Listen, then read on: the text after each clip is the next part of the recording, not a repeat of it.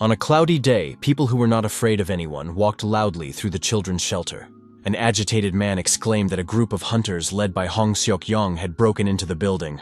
A woman in uniform reported to the others that all the children were there, so they had come to the right place. The glass window behind which the children were locked up was immediately smashed with a fist. The frightened children silently looked at the man, who calmly asked if they were okay. Smiling, the polite Hong said that from now on, no one would keep them locked up anymore. The gentleman picked up the surprised boy and, hugging him gently, asked if he was hurt. Law enforcement officers restrained the other scoundrels who had not let the children out. The child was stunned that the once smug director, who had lived a life of luxury, was now begging for mercy, his face buried in the floor. Beads of sweat dripped down the alarmed man's face, and he was now powerless and insignificant. The friendly Hong Seok-kyung asked the boy his name, while his colleagues took the other children away. The youngster wondered what he could have done to anger this man. Feeling calm, the boy smiled and replied that he was the 12th in line, and that was his name. The level-headed hunter did not believe at first that this was really his name, and then he pushed the child away. Unexpectedly, the man put the boy down, and then turned his attention to the director of the orphanage. In a state of rage, the fighter began to kick the scoundrel for allowing himself to treat children so inhumanely. He landed a few more punches on the scoundrel's face, which was already bleeding from the nose, and one of his teeth flew out. The surprised 12th silently watched the boundless power of Hong Seok-yong, which no one could resist. Seeing the inspector, the man asked what had brought me there, and the angry woman ordered him to immediately leave the arrested man alone. The lady said she appreciated his help, but his reckless behavior was causing them problems. The puzzled boy asked if she was the boss of the uncle he was standing next to. Smiling, the lady replied that this was not the case, but that she scolded him when he misbehaved, and the boy said that the laboratory director always scolded his subordinates. Smiling slyly, the woman promised to make sure the old man got what he deserved. Looking her in the eyes, the calm boy said that she looked weak, and asked if it was true that she was not a hunter. The lady confirmed that she couldn't be called strong, but advised the child not to judge a book by its cover in the future. The lady said that there were many other ways to punish bad people besides the brute force that Hong Seok-kyung had used. The 12th asked what he needed to do to become like that, and the inspector replied that he needed to study hard and pass the exam. 19 years later, at the Ability Management Agency, the guy reported that the first and second dungeons in the mountains had reached a new level of risk. His lazy colleagues did nothing but sit around all day, and it was unclear why they had become hunters in the first place. The strict hero said that even in Class B and C caves, being inside could lead to serious consequences due to the increased danger. It was said that the second team would be responsible for the B2 level dungeon in Yeondinpo, and no one objected. The leader ordered the first group to go to the Taeyeon cave, and the third and fourth groups to rest, as they had recently returned from a mission.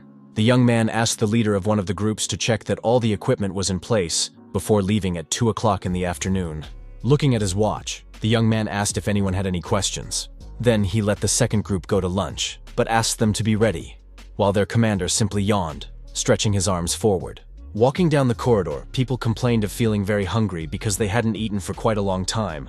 The smiling leader, seeing the gloomy hunter Yu Ji-in, decided to ask if something had happened to her.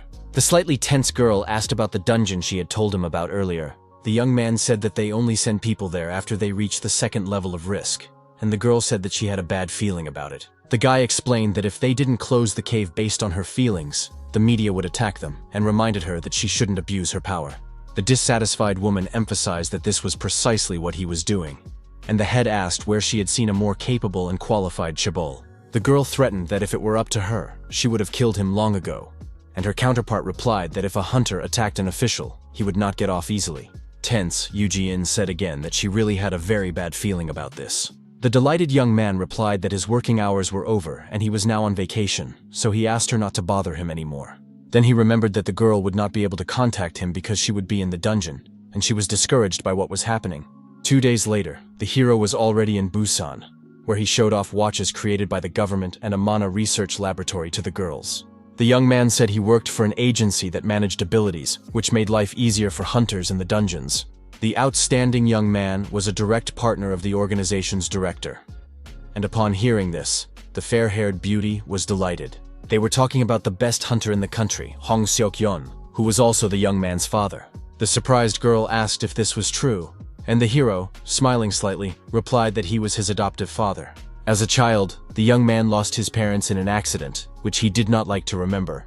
The director of the agency saved him and took him in, and he worked hard to repay him in kind and now works under his leadership.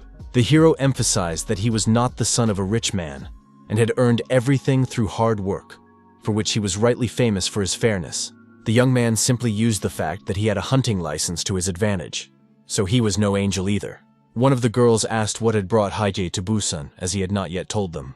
The hero took a vacation to celebrate his promotion and did not intend to come, but he was fired for not taking a single day off last year. When asked if he was keeping them, the girls replied that they were impressed by his story and the accessory they wanted to see again. Hij had a multimodal hunter communication device on his wrist, but for convenience, they called it a Manhwa watch. The young man explained that the device recognized Manhwa waves, so only the owner could use it. He decided to demonstrate how the device worked, and the delighted girl said she had seen the dungeons mentioned in the news.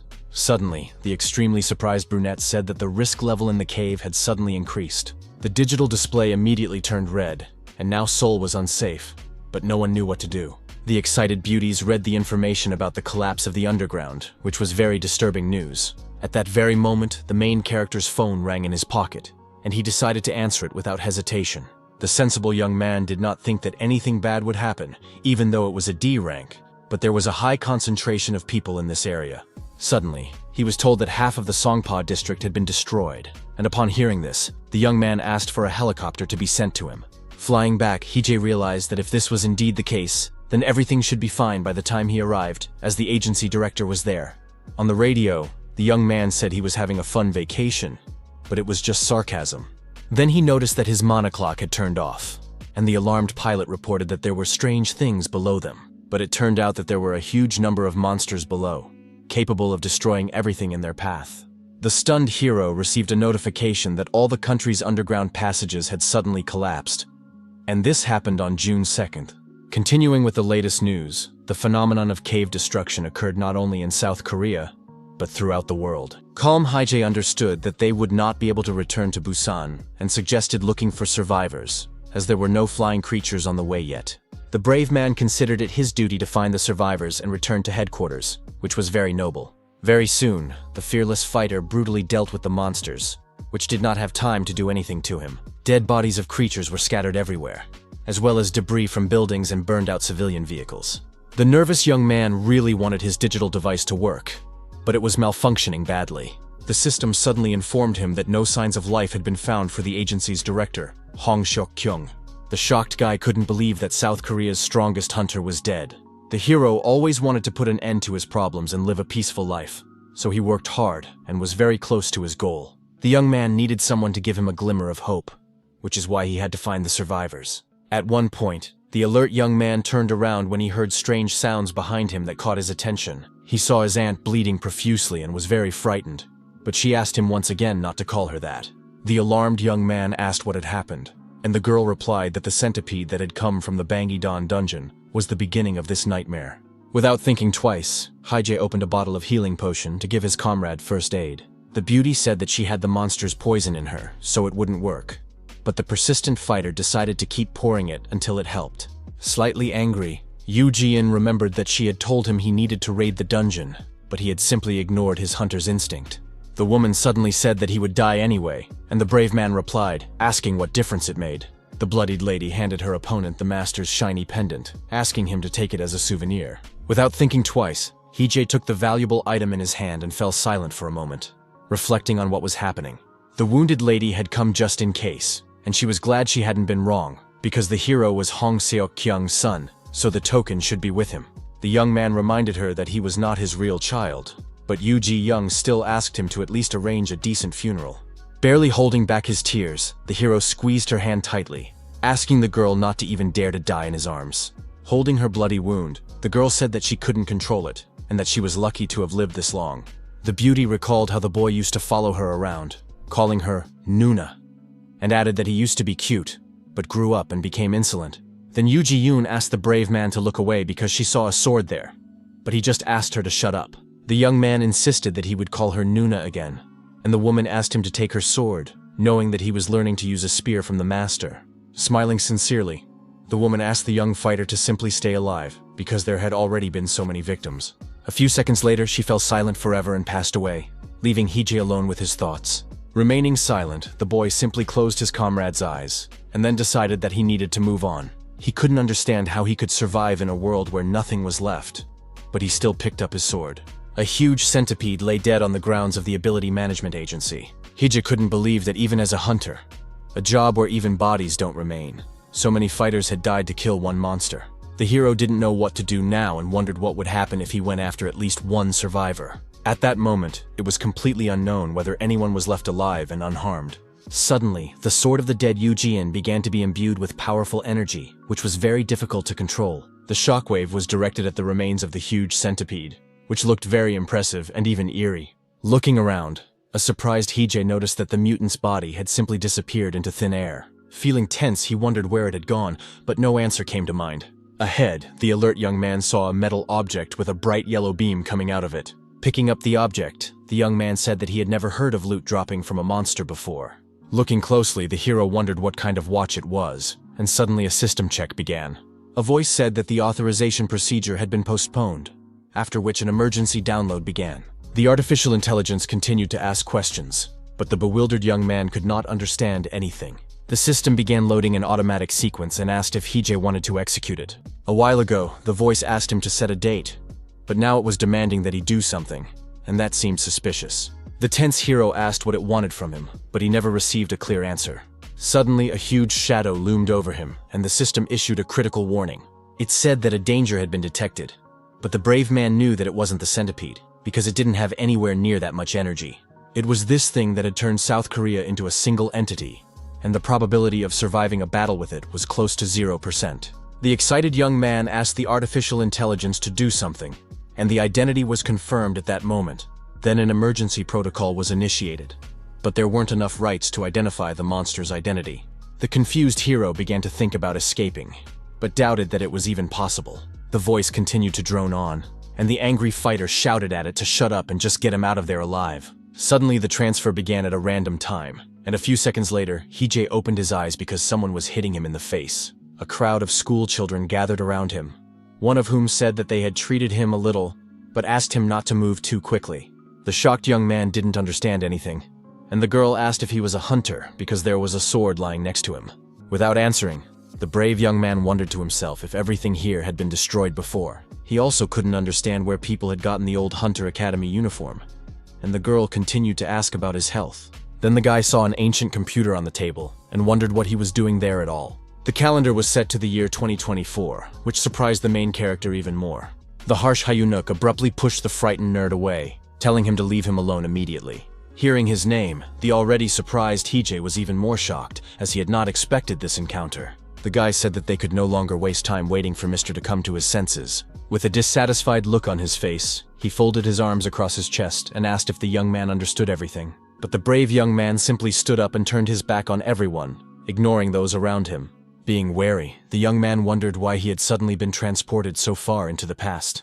On April 5th of that year, a herd of black buffalo rampaged through Seoul, and of the 46 people in the building, only 5 escaped death. At that moment, the main character just stood there and thought about what was going on. He was also tormented by the question of what had happened before he lost consciousness. But he remembered that the highway was littered with bodies, and that Yu Ji Young and the director had died. He also remembered the strange object that appeared after the centipede disappeared. But the young man couldn't believe that he had really been able to travel back in time. While still a student, Hije had thoroughly studied the history of this incident, as he was writing a thesis on the destruction of underground passages. This happened back when all dungeons were managed manually, and it was right in the middle of Seoul, so it was being watched. The management of the governing guild, not wanting to miss out on a tasty morsel, announced that this dungeon was rank B, even though it was level 5. The high school students who were training to be hunters did their best to protect the civilians, but they were just kids. This incident not only led to the decline of the school, but also marked the beginning of the creation of numerous laws regulating the activities of fighters. The brave man believed that he could handle all of this on his own, because he had the sword of the late Yu Ji-in. He decided to ask the students how much time had passed since the cave was destroyed, but they didn't understand. The hero asked if they hadn't covered this topic in class, and an excited girl said that they were supposed to study it today. Hearing that the destruction had occurred about 4 hours ago, Hije said he needed to know the exact time. The brown-haired girl said that they had lost contact 2 hours ago, but it was known that the hunters had gathered to fight the boss. The director was also on that team, and the young man remembered that his conscience tormented him because, focused on the monster attack, he had not noticed the death of the students. The hot-tempered eunuch interrupted the conversation. He didn't want to seem rude, but he boldly asked who Hee-jae was. The guy asked if he had a hunter's license and asked him to show it, because they couldn't trust someone they didn't know. The daredevil stunned him by saying that he had lost the document, although in reality, the old sample was in his wallet. At the same time, the hunter realized that he didn't have the appropriate form on him. So even if his maneuver worked, he still wouldn't be able to inspect the cave. Keeping his cool, the young man asked the students if they wanted him to provide proof. Unexpectedly for everyone, the fighter swung his sword, endowed with powerful energy, which was already surprising. Now, everyone was convinced that he was a hunter, and the students even began to hope that they would be able to get out of there. Someone said that the precious heir to the Daeun Company was stuck with them, so it was reasonable to assume that someone had already been sent to rescue him. This was the youngest son of the owners of one of the world's largest conglomerates, who was acting as if nothing had happened. The Lee Sun-young family cherished him, and after his death, they helped preserve the hunter school and then founded an agency to manage abilities. The cunning Hee-jae decided to change the young man's unfortunate fate and create a new scenario for his life in which he would protect him from danger. Suddenly, the hero said that they were going to the city hall, and the dissatisfied old man shouted, asking if he had gone mad. The young man remembered that the survivors' testimony said that they were not listened to simply because they were considered too young and inexperienced. The brave man asked if they were tired of living, and the angry man asked how he dared to threaten him. But in response, he was told to shut up.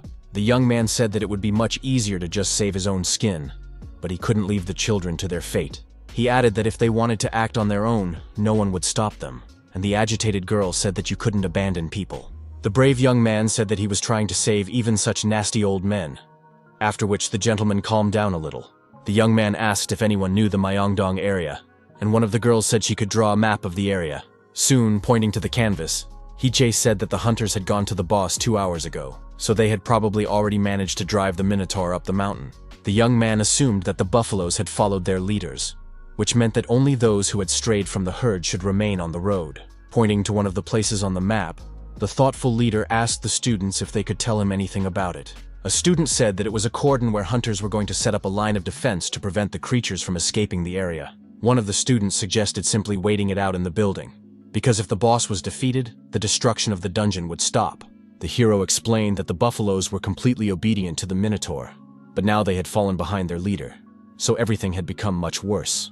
Then Hee-jae asked the discouraged foursome if they had any further objections, but heard no response. Smiling politely, the boy asked if there were any mages among them who could draw runes. The skilled boys began to run their fingers across their comrades' foreheads, and the observant hunter asked them not to mess up. The young man said that monsters are very sensitive to the presence of mana, so the students had to try to draw them correctly. One of the surprised girls asked if these hieroglyphs really helped to hide life force. The experienced fighter explained that the symbols on their foreheads could hide energy, but they couldn't hide the magic that had been cast. Being completely calm, he asked if the young hunters knew how to activate the runes. The main character explained that they needed to concentrate their mana in their heads and then touch the runes, and asked them to do so when he left. The brave warrior said he would divert the creature's attention to himself and make them wander around the area, and asked the boys to run. Without a second thought, the daredevil rushed forward, immediately catching the attention of the huge buffaloes. He acted so quickly that the stupid brutes didn't even have time to understand what was happening. Running at tremendous speed, the young man found time for sarcasm and said that the only thing he was missing was red rags. Meanwhile, the surprised student wondered who the man was, and the nervous eunuch asked if that was all she was concerned about right now. The nerd assumed that he was just one of the hunters who had arrived here, and the girl added that he was definitely privy to many details. Shatton said that the gentleman could have simply fallen behind his group, and perhaps he was one of those who was supposed to take the boss to the mountain. After thinking it over, Hyunok said that they had no choice but to trust Hee-jae, who had managed to lead the buffaloes away from the building. The tense man in the green cap turned to the boys, and the young man asked if he had finished his preparations. The old man said he would run as fast as he could, and asked them to be careful, and the young man replied that they had no other choice. At one point, the boys noticed the main character running towards them, who proved himself very worthy. The huge monsters were not far behind and continued to flash their heels in order to catch the boy. The brave man stopped abruptly and swung Eugeon's sword, gathering all the creatures in one place. The powerful energy affected the enemies, and now the students had a chance to run away. Nervous eunuch told his confused comrades that they needed to move forward while they had the chance. The melee fighters had to go first, and the mage's task was to protect the others on both sides. The leader assigned the healer and swordsman to bring up the rear and ordered them to take care of those who had fallen. Suddenly, a ferocious monster appeared behind Lee Seong-yeon, staring at him with eyes red with rage. At the last moment, Hee-jae came to the boy's aid, managing to attack the enemy from the side. The kick landed squarely on the brute's head, which greatly stunned the confused student. The highly tense hero asked the young man to run away as quickly as possible, but he froze in place out of fear. The panicked boy almost cried because he didn't want to abandon the man who had reached out to help him. The cool-headed fighter silently looked into his eyes, gradually focusing on the remaining buffaloes. All the monsters around him were enveloped in a wing of his magic, from which it was very difficult to escape.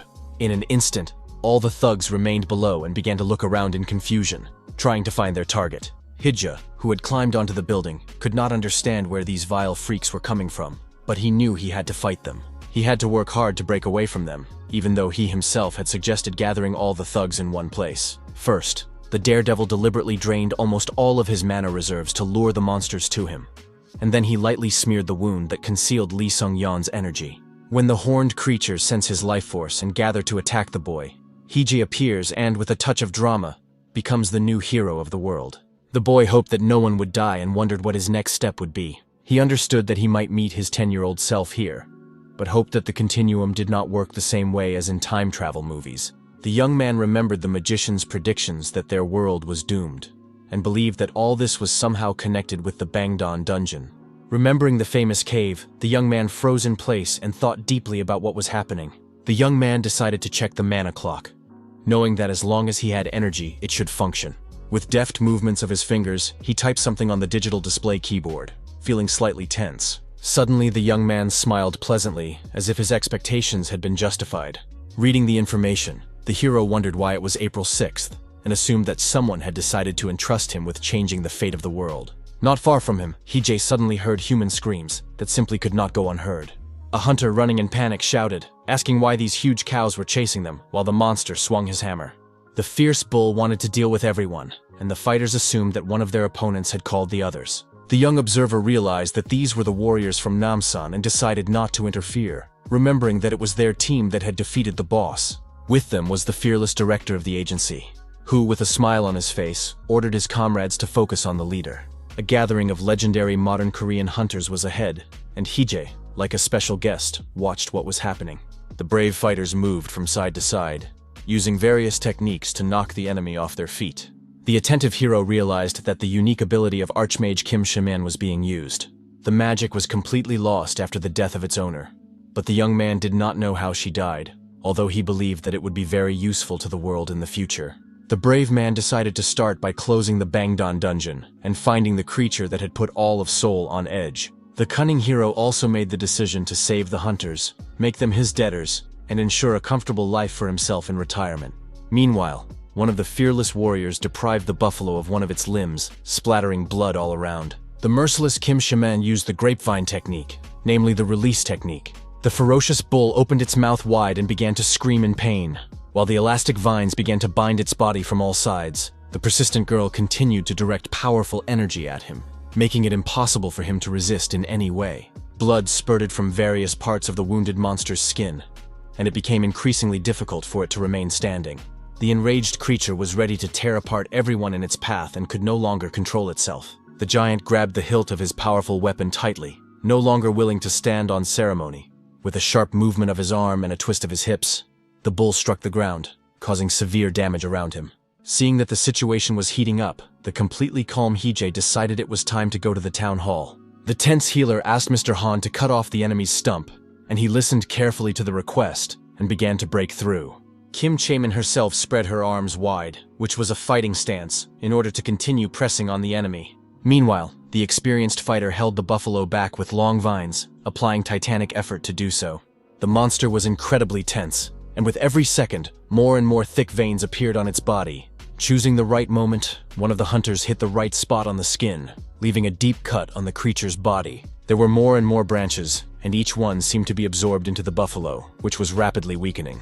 The discouraged hero didn't even know how to react to what was happening, as he hadn't expected such an outcome. Suddenly, The huge monster lost its balance and fell to the ground with a thud, causing vibrations underfoot. Alerted, Hong Seok-young looked around and saw something suspicious nearby. On the roof, he noticed a man holding a long sword, which was very strange. The man and his companion were stunned to see a civilian with a weapon in his hands, which was an unusual sight. The young man's incredibly powerful mana was directed at the huge bull, which was back on its feet. The stunned hunters watched the spectacle with their mouths open, not even understanding how such a thing was possible. The creature's body was simply burned, and it could do nothing about it, which emphasized the young man's professionalism. The brave young man asked his friends not to worry about him, and to just go about their business. The agency head, completely baffled, asked who this kid was, but none of his companions could answer. Slightly intimidating with his composure, the hero asked if the question was directed at him.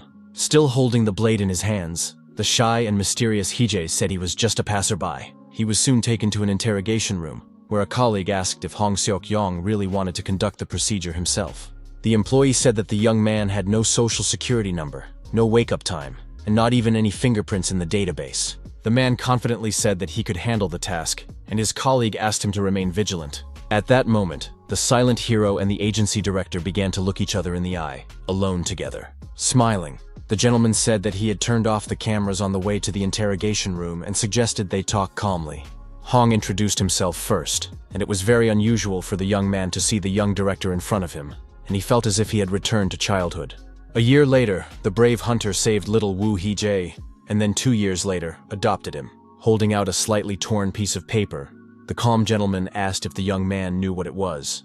Slightly surprised, the young man remembered that this image was painted on the wall of the laboratory. His face changed dramatically, and he looked puzzled at his counterpart, who said that was what he thought. The friendly Hong Soken asked the boy not to panic and said again that they would just talk. The hunter said that the young man had made them nervous, and the confused Hije wondered if he really knew him.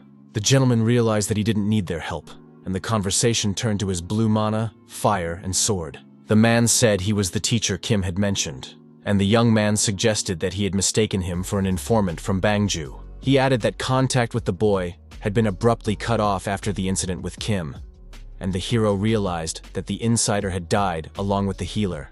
Hong Seok-kyung added that they also wanted to catch the scoundrels as soon as possible, and had already prepared a cover story for the young man. The hero realized that now he would not have to hide the details of his past, but he knew that the director would not trust him so easily. However, the brave man was also an insider from Bangju, and since all of this was true, even if only partially, the risk of being exposed was reduced. The hunter said that the young man would work under his supervision, as he could not let him go his own way. Finally, the gentleman extended his hand and said he would be happy to work with the emotionless Hije. The young man realized that they would be working together again. Only here, Director Hong was not his adoptive father. The young man replied that he would also be happy to work with the hunter on important matters. A week later, his face was gloomy, and it was clear that he was very dissatisfied with something. Seok-young asked if he liked it there, and the hero asked how a person should feel when they are forcibly kept locked up for a whole week. The man said he visited him every day, but the angry kid exclaimed that he was being treated like a prisoner. The positive hunter emphasized that he had managed to escape and preserve his freedom, and that was already a reason to be happy. The young man thought that the gentleman had much more ambitious plans, but his counterpart asked him to just call him uncle. Deciding not to waste any more time, Hong Seok-young asked if the boy remembered the guys he had managed to save in Myeongdong. The boy doubted that the hunter had only just found out about this, and he realized that he had passed his test. The gentleman said that thanks to the brave man, the boys had escaped the trap unharmed. He also noted that if it weren't for the brave fighter, the students would have had a hard time, and the hero realized that his opponent had seen what had happened. The hunter still did not know where the bulls had come from, but he was grateful to the young man for saving the children, and the young man felt slightly awkward. At one point, the man said that he had thought about something, and the tense Hije understood that nothing good was to be expected. The serious director knew perfectly well that if it weren't for the main character, all his best students would now be dead. The gentleman added that it would be wrong not to thank the young man, and then reached into his envelope. Unexpectedly, the leader announced that the brave young man would become a mentor to his students, which greatly surprised him. The strict Hong said that if the young man entered the dungeon as an escort, his appearance would not arouse suspicion. The calm young man at first did not even believe that his counterpart wanted him to teach children. There weren't many people at the agency who liked the director, so Hije decided to try to establish contact with them. The nervous guy said that he couldn't even use mana and didn't know what he could teach the kids. Smiling, the uncle asked him not to worry, explaining that battles could be fought using not only energy but also magic. Then he smiled slyly and suggested talking about the runes that hide life force. The gentleman asked if the hero had created them himself, and the young man wondered why he couldn't just keep quiet. Then Hong Seok-young admitted that they just needed to learn as much useful information about these characters as possible. The fighter thought he would be teaching how to capture the dungeon, but it would be suspicious that a hunter who had escaped from the organization knew so much about them. An angry Hee-jae exclaimed that runes were not magic, and that he was not suited to be a mentor. But the director was confident that he would be an excellent teacher. Putting this picture in his head, the hero thought about simply saying that he had come up with the use of the symbols himself. All he had to do was tell the others how to use them, and he would save many lives. With an irritated laugh, the agency leader said that the boy had no choice. Mentally stepping over himself, the youngster clicked his pen and said discontentedly that he would only do it for the sake of the children.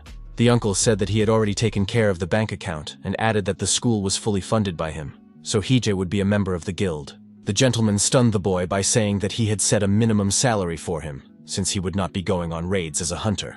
Laughing, Hong added that during the probationary period over the next 3 months, the teacher would receive 90% of the amount. He also warned that sometimes they train children even on non-working days, and the hero could barely contain his anger, realizing that he had been cheated.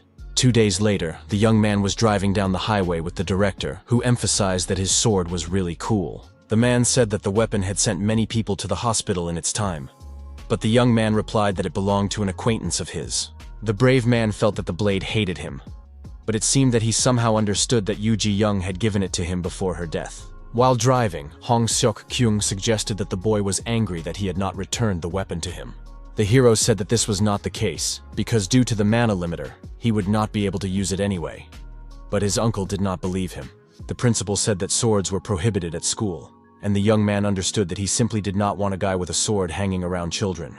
The driver called him a pessimist, and Hee-jae breathed a quiet sigh of relief, looking into the distance. Suddenly, the young man's expression changed dramatically, as if he had seen something very strange ahead. He asked if they were going the right way, as he was absolutely sure that the school was within the city limits, not in the middle of nowhere at...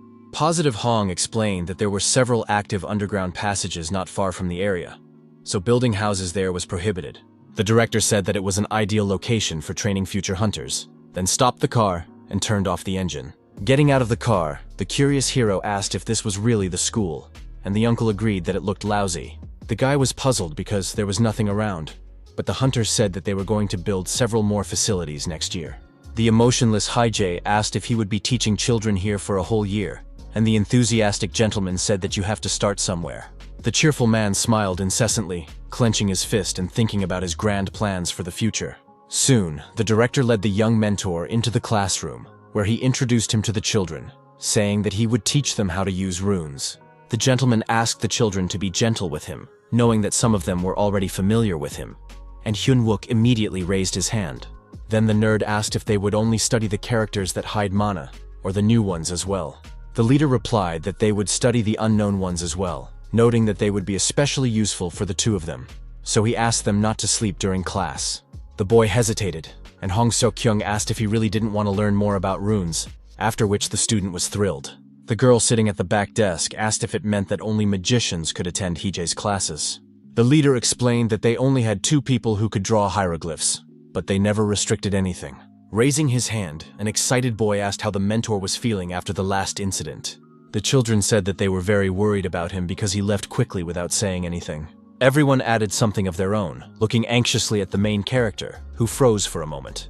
In his mind, he called them naive ducklings, who were nothing like the serious hunters they would become in 20 years. The young man believed that the person who had been wounded by one of the members of the squad in the dungeon was here, among these guys. Looking away, the young mentor's face changed with tension, as if he had seen something unusual. His eyes fell on Park So-hyun, and Hee-jae's inner voice told him that something had clearly happened while they were apart, because she was acting strangely. On April 5th, in the Myeongdong dungeon, one of the students asked So-hyun to evaluate the rune he had drawn. A classmate said that one of the lines should be shorter, and the nerd confirmed that she was right. The boy noticed that the girl found symbols easy to draw, and she said that her grandfather had taught her to draw them in early childhood. The beautiful Park said she would draw the rune for Lee Seong-yeon, and her counterpart asked her to do it on Hyun-wook's forehead. The girl also asked him not to overwork him, because it was quite possible that they would need his shield later. Her grandfather often told her not to look up, otherwise she might stumble, and she remembered the moment when Seung-yoon's rune didn't work.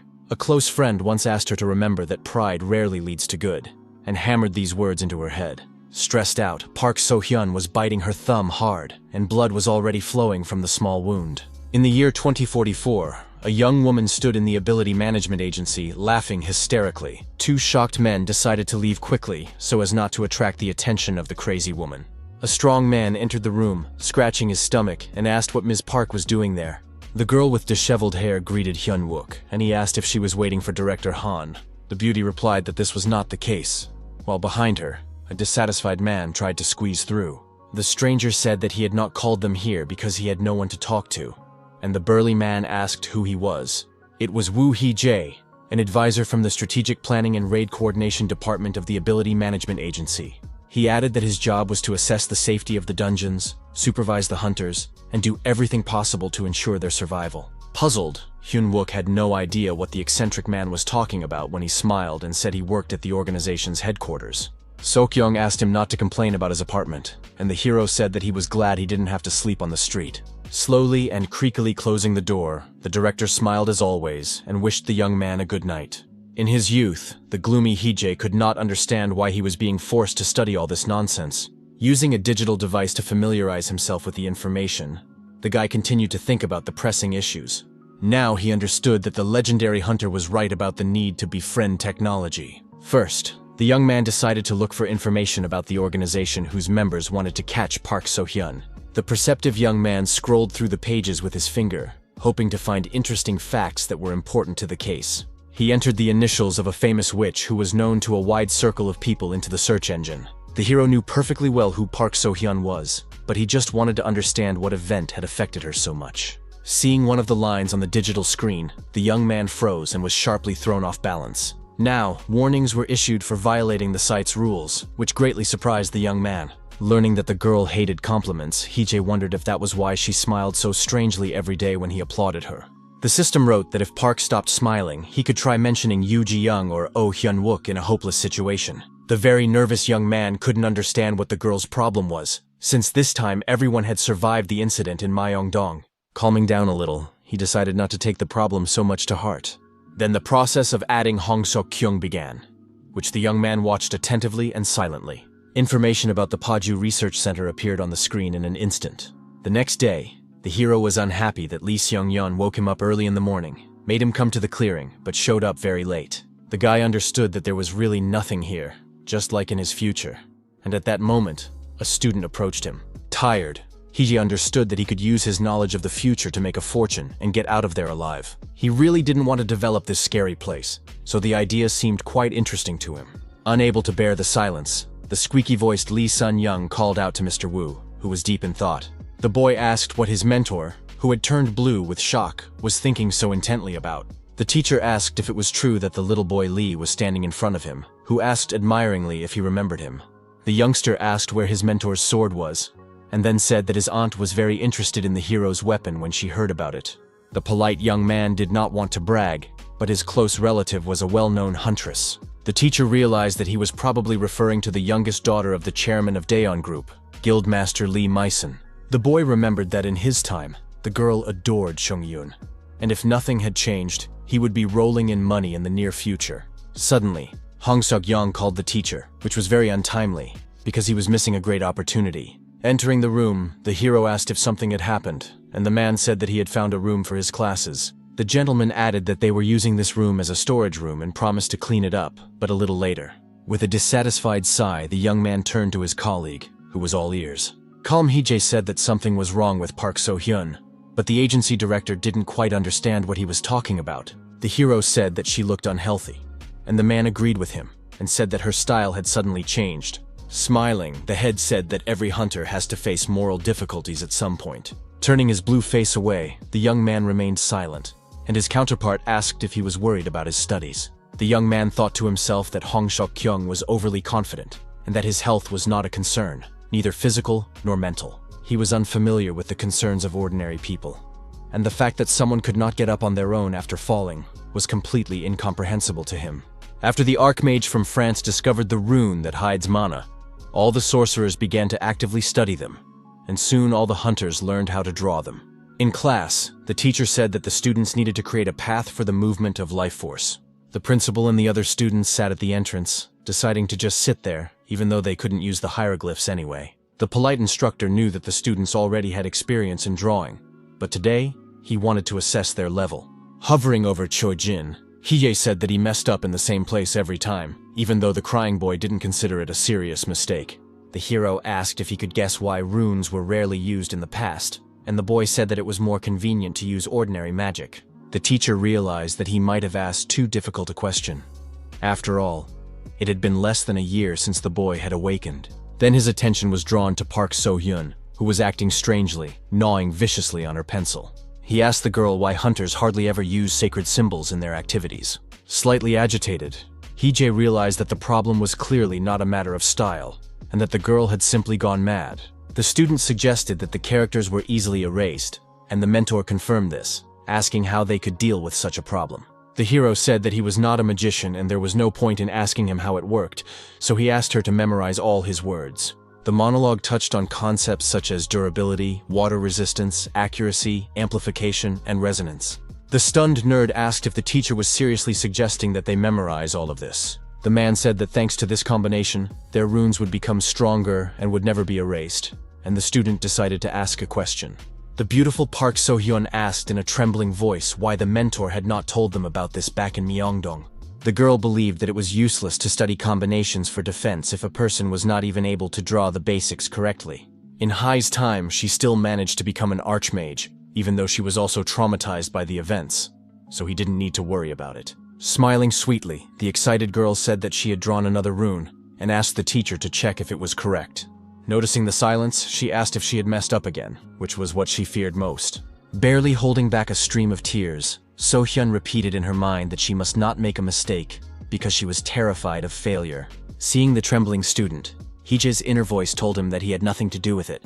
But as an adult, he had to take responsibility. Clapping his hands, the young mentor announced lunch and said that it was time for everyone to eat properly. Arriving in the dining room, the main character began to slowly eat his rice, telling himself that he shouldn't have listened to the old man.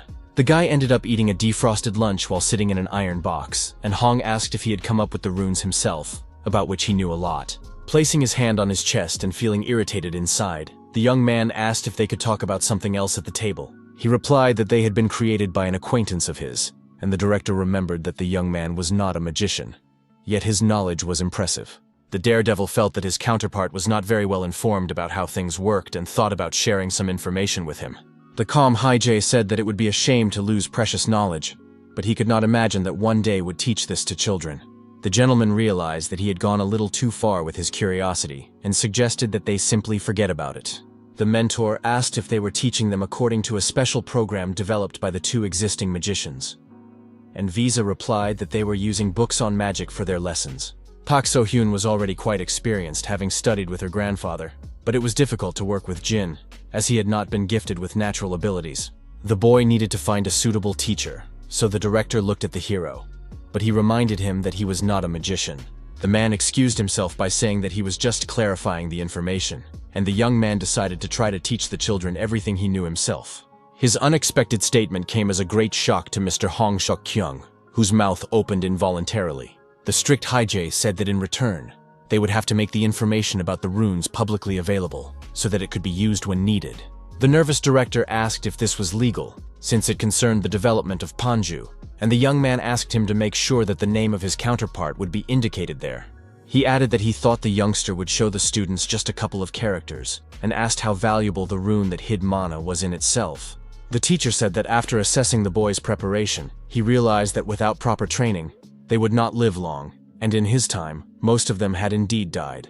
The chief asked if the inventor of the rune had given permission to teach others, and the young man replied that he would be overjoyed by this. The chief magician from France was a selfless man, and always shared his discoveries for free, and his goal was to save people from death. Then the young man said he had one more condition, and continued, saying that he knew a place where there were many children.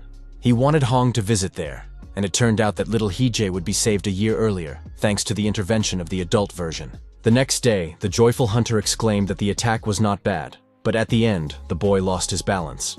The young student had let his guard down slightly and missed a blow, causing him to slide across the ground on his back. The angry kid didn't want to suffer defeat anymore, so he instantly got to his feet and rushed into battle. Both boys tried to attack Director Sokyeon from two sides, but neither of them achieved good results. Without even looking, the agile man struck them with a wooden stick, continuing to smile. Laughing loudly, he called the boys sissies and asked them to attack, but each of them was already exhausted and could not fight any further. At that time, Heejay was content with his magicians, and only laughed quietly at the director's boys. The nervous Choi Jin made another mistake, and the hero knew that the boys were now at an age when their energy was overflowing. The teacher asked if Park So-hyun was following the sequence he had shown her, but the excited girl answered in the negative. Almost in tears, the girl said she would show her drawing a little later, when she was sure it was good enough. The mentor didn't know how to calm her down and said he was there to help them, but it didn't work. The tense man said that he just wanted to make sure that Park had memorized the correct sequence of runes. At that moment, he fell silent and began to repeat in his head that students needed to be praised. Otherwise, they might withdraw into themselves. At the same time, the young man remembered how they laughed at him at the agency, saying that gifted hunters were often pieced together bit by bit. Scratching his forehead, the young man told himself that this approach would not work for him, because the organization was not used to it. Meanwhile, the director, who was involved in the training, shouted that his students could do anything and asked them to act a little faster. The young teacher watched silently, remembering how his adoptive father, Hong, once asked if he was really second in terms of academic performance. At that time, the man was very happy and convinced that he should not worry about his son, who brought home excellent grades. Then the gentleman asked what was wrong with the child's face, because he had done well on the exam but looked sad. Smiling, he suggested that the boy wanted to be in first place, so he said he would be proud of him no matter what. Soon, the father realized that Hiei wanted to go to university, which is why he was dissatisfied with the results. At that moment, the main character stood in front of the students and told them that they could do as they pleased. Smiling, the young man added that many magicians he knew had also been very stubborn as children, but geniuses don't like to be interfered with. In response, the teacher heard nothing, which made him feel rather awkward, but that was to be expected. Sweating profusely, the mentor wondered if he had said something he shouldn't have, because the atmosphere had become very tense for some reason. Suddenly, he noticed that Park So-hyun had started crying and was silently wiping away her tears. Holding out her drawing, the student asked him to check it, and the tense guy said that she could do as she saw fit, and no one was forcing her. The flustered beauty apologized, and the young man said she could take her time and work at her own pace. Still holding the sheet up, Park, who was looking at the floor, suddenly admitted that she was at fault. Hija, who was blue with shock, couldn't believe she had messed up again, but simply said, "That was enough for today." The silent Choi Jin thanked his mentor, and the shy girl silently got up from her chair. The main character had no idea what kind of sketch had taken place, but he doubted that his words had moved her so much. Exhaling heavily, the exhausted young man couldn't figure out what he had done wrong. In the evening, Lee Seong-yeon got into the car, the door of which was opened for him by one of his subordinates, who called him young master. The cute student said goodbye to the school principal, saying that they would see him tomorrow and wishing him a safe journey. Hyge asked if they lived nearby, and the man replied that there was something like a dormitory nearby, and that's where the kids lived. The uncle said that recently there had been an increase in kidnappings, and that it was the awakened ones who were being stolen. But the witnesses were not concerned about what was happening. Being serious, he asked if it was true that the place mentioned by the hero, where there were many children, was the Panju Research Center. The guy asked if his counterpart was convinced that all the children there had been stolen in this way. The brave man's condition was that Hong Seok-kyung would rescue the poor children from illegal shelters, and that he would also participate in this operation. Looking into his eyes without much emotion, the stern director asked if the young man was taking on too much. The smiling boy asked if he really didn't want to take a walk around one of the best research centers in the country. The gentleman said that there were enough people in the search team, but the daredevil assured him that they lacked someone capable of bypassing the security system. Calm Haye said that he would like to find a child he was very worried about. At the same time, he wondered if it was right to play the role of a noble man willing to give his life to save innocent children. The uncle did not object and admitted that they could indeed use the help of someone who knew the laboratory well. The director said that he had to choose the most capable people, and added that when children's lives were at stake, negligence was unforgivable. One day, the hero was admiring the blue sky, thinking to himself that Park So-hyun was gloomy as always, while Cho Jin-woo had his head in the clouds. Suddenly, He was approached by an admiring Lee Seong-yeon, to whom, in his words, he would always be grateful. The boy introduced the shy Sun Jin to the teacher, who asked if they didn't have any classes at the moment. The boy asked why the kids didn't even go out for recess, and the mentor replied that they had decided to cut back on their breaks. The youngster suggested that it was because they were magicians, since he himself could not sit in one place for so long, and Hee-jae asked if he was a swordsman. The boy confirmed this and asked where his teacher's sword was, to which he replied that the principal had forbidden him to carry it within the school grounds. The brave boy realized that there was a younger version of himself here, which meant that there was also a second sword belonging to Yu Ji-in. Somewhere nearby, a yellow car stopped with a very loud screech, its tires almost worn out. The car door immediately swung open, and a woman's high heels stepped onto the ground, which looked quite pretentious from the outside. The director greeted the guest, while the stunned mentor couldn't understand the reason for her visit. The arrogant archmage Kim Shaman adjusted her glasses, and said that she would have come in a different car if she had known that the roads here were so terrible. The main character was stunned because this had never happened before, and it was impossible for it to happen now. The girl said she appreciated Hong Seok-kyung's offer, but thought that the only thing she could teach was the basics of using mana. Her magic required a high level of compatibility, so she doubted that the students would be able to handle it. Seeing the withdrawn Park So-hyun, the girl asked if she was really No-gyon's great-granddaughter and was sure that she had basic knowledge. The dissatisfied beauty reminded him that the man had said it was related to the hull, and he smiled and pointed somewhere. Stunned, Kim Chae-min immediately recognized Hee-jae, who was the man on the roof, and then they took him away. The polite young man introduced himself as a teacher of magicians and bowed respectfully to the lady. The stunned girl couldn't believe that the young man was a magician, as she remembered seeing him with a sword in Myeongdong. The sarcastic director said that he was not a sorcerer, but that he knew something better, and the girl asked if he was talking about a special kind of magic. The hero also couldn't believe that he would have the opportunity to meet Kim Chae-min, and he was very grateful for that. The excited brown-haired girl said that the young man and the hunter Hong were not wizards, so they couldn't know. The guy assumed that the beauty considered runes to be nonsense and decided that it would be quicker to just show her. Outside, he said that Choi-jin needed to make one of the parts longer and asked her not to let it become a habit. The shy Park So-hyun was getting faster, but as the teacher had said in the morning, she needed to draw the lines more confidently. Stressed Kim couldn't believe that this complicated thing was a rune, and the hero suggested testing the final versions. Placing a sheet of paper on the ground, the student put his outstretched hand on the characters, and then the reaction began. Out of nowhere, a strong fire flared up, which greatly frightened the archmage, who had not expected it. Then So-hyun took the rune in her hands, maintaining complete calm and concentration at that moment. In an instant, the two elements merged, which looked very impressive and amazed the young spectator. Speechless with surprise, Kim Shaman was now convinced that it was magic. Angry, the girl exclaimed that she could not feel any mana, and asked how the boys had done it. Hai, laughing, was pleased with his students, because even the archmage could not detect the life force. The young man explained that this was the power of the mana-concealing rune. The brown-haired girl began to study the symbols, and carefully examined the overlapping lines that gave them a different meaning. Clenching the paper in her hand, she smiled slightly menacingly and asked her mentor to accept a new student. Grabbing the shocked Hong Seok-kyung by the collar, the girl asked if it was true that she could also learn this rune. Kim Chae-min simply asked to be allowed to study as well, and the delighted headmaster asked if he could really do that. Then the archmage suggested that Hee-jae simply draw the runes for her, and the hunter did not refuse her, which surprised the boy. With a sweet smile, the delicate beauty said that she would be under the teacher's care, but this was no cause for joy. Barely holding back tears, the young man turned away, very unwillingly, but he had no choice. A few days later, the trio approached one of the buildings where there were people who, judging by their movements, were hunters. Alerted, Hong said that they were trusted members of the staff, and when it came to such matters, they did their job very thoroughly. The man said that they would block the exit, and if they managed to get important information and make sure that the children were there, that would be good too. The bewildered Hee-jae asked if that meant they had to do everything, and the gentleman replied that it was improvisation. One of the team reported that his abilities could not detect anything, and there were no surveillance cameras around. The hero watching this became very alarmed and muttered quietly that this was impossible. The guy suggested that his comrades go inside, but the head of Hong Seok-kyung did not quite understand his intention.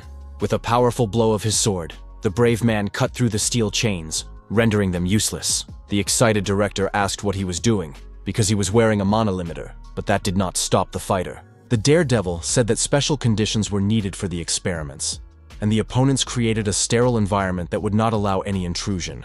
Approaching the digital console, the young man began to type in various numbers, while his comrade stood behind him.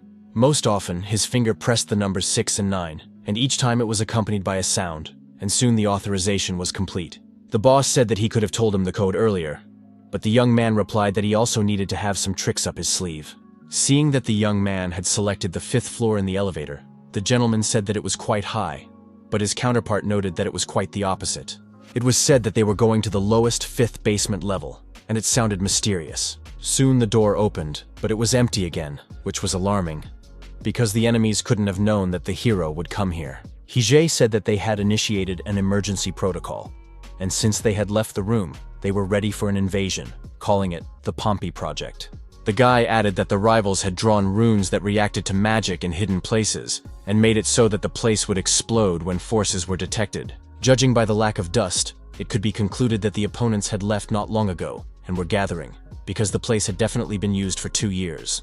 The main character was curious about what had happened, since they had all decided to flee in the middle of the night, and Kim Chae-min noticed that the door ahead was locked. The sensible young man explained that this was the main research laboratory, which could not be bypassed. The brave man was sure that the most important scientific materials were inside, so it was worth going in. Moving forward, the daredevil said he hadn't expected anything less, but his rivals had indeed cleaned everything out. There were lots of children's toys lying around, which now belonged to no one and were just gathering dust on the floor.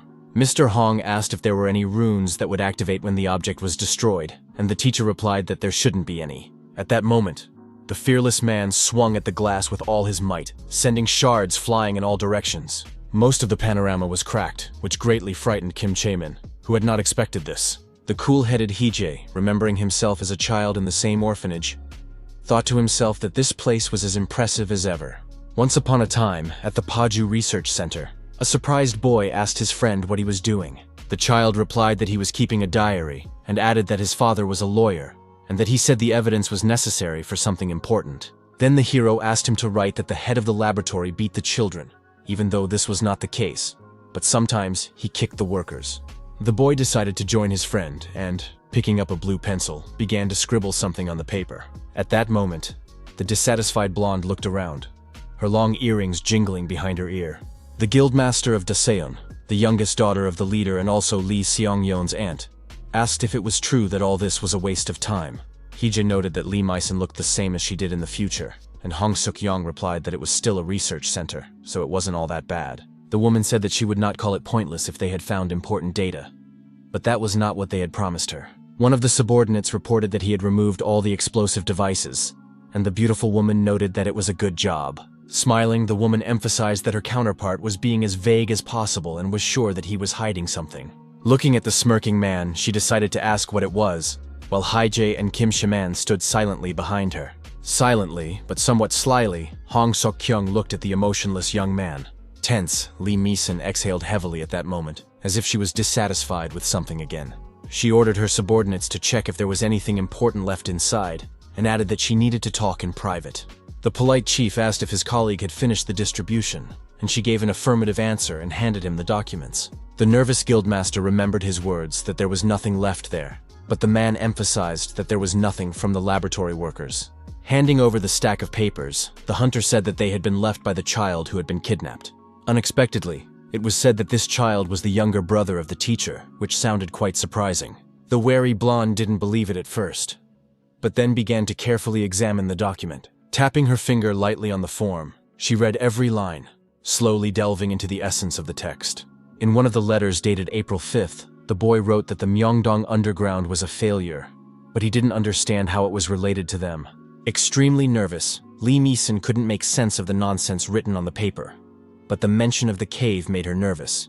It said that the laboratories had been moved, and that the boy had heard from his boss about a dungeon that had appeared in the Songpa district. 2 days later, one of the students was sitting in the clearing, her eyes yellow, emphasizing her black hair. Mentor Hije noticed that the girl was not herself, and decided to approach her to inquire. First, he asked if she was looking at ants, but received a calm negative answer. The young man asked what the girl was looking at, and she replied that she was looking at nothing. The main character did not really want to bother Sun Sunjin, whose name, he thought, was difficult to forget. But since the young man didn't remember, It seemed that the introverted brunette had left before him, or simply died. The teacher asked why the student was sitting there alone, because of her, Lee Seong-yeon had to fight alone. The emotionless student replied that they would not be able to defeat Hyun-wook, even if they worked together. The level-headed Hee-jae did not deny that the guy had a lot of potential, even compared to Park So-hyun.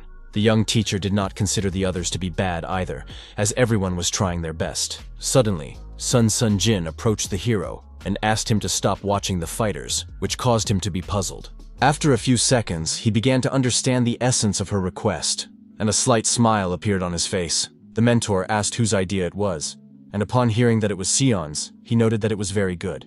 Meanwhile, the fearless boy moved from side to side, trying to resist Hyun-wook. While the boy was trying to do something behind his back, his opponent was already attacked and immediately lost his coordination. It turned out that Sunjin had joined the fight, not wanting to abandon her comrade, and struck her opponent in the stomach with a baton. Jumping aside, the angry fighter looked at the girl, realizing that he now had two enemies against him.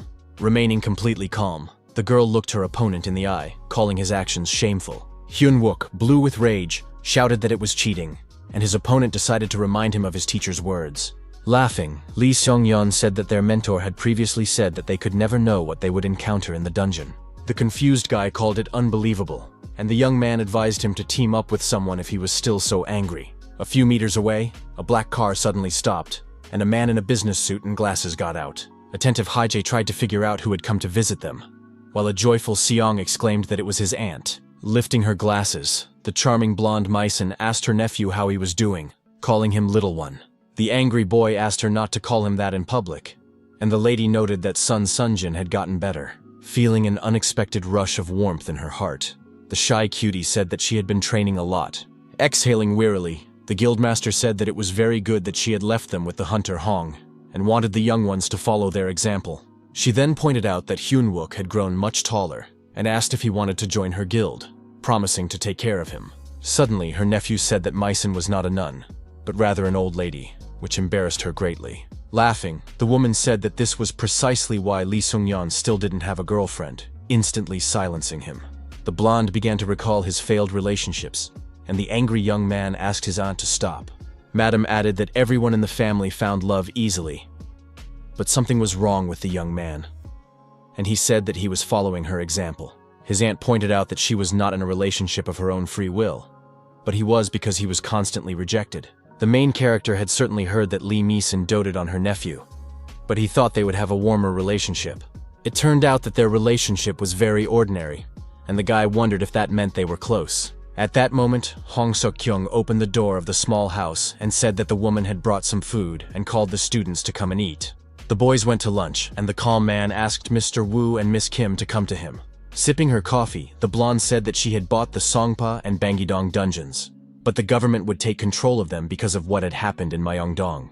She added that because of this, other guilds had decided not to bargain, so the price was not too high. The director asked if Banggi-dong had not had an official evaluation before, and Lee replied that due to the breakthrough in the Myeongdong cave, the rank certification had been postponed. The gentleman said that they should go there as soon as possible and asked what Brother Hee-jae meant when he said that they had failed. The young man really had no idea about this, so he nervously gave a negative answer.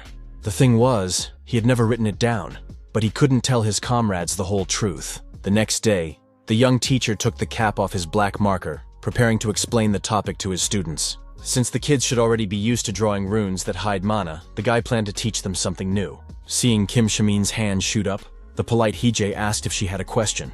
Lee Maison, who was present at the lesson, thought to herself that the hero was handsome, but she didn't trust him very much. The brown-haired girl asked how many symbols the instructor knew, and the lady noticed that nothing bothered her or the hunter Han.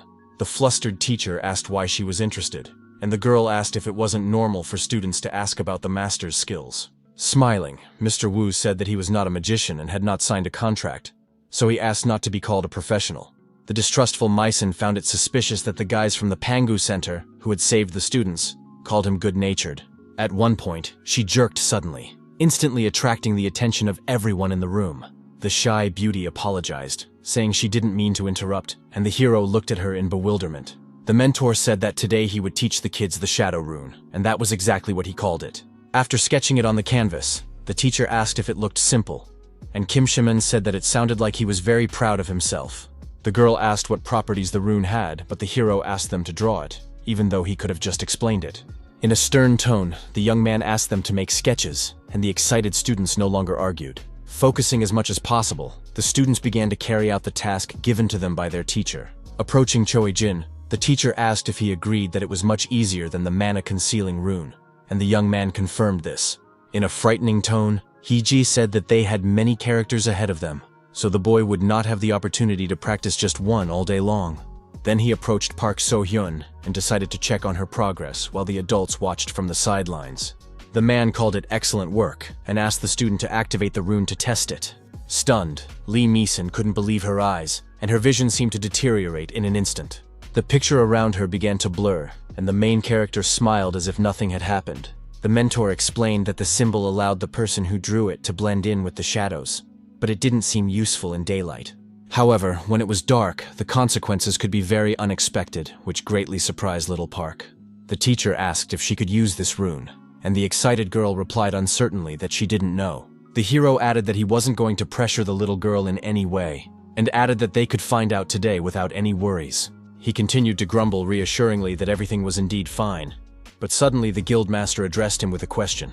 The completely calm blonde asked if the young man could tell her about the mana-concealing rune. The unperturbed young man began by saying that the name already revealed half of the symbol's essence. The guy added that he had used it to save the students in Myeongdong, and a surprised Lee Mi-sun said she had never heard of such a thing.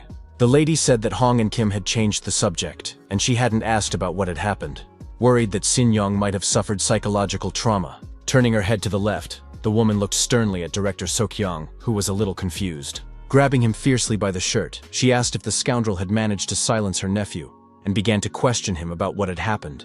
The shaman family had archmages with the same abilities for 3 generations, which was rare on an international level. Despite the fact that this family lacked experience in magic, the girl's reputation was very good.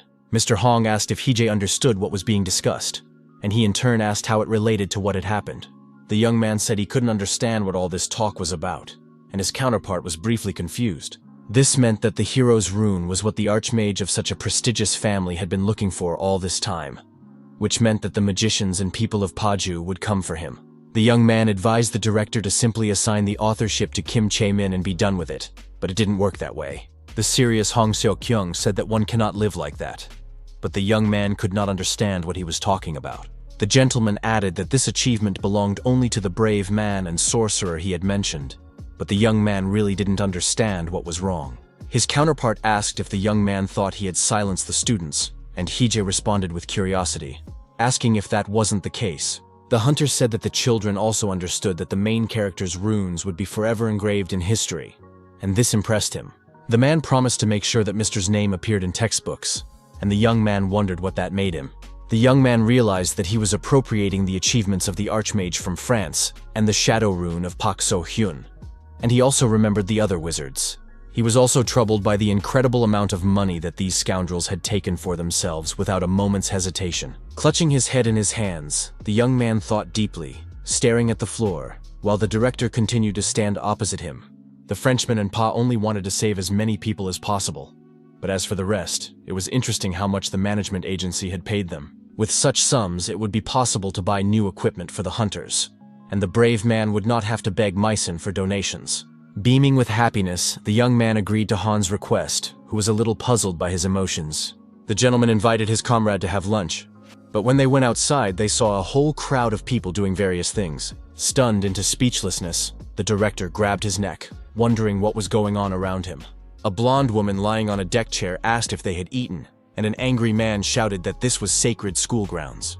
The lady warned that he could be reported if he called this place an educational institution. She added that it was harmful for Sun Sunjin's skin to be here, and Lee Seong-yeon asked what his aunt would say about him.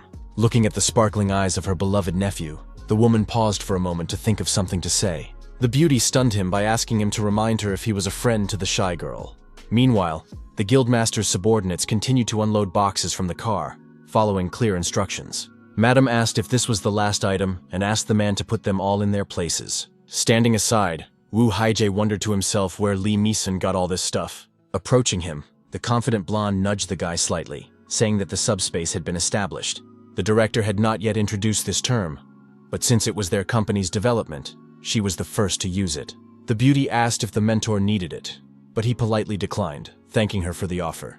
The cunning hero already had one thing for the subspace, even with a lock, and besides, it would be invented by Daseon in the future. At one point, the girl held out her delicate hand, introducing herself by name, as she remembered that they had not yet properly met. She added that she was a guild master and was currently helping the hunter Hong Suk-kyun with a lot of work. Giggling, the beauty whispered that from now on, they also planned to help Mr. Wu. Smiling in response, the young man said he was looking forward to working with her, and rejoiced inwardly because the head of the faction had spoken to him. Sometime later, the young teacher sat in his room and drew characters on paper. The curious Lee Seong-yeon entered the room accompanied by Sung Sung-jin, who asked if it was true that the mentor's main weapon was a sword. The boy understood that if he used a spear, the students would notice that he and the director had similar techniques. The enthusiastic boy asked if he could teach them, and the hero replied that they had the best hunter in South Korea at their disposal.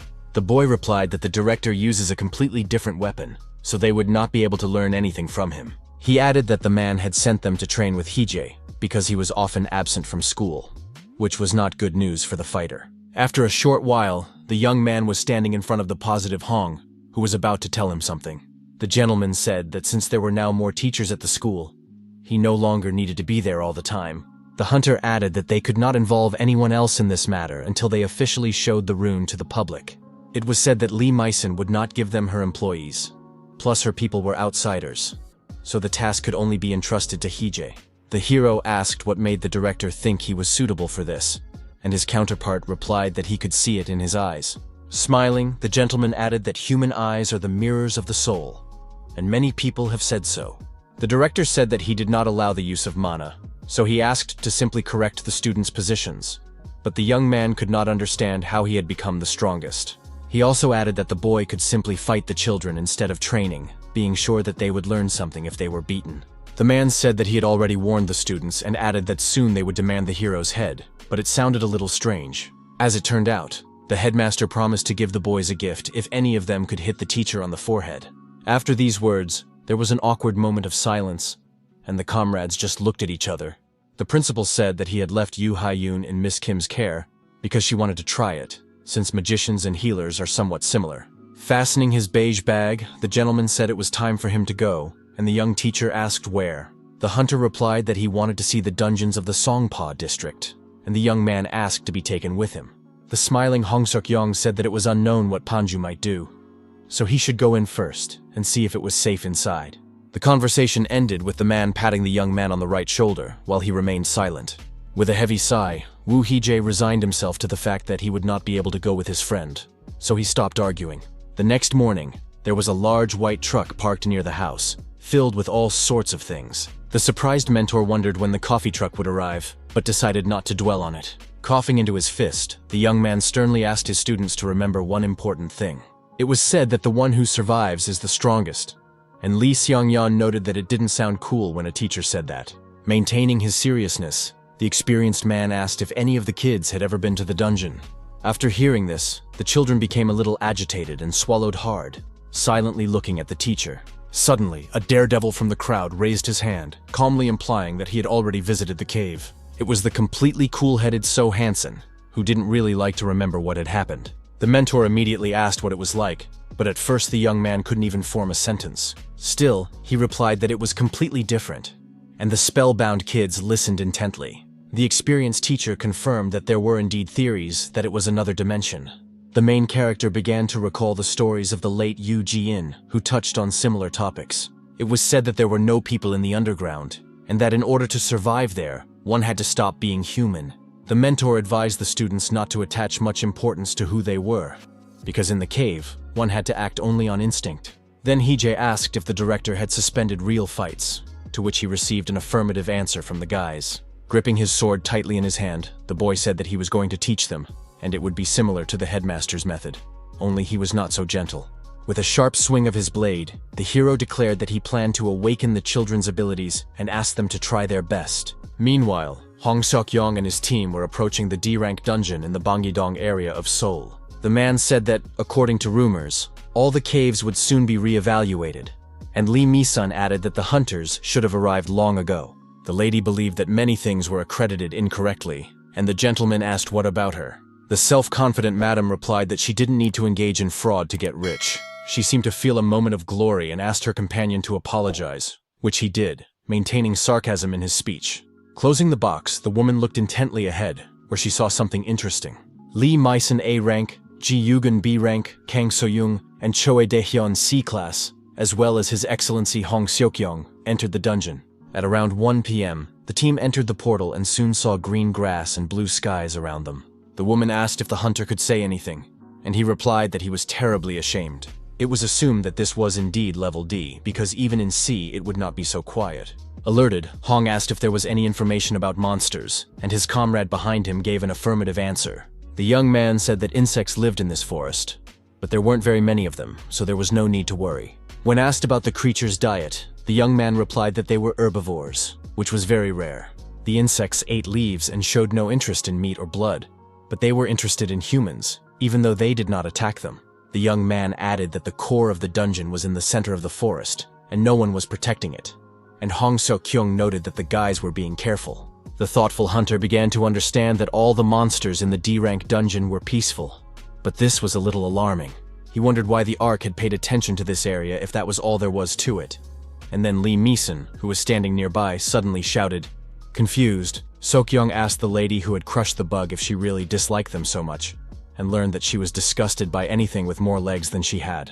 The sarcastic gentleman began to tease the girl, bringing the remains of the centipede closer to her, and her face turned blue with fear. The screaming woman demanded that this nightmare be removed from her immediately, and even began to threaten with a weapon. Several centipedes lay at their feet, looking very disgusting and causing a feeling of nausea. At one point, the alert squad commander raised his hand, as if he sensed something wrong nearby. Remaining extremely focused, the man began to sniff the air, as if what was happening was disturbing him. With a serious expression, he said that the reason the insects were not reacting to the meat was because it was nearby. The excited blonde trembled behind him, and the rest of the group was afraid to even move. Everyone present began to carefully examine the ground, where many centipedes still lay. In a frightening tone, the hunter said that these creatures liked rotten meat, and it sounded very creepy. Once, Hee-jae tiredly repeated that Yoo Ji-yeon had to write a report, and she said that she had already been to the Songpa district dungeon. The girl said she had to clean out the cave and assured him she wasn't joking, but the main character wasn't going to play around. The manager began to push the woman out of the room, saying that he needed to work, and she emphasized that this was already physical violence. Ignoring her objections, the young man still pushed the girl, talking about raids out. Suddenly, the young man, sweating with fear, opened his eyes wide and realized that it was all just a dream. Burdened by the nightmare, the young man began to get up, wondering what the hell he had dreamed about. Clutching the blanket, Hee-jae wondered why Yoo Ji-yoon didn't just carry out her plans in secret. He couldn't understand why someone who never listened to him was waiting for his permission. Unable to figure it out, the nervous young man scratched his head and decided to get to work. During class, the students asked the teacher to ask the principal to hurry up, but he didn't have his phone number. Looking at the exhausted students lying on the ground, the coach suggested continuing the training since they still had the energy to talk. Lee Seong-yeon, who had turned blue, apologized to the teacher in a trembling voice, although he himself did not know what for. Exhausted, Sun Sunjin said that, blinded by the reward, she had only aimed for the head. The teacher doubted that they had also exhausted themselves with the director. And the whimpering girl said that it wasn't so hard with the head. Like an angel, a sweet girl appeared unexpectedly and offered the children cold water. The students, almost crying with happiness, began to drink the wonderful beverage, and one of them even poured it over his head. One of the girls said that the healer had saved them, and she replied with a smile that she felt awkward resting alone. At that moment, the students noticed a yellow taxi rapidly approaching them. Opening the door, the girl thanked the driver, who did not understand what urgent business she had here. Holding a cooler with water, the healer was stunned and even turned pale, because she did not expect to see her. The enthusiastic brown-eyed girl was very happy to see her sister, whom she had not seen for quite a long time. The girl had come because she wanted to see her, and for this reason she had asked to leave school early. The slightly excited healer apologized to Hee-jae and said that this was her sister. The healer asked the little girl to say hello properly, and she immediately bowed respectfully to the new teacher. The schoolgirl had heard that the brave man had saved her sister's life, for which she was immensely grateful to him, while he kept thinking about the strange dream. The enthusiastic girl introduced herself as Yoo Ji-in and was incredibly happy to meet the hero. The hero had a bad feeling, because in his time she had never treated him with respect, and there was no sparkle in her eyes. The guy asked the girl if it was true that she had come to see her sister, but she wanted to know if Hye-jae could go with her to the district office. The girl added that the organization had told her that she needed a guarantor with a C rank or higher. Unexpectedly confident, Yoo Ji-in firmly exclaimed that she had awakened, which came as a huge shock to her sister. She said that today, during gym class, she tore a soccer ball to shreds, and it sounded astonishing. Her relative asked if that was why she had been let go, and the girl replied that she had been told to talk to her senior and register. Then the girl turned to Hyung-wook, who was standing aside, and asked him how he woke up, which shocked Hye-jae. He was struck by the fact that Ji-in addressed the guy appropriately, without even insulting him, and he replied that it was nothing special. The main character wondered if the girl's death in Myeongdong was a turning point. The excited student warned that the little girl would be fined if she didn't go and register within a week. The older sister said she did it much later, when she woke up, but never heard about any punishments. Visavi added that the director took care of it and helped her too, and he also didn't leave So Hansong and helped him get compensation. Meanwhile, teacher Hye-jae whispered to Miss Kim to register Yoo Ji-young. The stunned woman replied that she was only S rank, and her partner asked if she was bragging. The lady said that the press loves to stick its nose into such things, so she offered to go to Mr. Yu as a guarantor. The young man replied that he couldn't do that, and the inquisitive girl began to ask why. The cool-headed hero said that he didn't have his phone with him, which shocked the blue-eyed girl a little. The brown-haired girl emphasized that Yoo Ji-young had chosen the young teacher, so he should go with her. Impressed by the brave man, the girl asked to be allowed to become his student, as it would be a great honor. Shocked, Hye-jae asked why she was saying this to him, as he had not expected such revelations at all. The brown-eyed little girl begged him to take her as his pupil, while the hero mentally repeated that he needed to calm down. The girl was devoted, so his unbearable inner turmoil was related to his personal problems, which he needed to work on.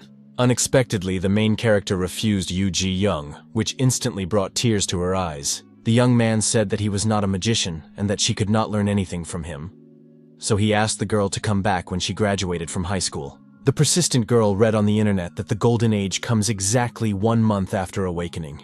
It was also necessary to get rid of all the impurities in the body with magic in the first 3 days, but the guy hoped that people did not believe in this. The excited student said she had seen something similar, but Madam Kim and Ji-in's older sister had never even heard of such a thing. The girl handed the teacher a flyer with an invitation to a training course, saying that she had been given it while she was waiting for him in the morning. She added that she had kept it only because she couldn't find a trash can anywhere, and asked him not to misunderstand her. After briefly reviewing the material, the calm Hye-jae turned to the girl, who was eagerly waiting to hear even a few words from him. Not wanting to upset her, the hero called it all nonsense and asked her not to worry about it and wait for the director. Clapping his hands, the mentor returned to the kids, allowing Yoo Ji-young to watch the training with her sister. The brunette said that she wouldn't want to stay here once she saw what the classes were like, but the coach thought it was actually quite fun.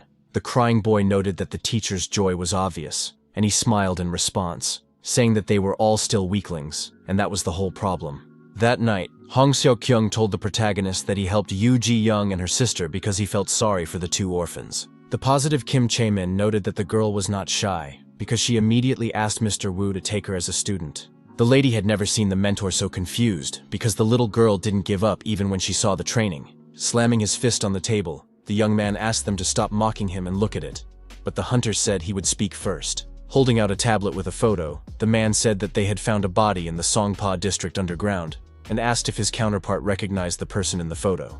The young man looked closely and replied calmly that he did not know the dead man. Suddenly, the man said that it was Kim, who had sacrificed himself so that Hye-jae could escape from Paju. The head looked fearfully into the young man's eyes and asked sharply who he really was. A few minutes later, the polite waiter brought the fried chicken that the hungry Hye-jae had ordered. Folding his arms across his chest, the level-headed Hong Seok-kyung asked if the boy had anything to say. The brave young man, who did not succumb to provocation, suggested that they stop this so as not to strain themselves unnecessarily. The puzzled gentleman said he had only just begun, and the young man responded with a heavy sigh.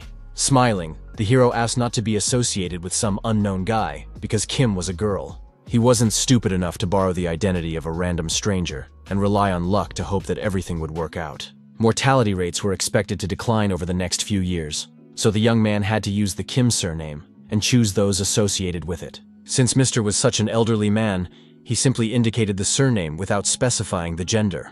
One man lived abroad, and the other died while attempting to block the entrance to the Gyeongsan-do underground. The latter was a police officer before his awakening, and reports indicated that he had been working on several cases. The records disappeared because of his undercover work, and in the end, the gentleman never returned, leaving behind unsuccessful hunters who dreamed of righteousness. At that moment, the brave Hae-jae sat in front of Hong Seok-young and Kim Chae-min, who were waiting for an explanation, preparing to explain everything to them. The young man asked who the guy in the photo was and if it was true that the man didn't kill him to test him. The hunter found it in the dungeon, even though he was told that it was under constant guard, but no one knows how it got there. The angry hero asked if it was true that he needed his help, and that's why he decided to test him with Kim's help. The embittered girl exclaimed that she didn't understand their dialogue and asked who they were talking about and why his gender was so important. The bewildered young man asked if she was drunk, and the angry girl shouted at him not to change the subject. Keeping his cool, the young man asked if she knew that he was from Panju, to which she replied in the affirmative. Shatenko noted that the young man did not mention it directly, but only a fool would not have guessed after what happened at the training center. An irritated Hae-jae knew that the director was stingy, but he brought him here without explaining anything, which was the reason for his nerves. Soon, the young teacher realized what had happened, and Kim Chae-min confirmed that his thoughts were correct. Then the girl asked if the hunter would stop suspecting the guy, to which he calmly agreed. The gentleman decided to give the main character, who deserved it, a gift as an apology. The man unexpectedly took 3 plastic cards with the teacher's photo out of his pocket. The first was an ID card, which included the details that the guy had given to the investigation department, and it didn't matter if he had lied during the interrogation. Hong Seok-kyung also handed him a hunting license, and although Hae-jae currently had a D-class, he could renew the documents later. Finally, he was given a bank book and card, and the hunter noticed that it was already the young mentor's payday. The head considered himself a caring leader, so he even thought about the hero's insurance, and overall, the amount was correct. His counterpart knew that the young man was touched, but asked him to look at it later, as he doubted that his expression revealed his feelings. The dejected young man did not understand the point of insurance if the director did not even allow him to venture into the dungeon. He decided to leave money matters aside, because the most important thing was that Hong Seok-kyung had given him all this. The young man said that Hae-young had told him about the rumors, and the man trembled after reading the words on the paper. Turning pale with excitement, the gentleman asked what nonsense was written there, and it turned out that it was about the Paju Research Center. The director, thrown off balance, looked at Hae-jae, who said that the organization was created to recruit new members. The man asked why they were doing something like a third-rate cult, and the young man replied that it was to attract a large number of members.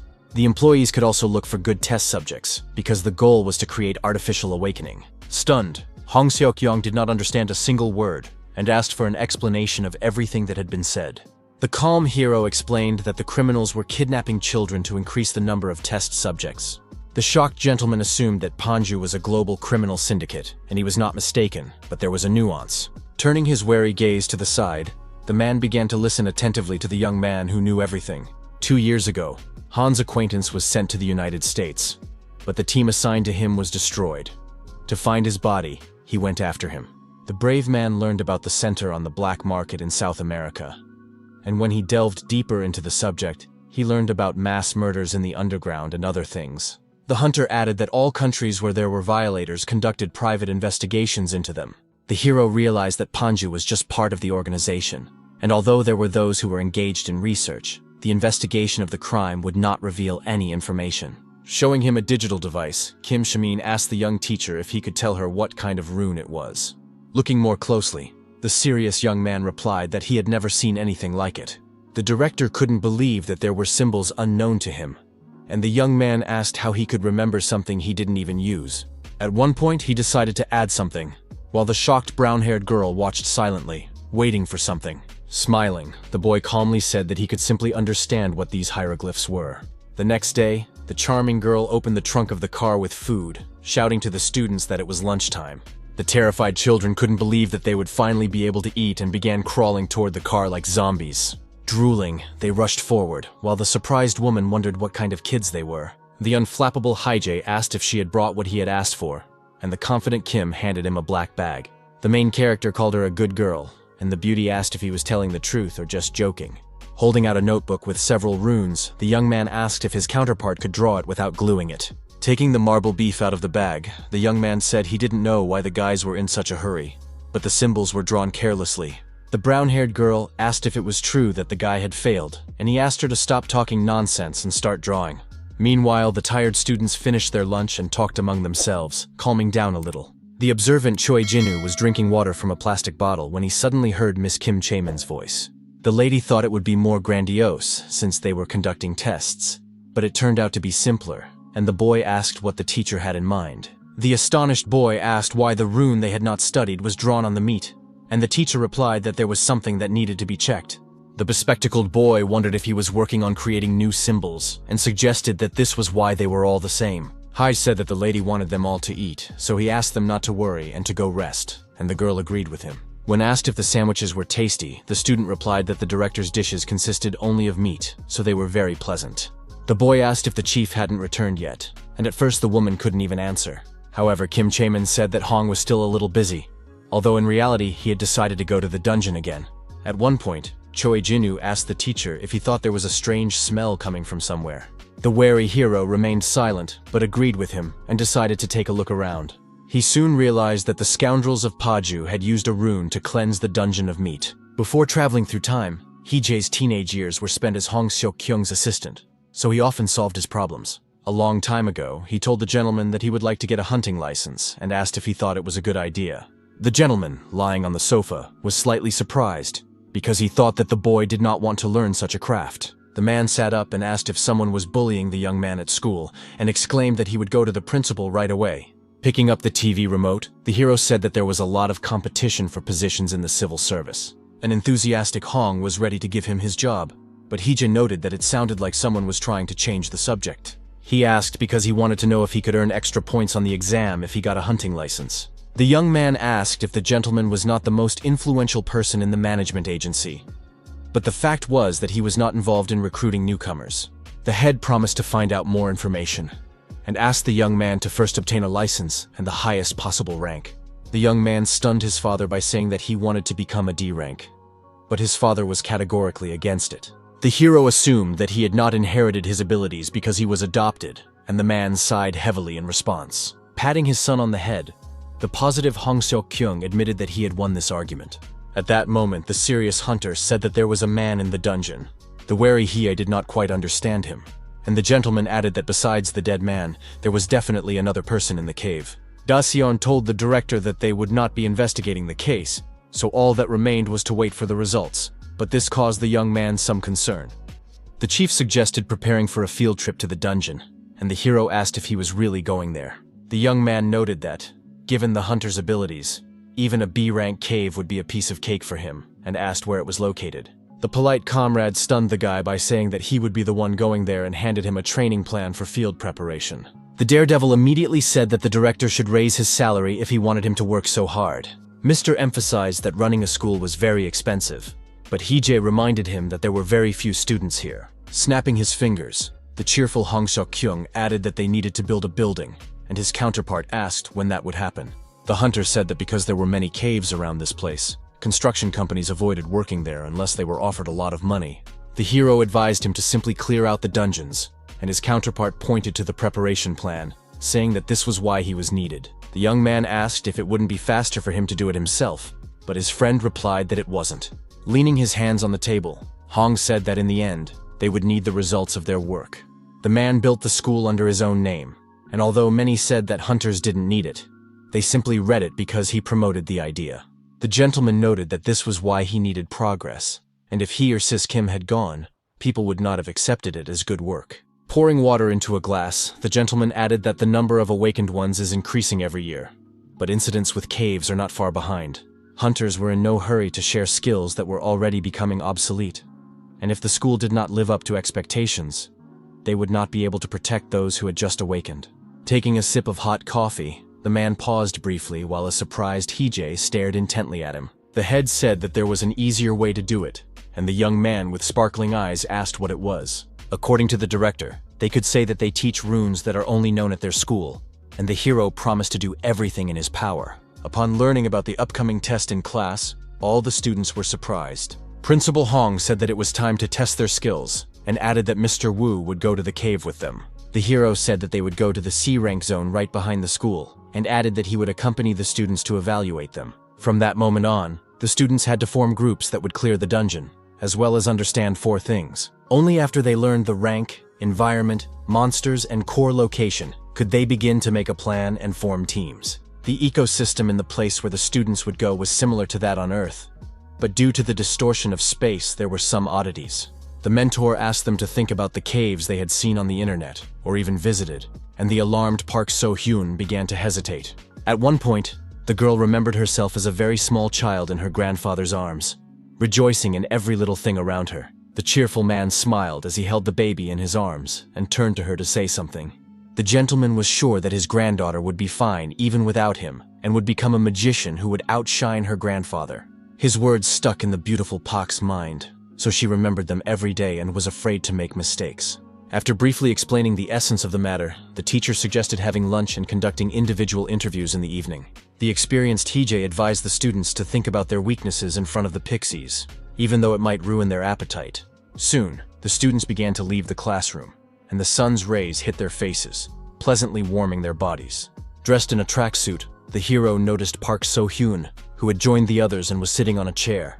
The slightly tense man asked the withdrawn girl if she was going to lunch. At that moment, he noticed that tears were streaming down the beauty's cheeks and dripping onto her notebook.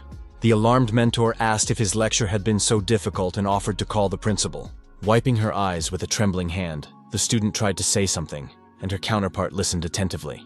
Suddenly, the crying girl said she wanted to leave school, which was a shocking statement. Discouraged, Hee-jae was speechless at that moment, while the beautiful Park tried to explain the situation to him. She considered herself untalented and said that she did not have what it takes to become a magician, and before she became a burden, she decided to leave the school.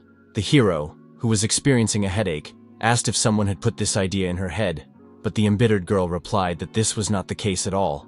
The girl couldn't even use magic properly, and her mentor asked if she didn't know that she cast spells faster than many agents on missions. Tears were still streaming down the charming beauty's cheeks, but she listened attentively to her teacher's soothing words. The young man asked if she thought Choi Jin also couldn't do magic, but the shocked Park exclaimed that he had nothing to do with it. The saddened student said that the boy had awakened less than 6 months ago, while she had awakened more than 10 years ago. The beauty even knew a special spell, and it wasn't about the formula, which she also fully understood. Nervous So-hyun couldn't understand how he could call himself a magician when he couldn't even use the rules she knew perfectly well. Her hands trembled violently with anger and self-hatred, and her fists clenched involuntarily, which looked frightening. Calm Hee-jae asked where she had learned the special magic, which caused a little surprise in her opponent. The charmer replied that it happened before her grandfather's death, not understanding why her mentor was interested. The young man asked what her relative's attribute was, and Park replied that he usually used guiding magic. Upon learning that light was his main weapon, the protagonist smiled slightly, which was a little strange. Smiling sweetly, the guy gently grabbed his student by the shoulder and sincerely told her that she was very talented. Looking into the eyes of the wary So-hyun, the confident Hee-jae promised to make her an archmage.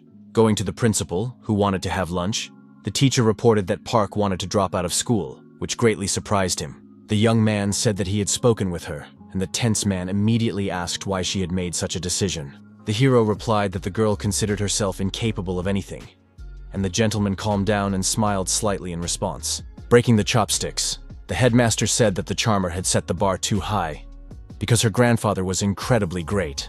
The old man always got straight to the point, so the dungeons were defended very quickly.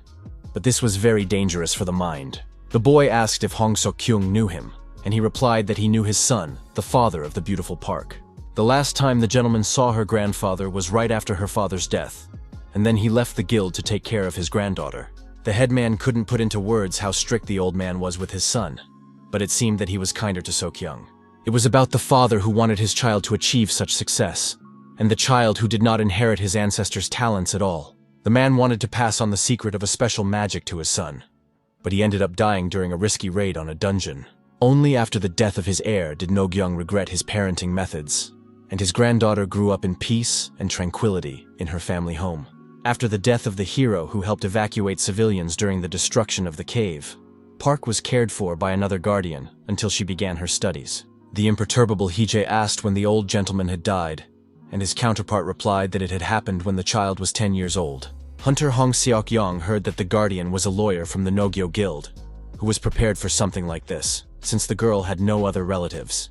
The young man asked if it was true that So-young had learned magic only from her grandfather, and as far as the director knew, That was indeed the case. The man asked if something was bothering him, and the young man felt that the old man was no less strict with her. It was common among magicians to force children to follow in their parents' footsteps, even after losing one child. The main character asked his comrade to take good care of the girl, and he began to silently wipe his mouth with a napkin. Looking at the gentleman clearing the table, the slightly angry teacher asked what kind of answer that was. Smiling, Hong replied that he simply felt that the young man would look after Park So-hyun anyway, even if he didn't. Finally, lunch came to an end, and before leaving, the principal wanted to say something to his young colleague. He said that he expected nothing less from the homeroom teacher, and the surprised Hye-jae asked why he would have such status. Smiling, the calm head said that in the eyes of others, the guy was a leader, so it was impossible to argue with that. The brave man asked for a raise, but the hunter changed the subject, reminding him that he needed to give a lecture to the children. The shocked teacher mentioned the money again, but his counterpart turned away and wished him luck in his work. The bewildered hero asked if Hong Seok-kyung, who was whistling something and pretending that nothing was happening, could hear him at all. Throwing a plastic container into the trash can, the young man decided not to pay any more attention and go about his business. Keeping his cool, he went to talk to the students and no longer paid any attention to Hong Seok-kyung. The gentleman was amazed when the young man expressed confidence that he would take care of the other students, not the magicians. Falling to his knees, the tense man begged Mr. Wu not to do this to him, but he proudly walked away.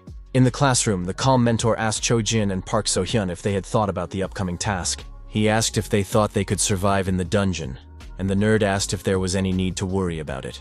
The hero did not expect them to come up with something ingenious in less than an hour, so he suggested skipping the topic, which stunned the youngster. The youngster said that all the intense thinking had given him indigestion, and the teacher replied that this way they would be able to understand how useless they were.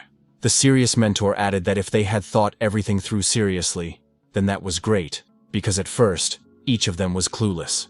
According to him, a hunter must find all his weaknesses and understand how he can compensate for them.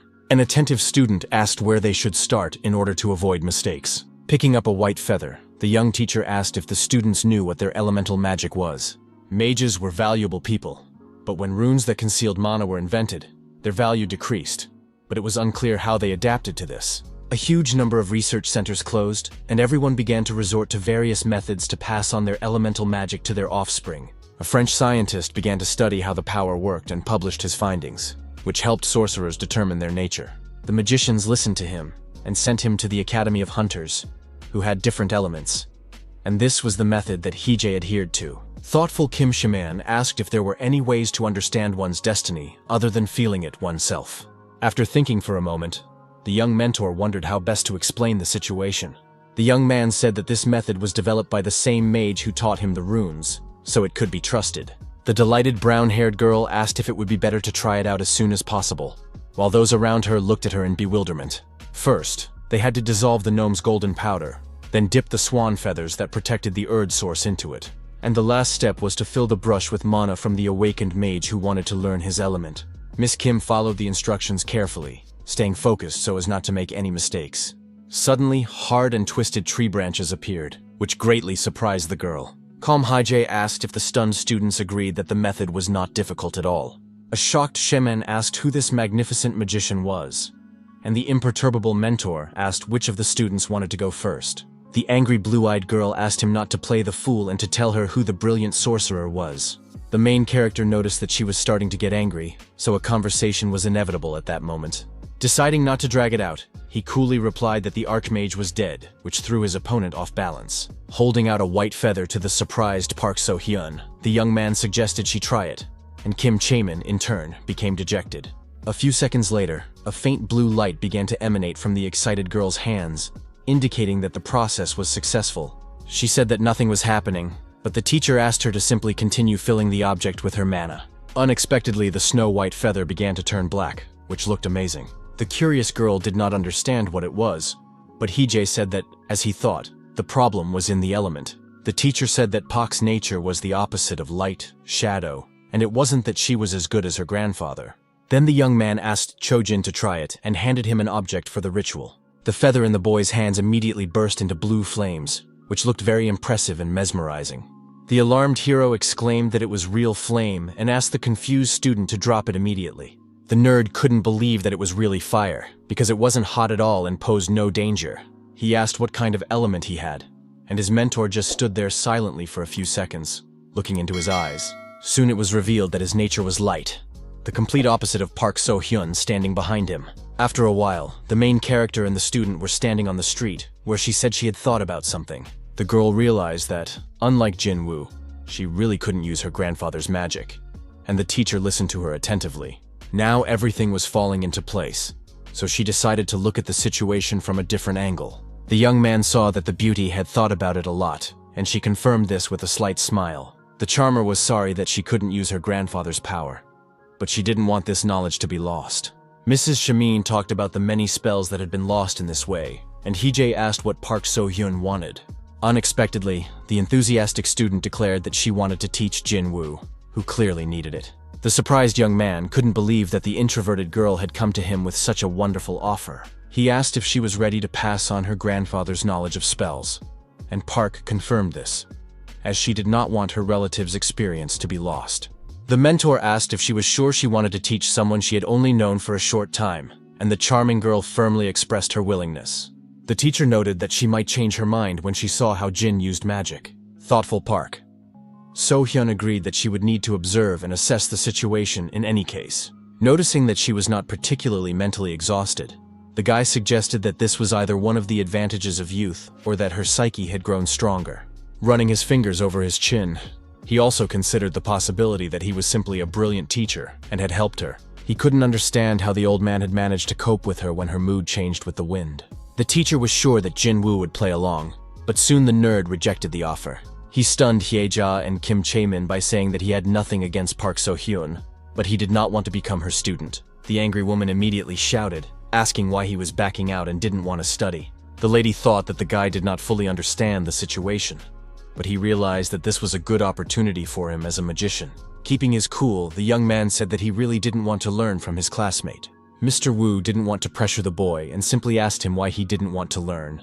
Scratching the back of his head and smiling, the young man said that he couldn't treat his friend as a teacher. After these words, an awkward silence fell over the room, but the elders continued to look into the student's eyes. The blushing hero thought this was a silly reason and wondered if that was why the boy was giving up the chance to become an archmage. Jin-woo assured them that he knew perfectly well that such an opportunity only came once in a lifetime. But he realized how much magic meant to So-haeon. Most mages awoke at a young age, and some even at the moment they first stood on their feet. The nerd, however, did it too late, so he didn't consider himself smart enough to master the new power. It was assumed that this was why he was so naive and did not want to see Park So-hyun become disappointed in him or herself. It is very rare for wizards who spend their childhood away from everyone else to develop emotional intelligence. The boy said he had no ambition to become an archmage, so he was content to be an ordinary wizard. Deciding not to waste any more time, the imperturbable Hee-jae let Jin-woo go, which made Kim Chae-min a little nervous. The excited girl couldn't believe that her comrade would give up so easily and let the student go. She exclaimed that he should understand the value of Mr. Park's unique magic. But the young man did not succumb to her provocation. The mentor asked if it was true that Jin was as untalented as he considered himself to be, but the woman couldn't say. The lady noted that talent in magic is a multifaceted thing, and difficult to explain to someone who is not a sorcerer. Madame added that one could only master the basics by spending a certain amount of time, but that would not work with unique magic. Someone who already uses standard spells might have a sudden flash of inspiration and become an archmage, but someone else might just be unlucky. Visavi said that it all depends on luck, and the main character asked again what about Jin-woo. Spreading her arms wide, the brown-haired girl replied that they wouldn't know anything until they tried. The young man put up barriers and limitations within himself, because the thought of mastering the magical legacy was very difficult. This became a huge burden for the boy, and Kim Chae-min understood him perfectly. The blue-eyed lady asked if Park So-hyun herself had chosen her shy and insecure friend. The pensive Hee-jae himself did not know what to do when he was a teenager, so he had no advice for Jin-woo. Once upon a time, his father held the small hands of his beloved son, with whom he loved to spend time. Smiling, Hong Seok-hyun promised that he would support his child no matter what, so there was nothing to worry about. The man said that the boy could go to college and work for a company, or become a world-famous hunter. Seeing the unhappy face of the child sitting on the chair, the loving father asked if he really hated him. Taking the child by the hand, the gentleman asked him to understand that he was also a human being, and that he also had feelings.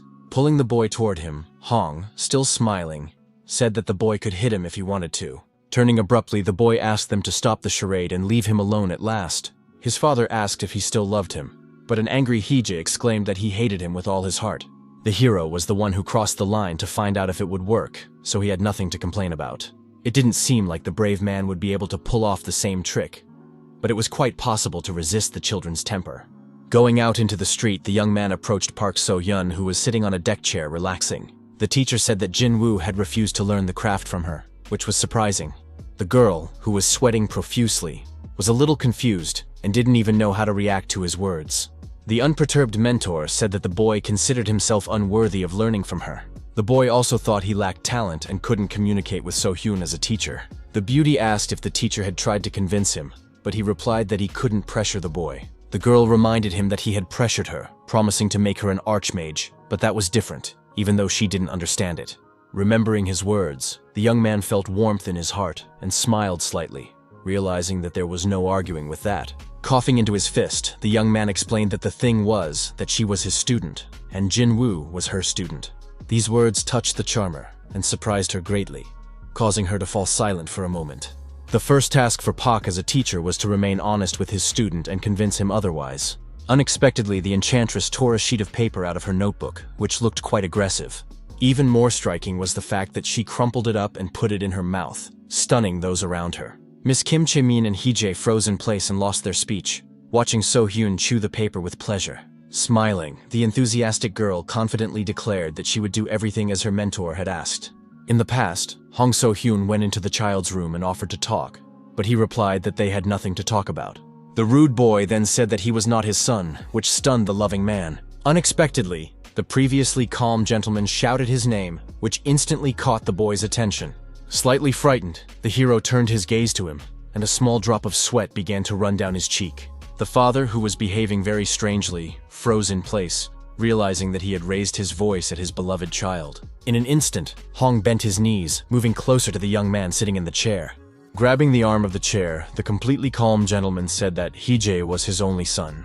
The trembling boy understood that it was all because of the adoption and assured him that he would grow up and leave on his own. His adoptive father addressed him again, but the boy asked him not to call him by name, as he did not want to hear it from his lips. Keeping his cool, he added that he was different from Hong Seok-kyung's son and asked him not to be mistaken.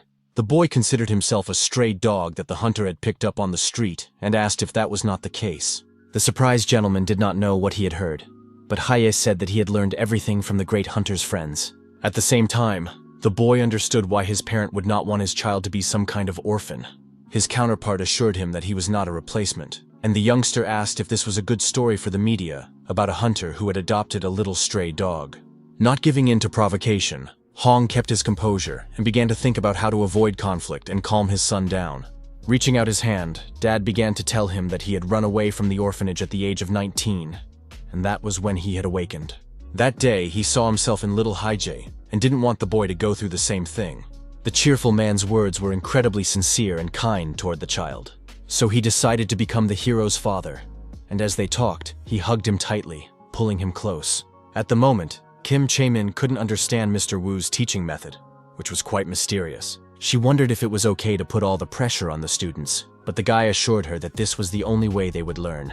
The lady asked if the teacher was putting too much pressure on them, and he said that the kids had to learn to cope with pressure. A few minutes later, the calm mentor said that, based on his observations, these kids were too emotional. He also noted that they gave up at the slightest problem, which was not the best quality. They were told that Jin-woo was simply afraid of letting Park So-hyun down, which is why he refused, and a surprised Kim replied that she understood. The main character said that they just needed to improve the relationships between the students and keep them on their toes. At one point, the crying nerd took off his glasses and exclaimed that they had heard everything, while the girl just remained silent. The boy caused a very pleasant surprise when he said that he was going to give it his all. 2 days later, the young man came to the teacher with a piece of paper in his hands to hand in his work for review. He asked if she could look at his work, and an enthusiastic Pa decided not to delay. Carefully reading the notes, the girl noted that everything was already much better, while Hije stood aside wondering what he had done. The mentor pointed out where and what needed to be corrected, and the hero was glad that Jin-woo had pulled himself together and stopped being a wimp. Meanwhile, the guys behind continued to practice fencing and struck each other with wooden swords, confident. So Hansen said that Lee Sung-yeon would have been pierced through, but he thought it was nonsense. The guys started arguing among themselves, and Hee-jae, standing between two worlds, had a headache from the noise. The hot-tempered boy asked the teacher to decide who had won, since they couldn't figure it out themselves. The mentor stunned him by calmly asking them to settle the matter with rock, paper, scissors. The dissatisfied boy asked what kind of stupid judging this was, and the imperturbable teacher called it his method. At that moment, a yellow car pulled up, and Madame Chemin got out, and the students immediately greeted her. The polite Jin-woo was happy to see her return, while the surprised Park So-hyun asked if this was what she had told them about. It was a standard student contract, and upon hearing about it, the students' expressions immediately changed. Kim herself had used this contract before, but it had to be edited for them, point by point. The lady apologized for the document being short, and justified herself by saying that she had studied with her father, although there were 2 thick books.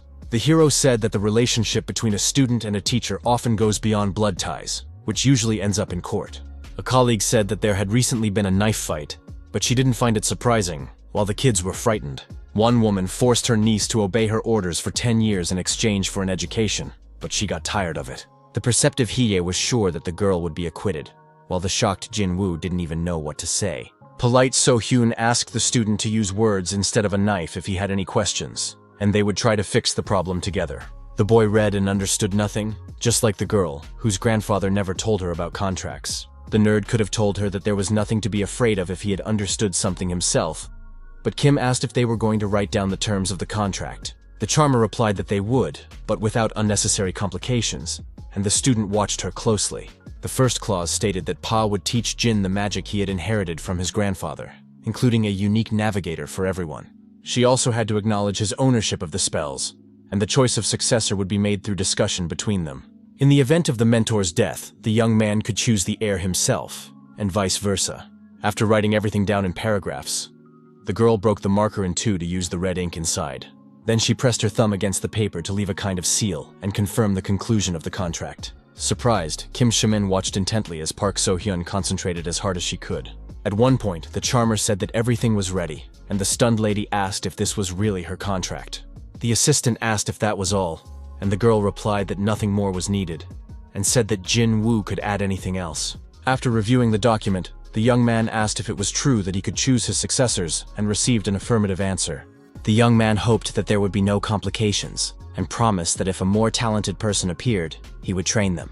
Sheman asked if they understood that this was a legally binding document and that it should contain more details. The polite Park So-hyun recalled that the lady could certify the contract, and with the Archmage's approval, there should be no problems. The main character realized that if any of the guys decided to betray him, it would be a good experience for them. Neither he nor Mrs. Kim could live the lives of the students and decide what would be best to do, so it was not worth interfering. The enthusiastic young lady had heard that 3 was a lucky number, and said that she would later ask the director to sign the document as well. The imperturbable Hye did not refuse her and signed the paper without a moment's hesitation. Now the document was legally binding, so the contract had already come into force and had to be complied with. No one could disregard the agreement with the signatures obtained, and everything was also reinforced with seals. On a beautiful sunny day, the young teacher stood in the schoolyard watching white birds flying in the sky. Sipping hot coffee, the young man enjoyed every minute, thinking to himself that he was very happy. In an instant, the alert hero thought to himself that peace reigned in the world, despite the fact that in 2 decades the end of the world would come.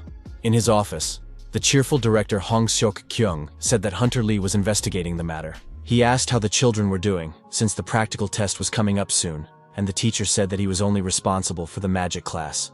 The man asked why the young man was so cold, and reminded him that his job as a mentor was to look after all the students. The gentleman noted that the young man was not overloaded with anything, and the young man asked if he had not shifted all the preparation of the children onto him. The headmaster said that Park So-hyun was still the only one who taught magic, but that was why the hero helped look after them when the opportunity arose. Smiling broadly, the director, dressed in a black turtleneck, asked sarcastically if that was really the case. His counterpart asked Teacher Wu to try harder, because he had a great responsibility for their education. Even if the young man's hunting instinct was nonsense, he still didn't understand why he was so upset. The serious young man assumed that it was because there was no work here, but that was not the answer to the question. The holidays were approaching, and Hee-jae wondered if it was normal for people to forget about them when they were so focused on work. Suddenly, a joyful Jin-woo exclaimed that he had succeeded. and the teacher immediately opened the door leading to the street. The excited boy asked if his mentor had seen his success, but at first he heard no response.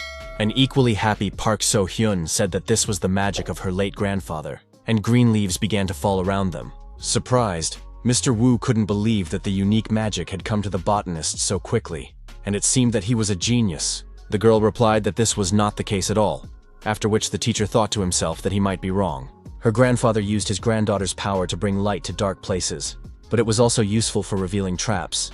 Lowering his head, the main character saw a white light near his feet that took the form of a ring. The beauty said that the magic was simply incredible and asked if the teacher agreed. Now the charmer was no longer a gloomy girl closed off in herself, but smiled sincerely, being on cloud 9. At that moment, Director Hong arrived, who was very pleased and gave a thumbs up in approval. Hija, who remained calm, decided to turn to the sorceress to ask her something. He asked how the mana analysis was progressing, but the girl just clutched her notebook, not knowing what to say. She replied uncertainly that she was working on it, and the mentor asked if Teacher Kim had taught her this. Lowering her head, Park So-hyun, sad again, replied that Chemin had indeed not shared her knowledge about this with her. The girl's mana was very different from what her grandfather had described, and she couldn't understand why. It was impressive that the beauty could imitate light magic with this type of mana, so the hero considered her a true prodigy. The young man asked his counterpart not to get caught up in such complexities and to calm down, not to burden herself unnecessarily. He also advised her not to get hung up on the concept of light and shadow, and to think of it as a separate element, because Pa was good at basic spells. At that moment, the mentor knelt down to demonstrate something to his student, who was standing in place. They were told that the part with the application was the same, and the interested girl watched attentively. Digging a small hole in the ground, the young teacher asked the girl to try to fill it with water. The young man asked if she could handle such an easy task, to which she immediately replied in the affirmative. Focusing as hard as she could, the confident sorceress used her power to summon a powerful stream of liquid. The observant teacher asked her to boil the water, and at that very moment, his request was fulfilled. The demanding Haije told her not to stop and to try even harder, which led to success. Soon the sorceress stopped, and the young man immediately asked if she understood everything now. Then he turned to Pak and asked her to think about why she could use light magic, which was the opposite of dark magic. The young man was unsure, as he was not a magician. But water and fire were different elements, and their formulas were not so clear-cut. The tense student thought deeply about his question in order to give a clear answer and not mess up.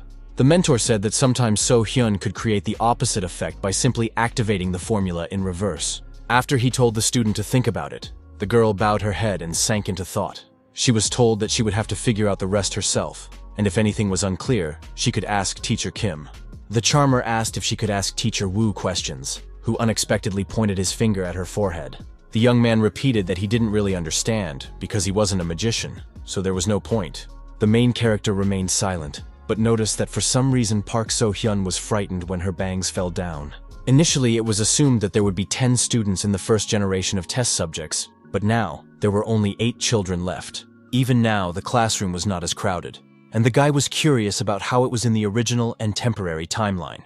It was assumed that the students would struggle for several more years before changing the name of the academy to a hunting academy. At that moment, the mentor approached Yoo Hyo-eun, who was sitting at her desk, focused on using magic.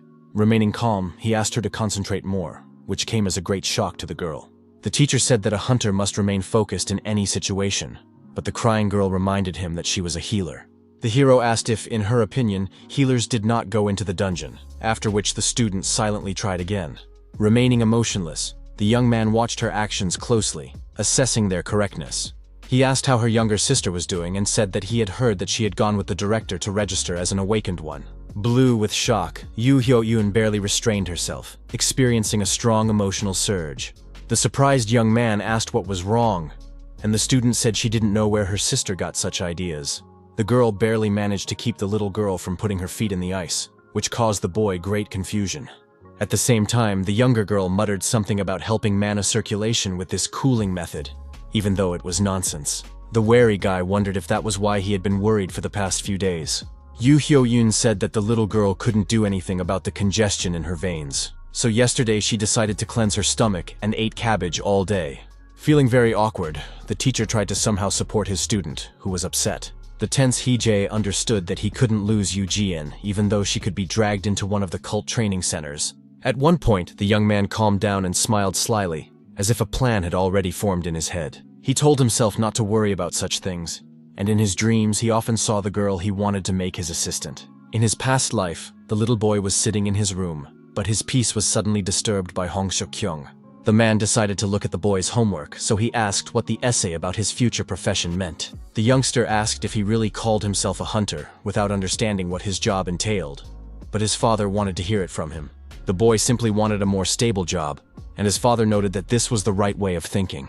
The boy also did not want to be bossed around, so he aspired to hold a high position and command others. The only thing that put him off was that employment in private companies was unstable, and his father asked where he had learned this. That's why the confident Hee-jae declared that he would become a civil servant. He did not intend to become president, as it was too difficult, and he liked the job of a manager who delegated responsibilities to others.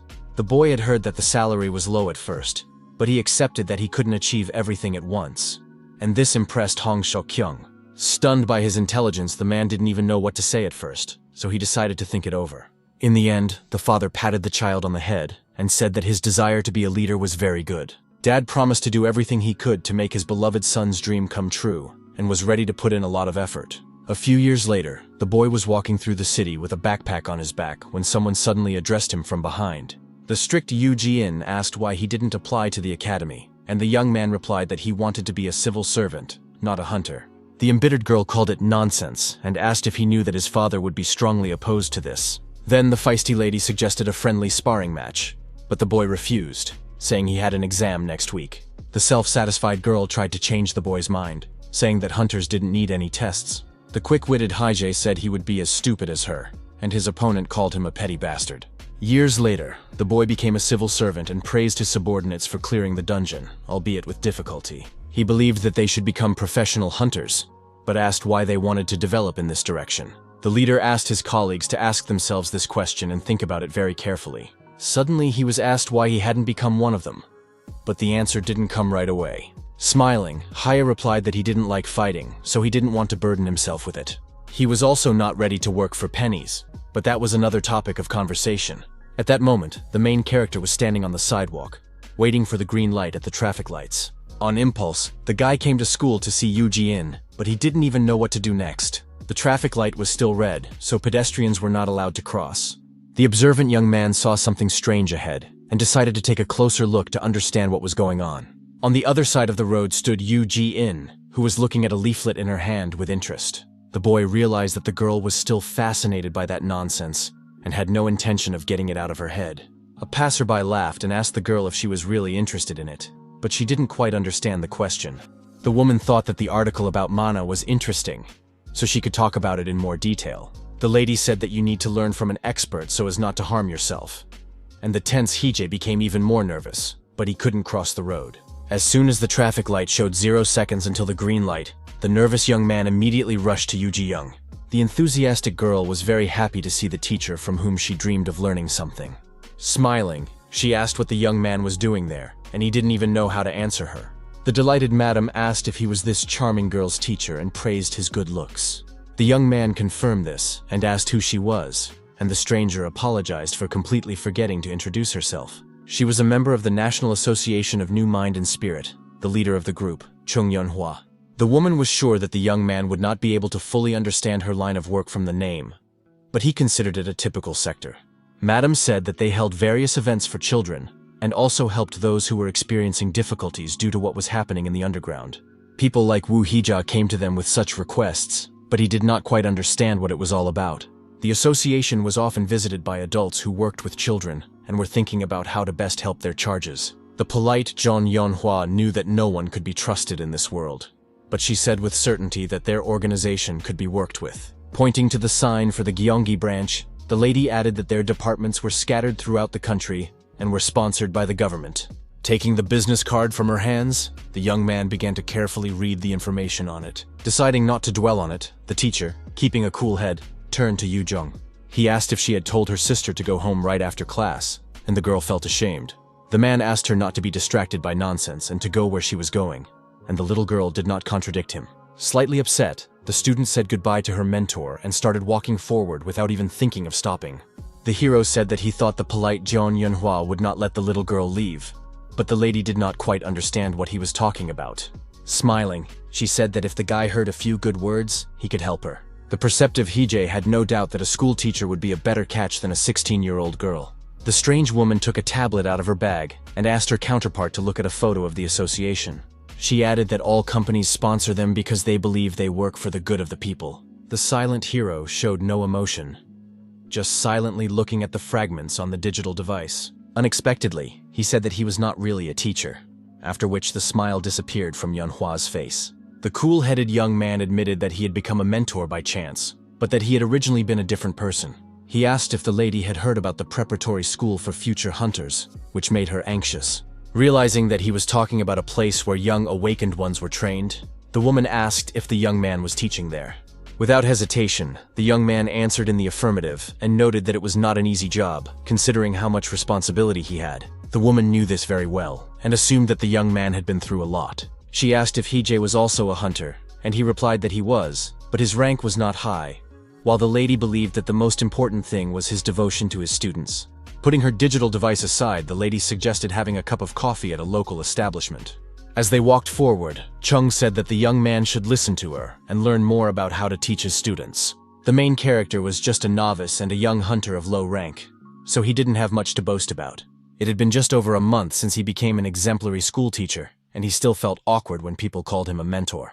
It was obvious to the naked eye how much the guy cared about his students, which was commendable. Anyone who cares about their students and is directly connected to a tracking hunter is perfect prey for the cult. Returning to school, the guy showed the principal his business card from the National Society of New Minds and Spirit. Somewhat surprised, the man first asked where he got the association's contacts. The young man replied that a woman on the street had given him the number, and he had met her while she was talking to his younger sister, Yoo Hyun. The gentleman asked if it was Yoo Ji-yoon, and the young man noted that she needed to be watched closely and asked if Hong should be monitoring her. The gentleman replied that technically, he was more of a trusted guardian, but that did not change the essence of the matter. The teacher said that the woman was pleased to hear that he was concerned about the children's mental state, and even gave him a lecture plan. His colleague asked if it was true that the young man wanted to contact a national society, the name of which he couldn't even remember. The young man wanted to talk to them, and since he had already spoken to this lady, someone else could probably go. It could have been a teacher like Hee-jae, but his words only elicited a smile from his counterpart. The brave young man remembered that he was currently on probation, and the director had said that if he left without warning, there would be problems. The wary young man wondered if the headmaster trusted him too much. Noticing the teacher's rather strange look, the director asked if something was wrong.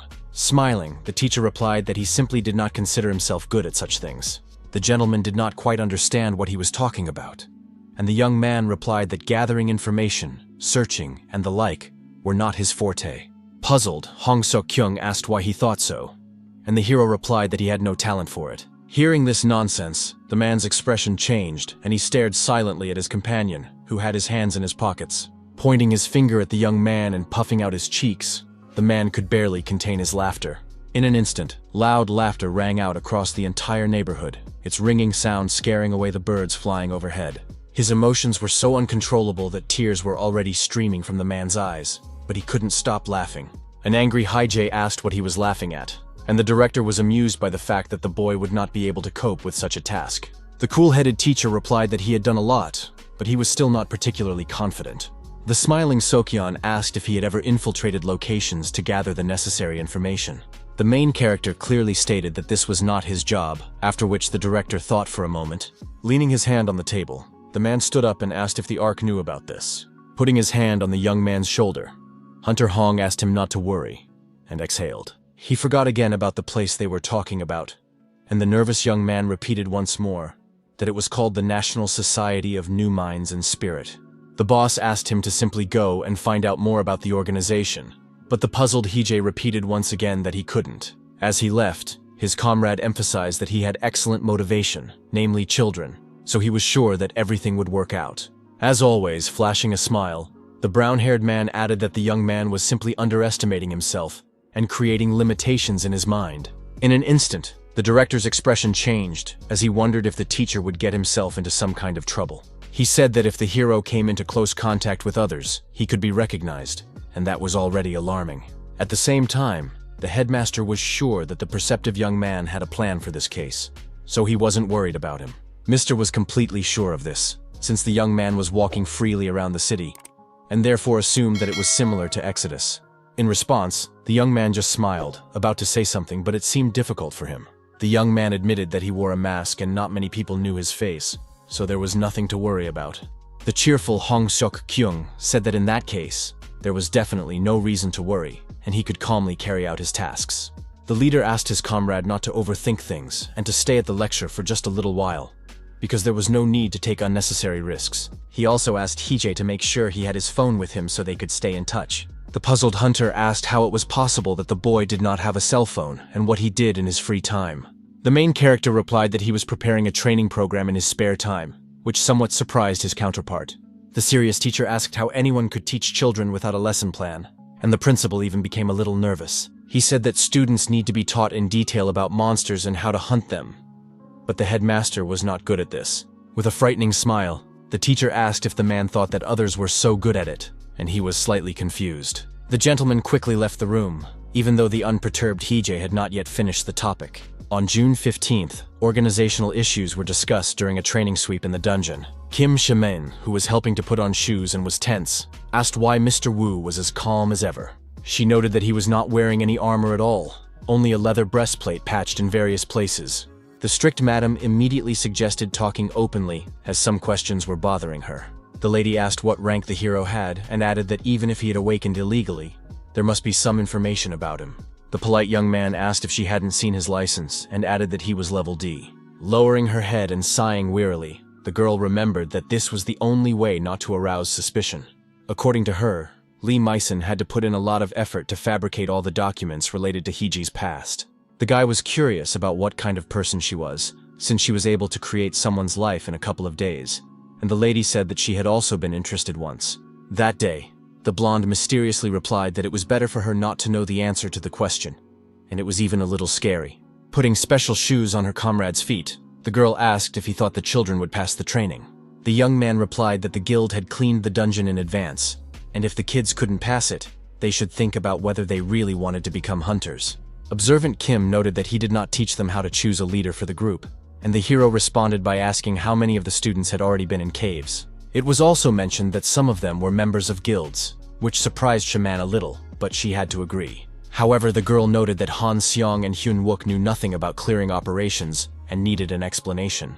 The teacher asked if the confident young man really knew nothing about it either. His colleague said that the good fighter was also from the guild, but the young teacher had not known this before. He couldn't believe it, and found it slightly amusing that this piglet had once been a member of the organization.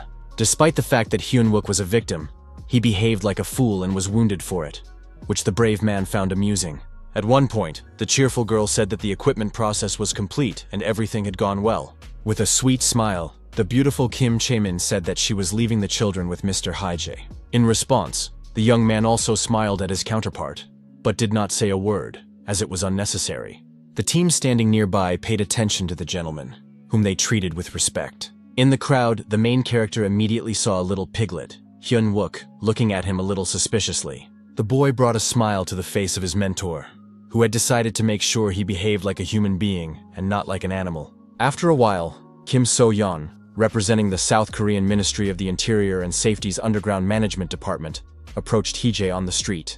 Slightly confused, the young man looked her in the eyes and decided to introduce himself in response, trying to calm down.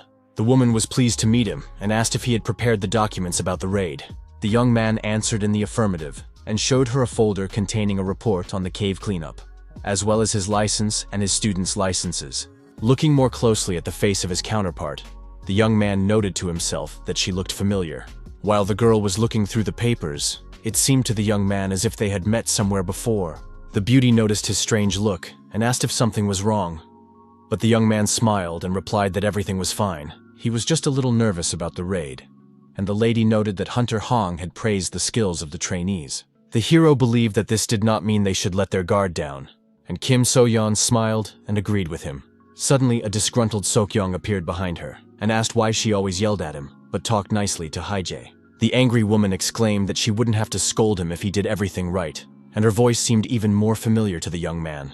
Finally, the young man remembered that she was the lecturer who was present on the day of the attack on the laboratory. The daredevil would never have thought he would see her like this again. and he understood that Kim had gone through many difficulties during this time, although you couldn't tell by looking at her. The delighted young man considered her a role model, and the girl said that if necessary, the team should evacuate. The director asked if this was necessary since he was standing in front of her, and the lady replied that these were the rules. The man did not understand why all these rules were necessary, and the department representative asked him not to ask stupid questions. Looking at the excited students, the main character mentally noted that they would soon cry out of fear. Turning around, he calmly said that it was time for them to go, and Kim So-yeon apologized and did not delay any longer. At that moment, the teacher announced that they were going to the province of Gyeonggi, specifically to the underground city of Hwaesun. The guy added that 9 participants were ready and noted that he, Woo Hee-jae, was their mentor in training hunters. It was 12 minutes past 11, and some of the guys were very excited. A few minutes later, the team found themselves in the underground, where the strict teacher asked them to pay attention to him. The hero reminded them that he would not provide any assistance, and that their evaluation would depend on their personal contribution during the cleanup. The perceptive Lee Seung-yeon was the first to ask how the test results would affect them. The teacher replied that if they received low scores, they would have to speak with the principal personally and attend remedial classes. It was said that the lower the score, the more often they would have to attend extra classes, which was not a cause for joy for. After that, Hee-jae decided not to waste time on chatter and said that he was leaving them, and now they were on their own. Without even thinking about mercy, the young man began to walk into the thick bushes, although the children were very scared without him. An alarmed student asked what they should do now, but received no answer. Soon the guys began to discuss that first of all, they needed to destroy the core of the dungeon. The brave Hyun-wook said that according to the scouts' information, the target was in the eastern part of the forest. The boy noted that they would have to pass by the pixies to get there, and asked if everyone remembered what he was talking about.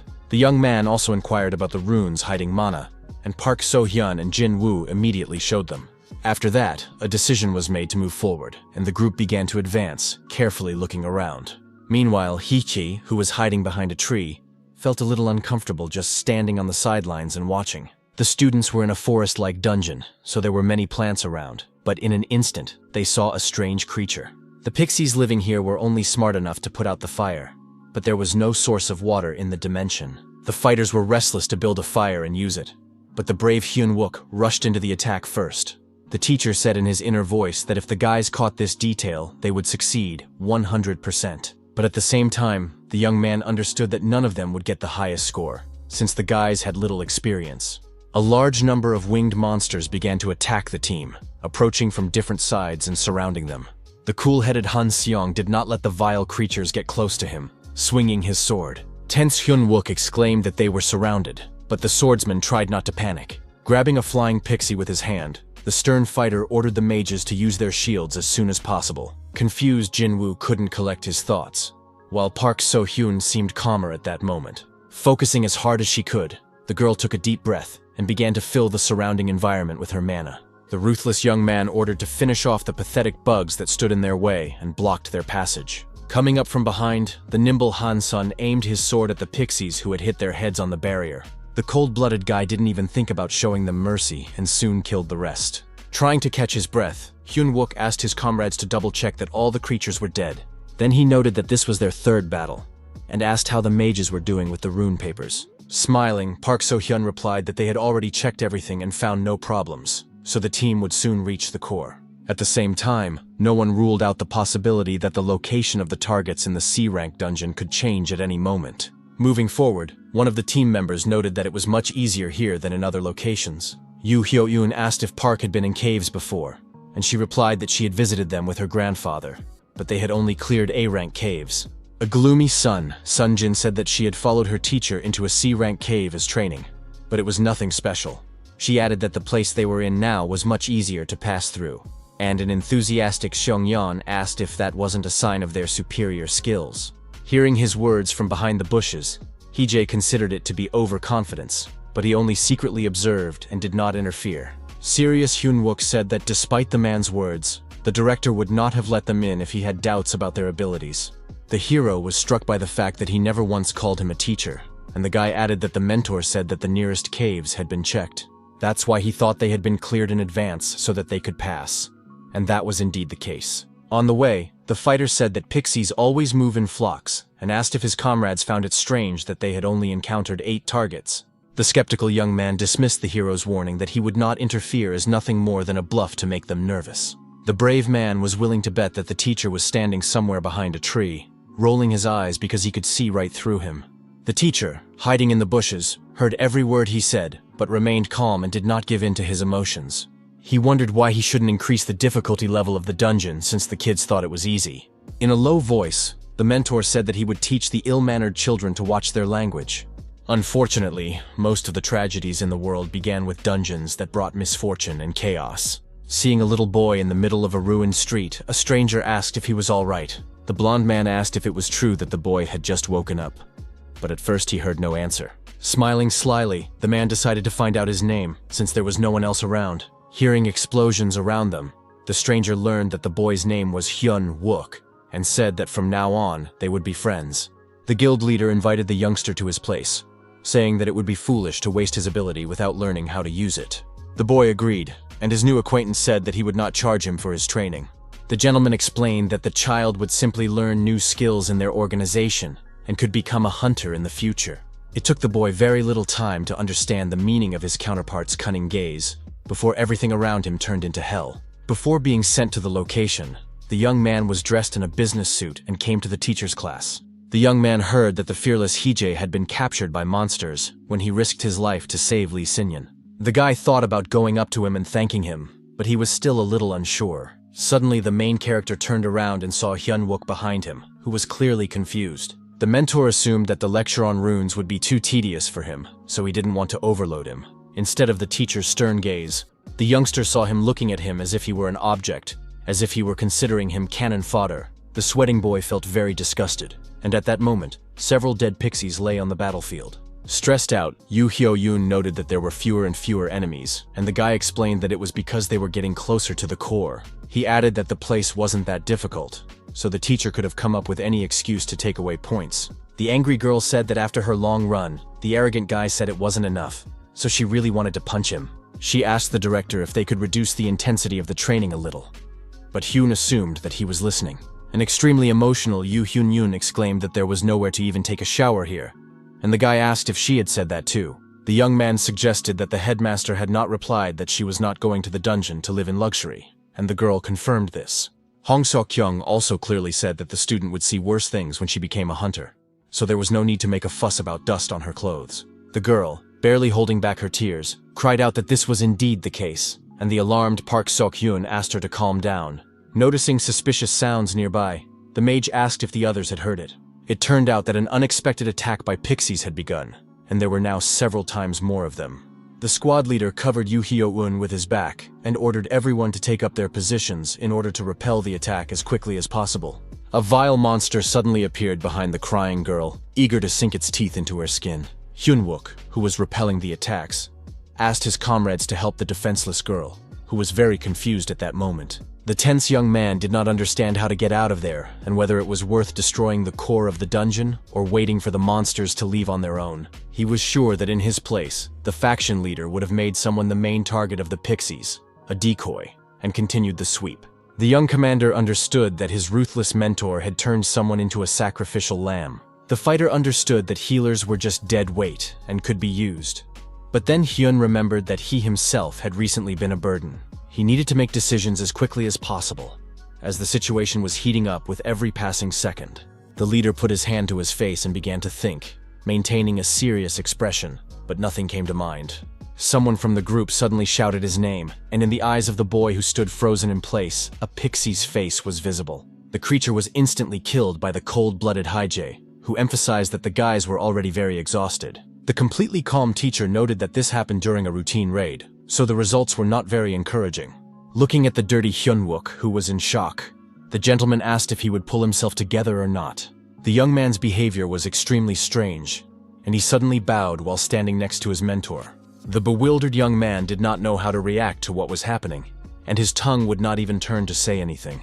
The pixies continued to rage around and pull the magician's hair, who could do nothing about it. The tense Choi Jin was ordered to use the shield, and Lee Seon-eun was ordered to take the 11 o'clock position. The brave Han Yun-yeon had to protect the terrified Yu Hyo-yeon, who couldn't stand up for herself. The fearless Han Seong had to pay attention to the 8 o'clock position, and Park So-hyun had to prepare the barrier. Counting down from 3, the level-headed teacher ordered everyone to take their positions again and follow his orders. The shocked hero realized he had gone too far, even though he had only lit a fire in the back of the dungeon to scare the kids a little. If he had known that they would not be able to handle it, he would not have done anything, because even now, they were fighting well, taking their places. There was no need to fight everyone. They just had to hold out until the pixies ran away and deal with the dungeon break-in. From the moment they entered the location, Hyun-wook gave instructions, and the others followed his example because even during regular training, he was the leader. Although the commander's abilities influenced the success of the squad, they couldn't depend on him for everything. It was for this reason that the expedition to the dungeon failed miserably, which was not easy to accept. After some time, Director Hong Seok-kyung found out about this and became very nervous while driving. He inquired about what the inspectors had to say about the success of the raid, even though the area had been destroyed. It was decided to discuss this a little later, and soon silence reigned in the long minivan. Upon reaching their destination, Teacher Hae-jae said that the assessment results would be known tomorrow. Some of the team were curious about the importance of the marks, which seemed meaningless at that moment.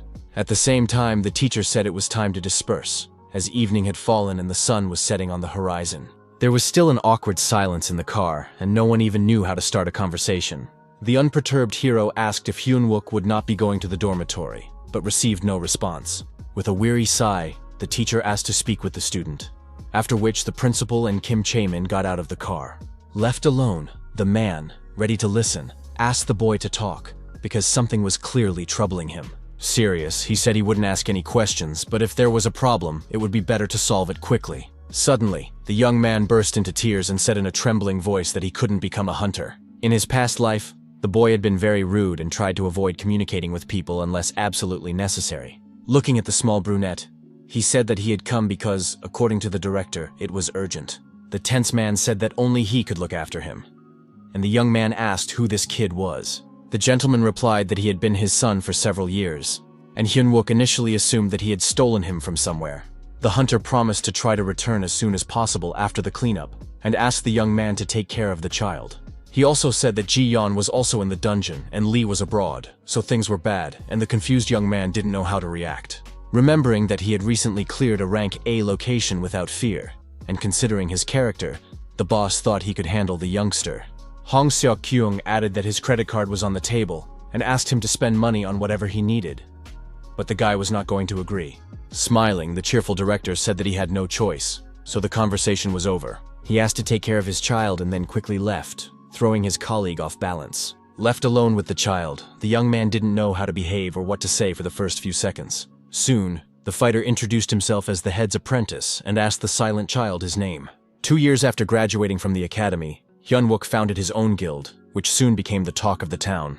As much as he didn't want to admit it, the young man was incredible and proved himself very worthy.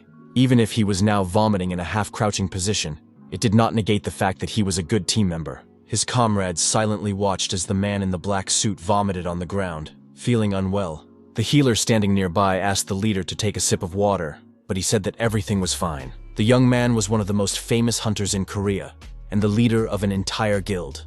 In his past life, Woo Hee-jae found it very unpleasant to watch such a famous person simply vomit in front of everyone. Wiping his mouth, the gentleman asked if it was true that the main character was from the management agency and inquired about his name. His counterpart asked if they had met before, and the young man replied that he was pleased to meet him, but had never seen him before. Feeling very ill, the leader swore that he had heard of him somewhere before, but couldn't remember anything. The association members said that they were already behind schedule and it was time to go, but Hyun-wook didn't understand why they were in such a hurry. Taking a metal flask out of his pocket, the well-fed man said he would take care of everything. He began to gulp down the liquid, which shocked and puzzled the hero. The guy, blue with nerves, asked if he had lost his mind, since he had decided to drink alcohol after they had passed through the gate. Wook, completely calm, replied that his brain didn't work well until he had a dose of the warming drink.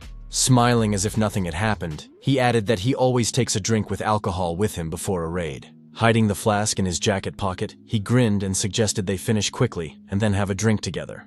At that moment, Hee-jae promised himself that he would quit if he had to work with this pig again. But for now, the young student was crying. The boy continued to sniffle, but his whining was beginning to annoy the imperturbable teacher. Trying to control himself, the teacher turned to the youngster, thinking it was time to put an end to this charade. Continuing to cry, the blonde-haired boy said in a trembling voice that it was not enough to be a hunter. The mentor handed him a bottle of water and asked him to take a sip to calm down, and in response heard a word of gratitude. The main character couldn't stand people who did nothing but whine, thinking that was enough to be forgiven, and didn't even realize their mistakes. If Hyun-wook had been an employee of the management agency, he would have given him a dressing down. But there was a reason why the teacher was being gentle with him now. Keeping his cool, the young teacher asked why the boy thought that way, wanting to raise him to be a human being, not an animal. His counterpart said that Haje had obviously heard something, and he immediately asked if it was true that it was about his membership in the guild. Gradually calming down, the student said that when he said it, it sounded like he was a professional. Suddenly, the boy declared that he had lived as bait for 3 years and had acted in the same way, and that it was very unpleasant for him to remember this. The judicious mentor had a rough idea of what the young man had been through, so he did not condemn him for anything. It was a typical story of how a young person gets drawn into a fraudulent scheme, but no one should have to go through that. Hyun-wook once vowed to become a true hunter and gather like-minded individuals around him to form his own guild. He wanted to help people and prevent bad things from happening. But when they were attacked by a swarm of pixies, something happened in his mind. A terrible thought arose in him that those who were useless in battle could be used as bait. The boy said he hated the faction leader, but that was how he felt before he did the same thing. It was very disgusting, and the young man couldn't accept it, but the teacher suddenly said that he knew someone. He added that the boy had grown up in the same conditions as Hyun, and decided to use a different approach than Park So-hyun's. The hero understood that he could retell Wook's story from the past, so he wasn't particularly worried about it. The teacher said that the boy had signed a contract in his youth, not knowing that it was possible to live differently, and eventually ran away with the help of a kind man. The young man said that the situation of his old acquaintance was very reminiscent of the calmed-down fighter. The gentleman added that the boy faced the same difficulties, but did not mention that this was his sad counterpart. Now, knowing Hyun-wook's story, the main character could better understand him and his psychological state. The guy still couldn't shake off the shackles of the past and often thought about the old guild, the disaster in Mendo, and what was going on at school. Yoo Ji-in could have warned him by telling him about the past, but now he felt like a bad person. Folding his hands together, the teacher said something aloud, something even a little funny. It was strange to see a young man who used to crawl around drunk, then began to donate money and pay compensation to the victims on behalf of the guild. In the past, he had been stabbed because he had covered for those who had embezzled money from the faction, but he had continued to live on. The apprentice asked what the purpose was, and the mentor replied that the man did it to help children who had gone through the same difficulties as him. Once, an agent asked Hyun-wook if he understood that there were other people who could take care of the matter just as well, but he considered the question rude. The guy warned that the man would not receive any rewards, and he noted that his father had asked the same question. Then the head asked if that was why Woo Hai was up all night, and he replied that he hadn't said that. The provocateur asked if we really wanted to get out of there so badly, but the angry guy repeated that those weren't his words. Holding a flask of alcohol in his hands, the fat man came to the conclusion that he would have to answer the question anyway. The man said that he was not a person of high moral principles and could do terrible things if he wanted to achieve something. The young man asked what the reason for his behavior was, and learned that Hyun-wook didn't want to fall to the bottom. He really wanted to prove that he was above that, and the hero then asked his student why he shouldn't do the same. Keeping his cool, the teacher added that it was his life, and it was up to him to decide what to do. But at the same time, he asked if his student knew that his former guild leader was already behind bars, which shocked him greatly. The young man answered no to his question, and the teacher smiled and said that was unfortunate. The mentor asked the fighter to show everyone that he could achieve success without resorting to such nasty methods. Sometime later, in the evening, Hee-jae sat in an establishment with Hong Seok-young and Kim Chae-min and told them about the situation. The director said that if the students couldn't even clear a weekend dungeon, they wouldn't become hunters. The hero asked if he thought one of the guys needed counseling, and the headmaster asked if he was talking about Hyun-wook. The teacher said that Han Seong was also stressed out and added that the students had developed a lot of stress. The young teacher believed that they should at least visit a psychologist once to assess their condition. Throwing a bone from the meat onto a napkin, Mr. Hong emphasized that psychotherapy and counseling were good, but there was a nuance. He asked what the chances were that the specialist would be awake, but his counterpart did not quite understand the question. The man explained that the hunter could become violent during the examination, but it was unknown what the chances were that he could be subdued. The main character remained silent, and Kim Chae-min intervened in the conversation and decided to talk about an incident that had occurred a couple of years ago. She said that as a result of one incident, a doctor was killed by a fighter who had a panic attack during the session. Hong Seok-kyung, who was eating chicken legs, noted that it was not done intentionally. But after that, real problems began. The news of the psychiatrist's death spread through the newspapers on the same day and caused a great deal of commotion. The brunette said that the doctors wanted measures to be taken to guarantee their safety, so they began to refuse treatment. An example was given of the mana control bracelet worn by Hee-jae, who believed that the hunters had refused the conditions. The lady added that currently, consultations can only be obtained by phone, and the patient cannot even see the doctor's face. There were cases when fighters tracked down their specialists, but the tense hero could not understand how his sessions with the doctor went. The director said that it was impossible to provide the necessary treatment, so the hunters stopped seeking treatment. The teacher noted that they were still children, but they all had licenses, and each had a rank higher than D. As if nothing had happened, the gentleman enjoying his meal said that they could not receive any help. Hong added that if it were incredibly shocking, he would not have followed him, so there was no need to worry so much about it. The teacher was still concerned about the issue, and the head assured him that he understood his feelings. Taking a sip of beer, he remembered that he needed to discuss something with the organization they had talked about earlier. He asked if Hee-jae hadn't said earlier that the National Society of New Minds had tried to lure him in using child psychology. The hunter asked him to try to get some important information for himself since he was going there anyway. His counterpart added that he had the opportunity to become a psychologist in the future, but the young man didn't think it was a good idea. His comrade thought he was perfect for the role, since he had done well with Hyun-wook, and the young man suggested that the salary would be higher. The cunning Hong Seok-kyung, as always, changed the subject and offered the young man some more beer. Raising his hand, the director loudly and confidently asked the waiter to bring them more drinks, which made Shaman smile. The next day, the main character stood at the entrance to the building and ended the call, wishing his interlocutor a good day. He remembered the director's words that if it really was permission, he would not have followed him. After graduating from school, children would have to solve problems on their own, without anyone's help. The teacher could not deny the need to go through the process of struggling and overcoming difficulties alone, but everything had its limits. The boy did not expect the headmaster to be so sensitive and to care about his students much more than he did.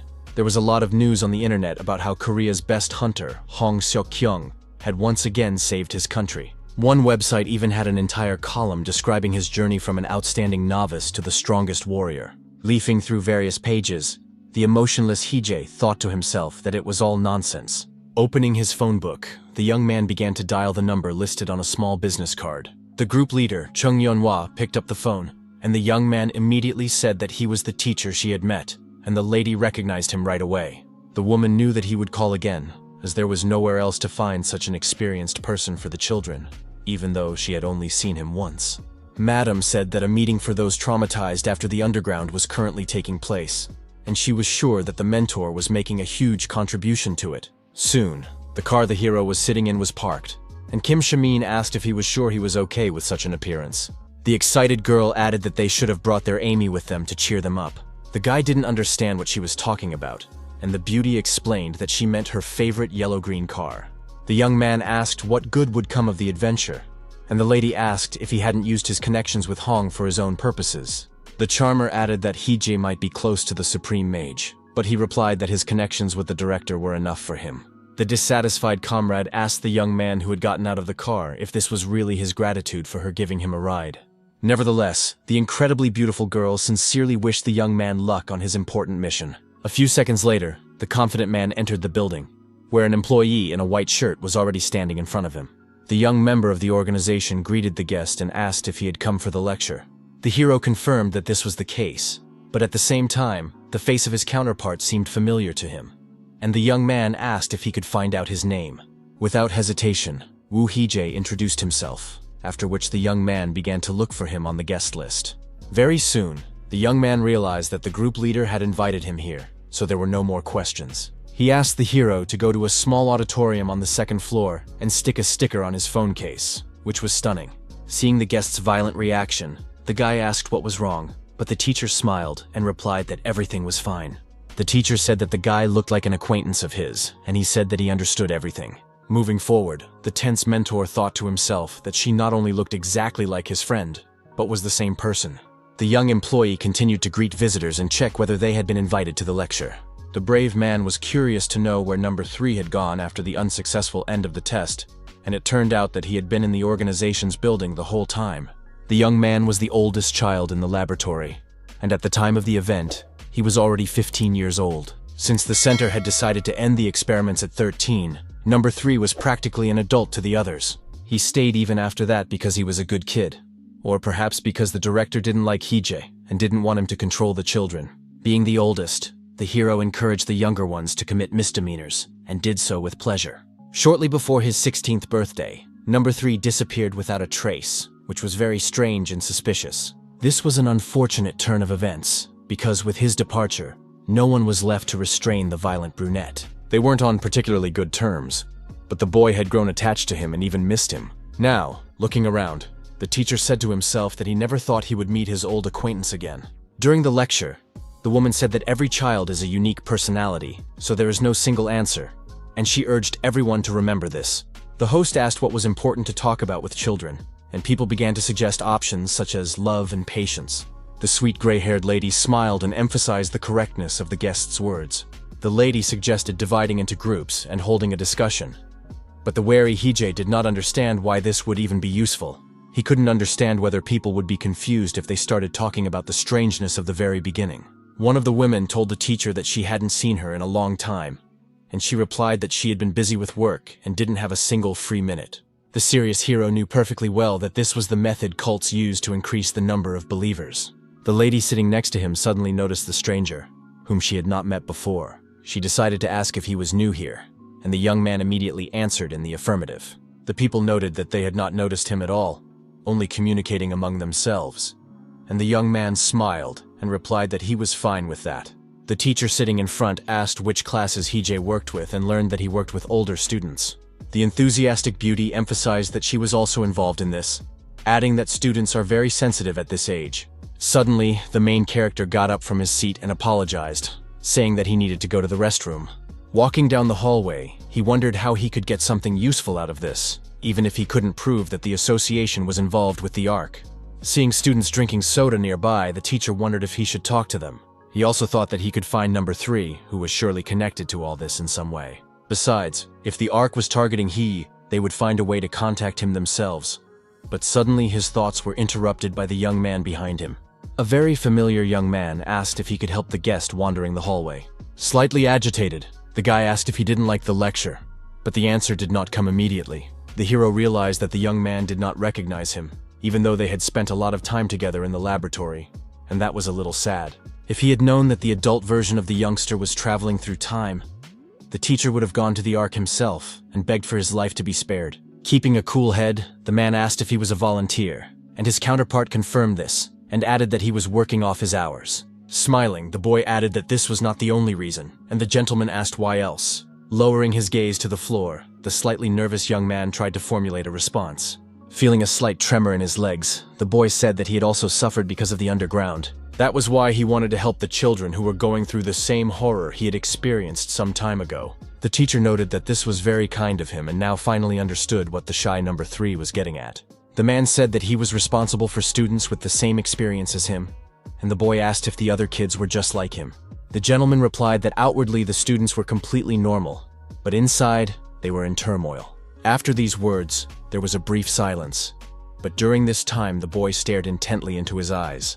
The main character apologized to the young man, who said that everything was fine and he didn't mind discussing the topic. At first, the boy was disgusted even to think about his experience, but now he spoke freely about it because he could help other children.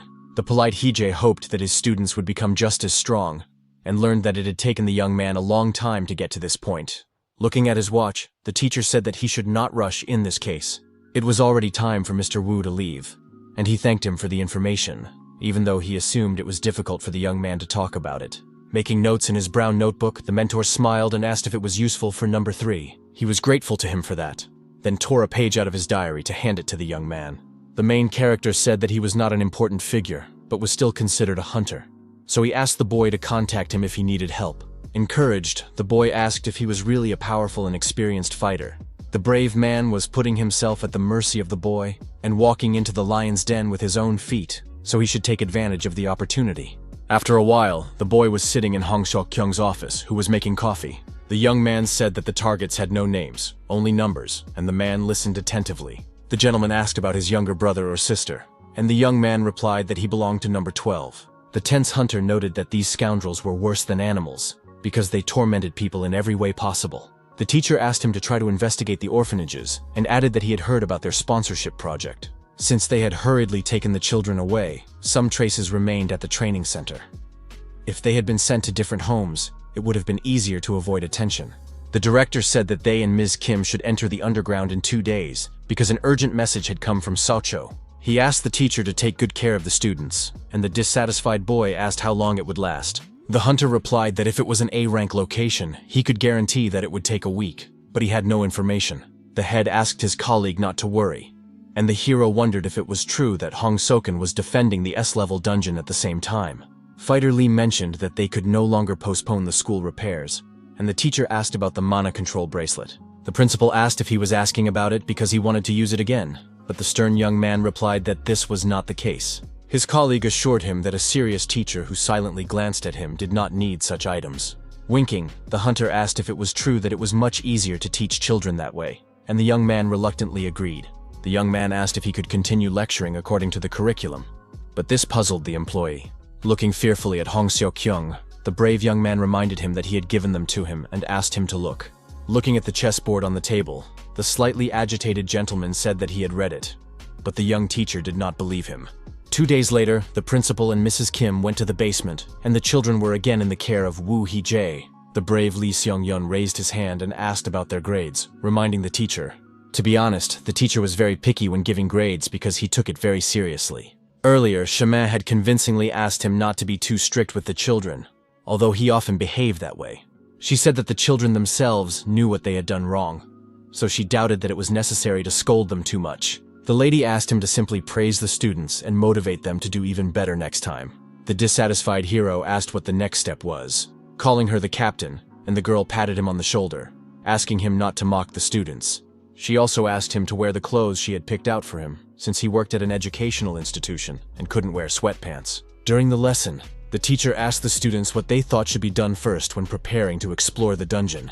Being calm, he asked them not to be afraid to make mistakes, promising that he would accept any answer. The very serious Hyun Wook immediately raised his hand and said that it was very important to gather ammunition. Han Yun-young suggested that they needed to train in combat. Yu Hyo-young mentioned gathering information, and Chae Jin-woo agreed with the boy. While the teacher was saying that everything they said was partly true, a black crossover parked near the school. Then the mentor asked who was in charge of gathering information about the location, strategy, and collecting the squad and supplies. The leader took responsibility for this, so the man said that the guys had made 2 terrible mistakes. He added that they didn't have a commander in the group during the mission, and at that moment, Lee Mi-sun entered the room. The mentor also noted that the guys relied too much on Hyun Wook, who was also a student. The gentleman noted that if someone is unable to fight, the leader of the group will coordinate the actions of the others, so the choice of leader is very important. Recalling Kim Chae-min's request to praise the children, the man said that they did not fail the cleaning task. The guy praised the fact that they were able to concentrate in a difficult situation and did not lose their composure. As he was about to sum up, the young teacher continued to recall the words of his colleague.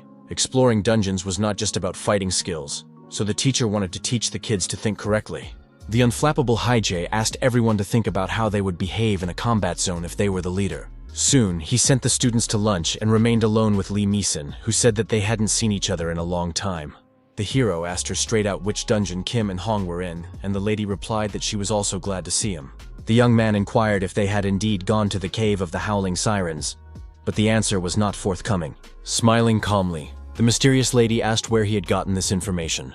At first, the young man didn't even believe it was true, but Lee, who was dragging her feet, continued to smile sweetly at him, looking him in the eyes. After fixing her hair, she finally replied that his comrades were now in the Sirens' dungeon off the coast of Socho. The woman emphasized that many hunters had fallen in this dangerous place, where not everyone wanted to go. In 2027, with the help of Kim Chae-min, the rescue of trapped soldiers and civilians began. Only one person died during the mission. However, it was the brave madam. All those present fought fearlessly and did not stop even for a second to catch their breath. Smiling, one of the fighters wondered why no one could move in front of this monster.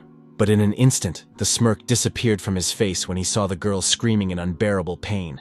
The hunters, who didn't have the courage to pierce their ears, instantly succumbed to the siren's hypnotic influence. If they had moved, the magic would have immediately worn off.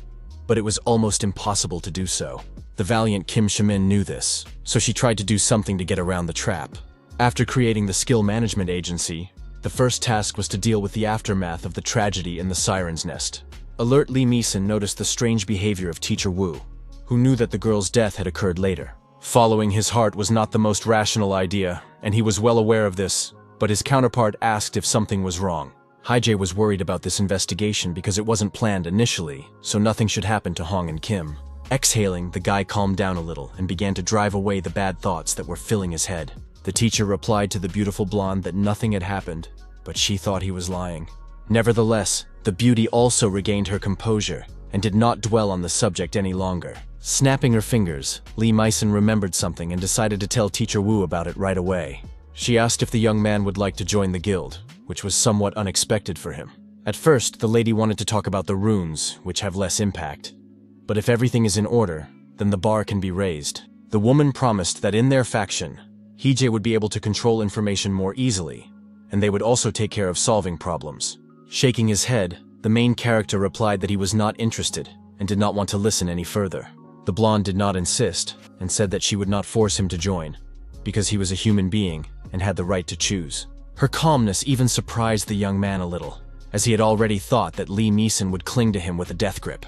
The young man admitted that he thought she would insist, and when the lady asked him if he wanted to, he replied that he didn't really. The cunning and ingenious madam just smiled silently, as if she had her own plans for the young teacher. She said that something had to be done to preserve his reputation because it was important. The girl added that as long as the teacher didn't kill anyone, they could decide anything, and the young man wondered if that was the right way to lure people to him. Meanwhile, Hong Seok-yong, Kim Chae-min, and 2 other brave explorers were in the dangerous area of the dungeon. A fearless man walked ahead of them, his sturdy brown boots stepping on branches. His face was unusually serious, and a blue pearl glowed pleasantly in his right ear. 2 silver tokens rattled around his neck, reflecting rays of light in different directions. Meanwhile, Haijie was explaining in class that there was no correct way to raid the dungeon, so they had to think quickly to develop a strategy. Keeping his cool, the teacher asked which of the students wanted to go first and began to look around at everyone. Looking at the wall clock, the young mentor heard only silence in response and realized that no one wanted to. Remembering that the serious Hyunwook was the team captain, he asked who the guy would like to appoint as his deputy. The young man chose Han San, as they had already worked together and he had some experience navigating dangerous locations. It was said that in this simulation, they would consider the white figures to be members of the raid and the black ones to be monsters. Assuming that the hunters had entered the area where the core was located in the eastern part of the forest, the leader said that they would move towards the center. According to him, the healer Yu Hyo-un would be in the middle, with the mages on either side of her, while he would stand in front with his deputy. The mentor warned that shortly after entering, they would encounter a fairy, and the captain immediately said that they would kill her. The hero asked why, and the young man replied that these were monsters that moved in groups, but some could patrol alone or in pairs. The leader decided to kill the creature quickly before it returned to its pack and brought someone else with it. The calm Haijie said that there were 3 trees growing between them, blocking the fairy's view, so she had not yet realized that she had been spotted. Hyun-wook replied that if the enemy showed no signs of retreat, they would move closer, and eventually he would attack and kill it. The mentor asked what the guy would do if he got closer to the core, but a huge group of angry fairies attacked his team. The tense young man looked very thoughtful, because he did not want to make any mistakes and was thinking everything through carefully. Reaching for one of the chess pieces, the young man continued to think in order to give a detailed answer. Keeping a cool head, he replied that they would focus on building their team correctly. The young man added that then he and Sun Jin would deal with the fairies flying at them, and hold off the attack until the last moment. Finally, the leader said that those in front would be killed first, and then the rest of the targets would be released. Serious Haijie asked what would happen after the fairies left, and Hyun replied that they would destroy the core of the dungeon before anything else happened. The young man firmly stated that their goal was to clear the location, so there was no need to find out what the monsters were doing. Looking into his eyes without much emotion, the teacher remained silent, which made the young man a little nervous. In the end, the mentor smiled and noted that the young captain's strategy was quite good. Finally, it was announced that the raid had been successfully completed, after which Hyun-wook relaxed and exhaled. After catching his breath, the young leader asked what the result of their work was this time. The emotionless Haijie replied that trips to the dungeon did not result in any grades. It didn't matter whether the participants lived or died, which alarmed Yu Hyo-un and Choi Jin-woo a little. After explaining this, the main character suggested that the students take turns until the lesson was over. He asked the students if they remembered how Hyunwook had appointed So Han-sung as his deputy, and asked them to try it themselves. After naming the assistant as the leader, the teacher asked who he would appoint as his assistant. The serious guy replied that he would choose Hyunwook, as he considered him more skilled and experienced than himself. Picking up the black figure, the mentor praised the students and said that they were all entering the dungeon. Then the homeroom teacher added that the students would encounter 6 fairies wandering around the city, which stunned Hansen. The young man said that this had not happened in the previous cave, and the teacher asked when he had said that this was the same dungeon they had already visited. The gentleman added that no 2 locations in the world are the same, so they needed to prepare for the worst. The smiling Hee-jae reminded them that he had promised to teach them how to use their brains, but now said that there was no way to do so. Meanwhile, the brave Hong Seok-yong was in the thick of battle, where a winged harpy stood in his way. The strong man continued to stand on his feet and moved in every way possible to avoid falling into the creature's trap. Feeling tense, he said to himself that, as expected, without Miss Kim, they would have a hard time. The frightening girl with elf ears began to sing a serenade, which served as a weapon.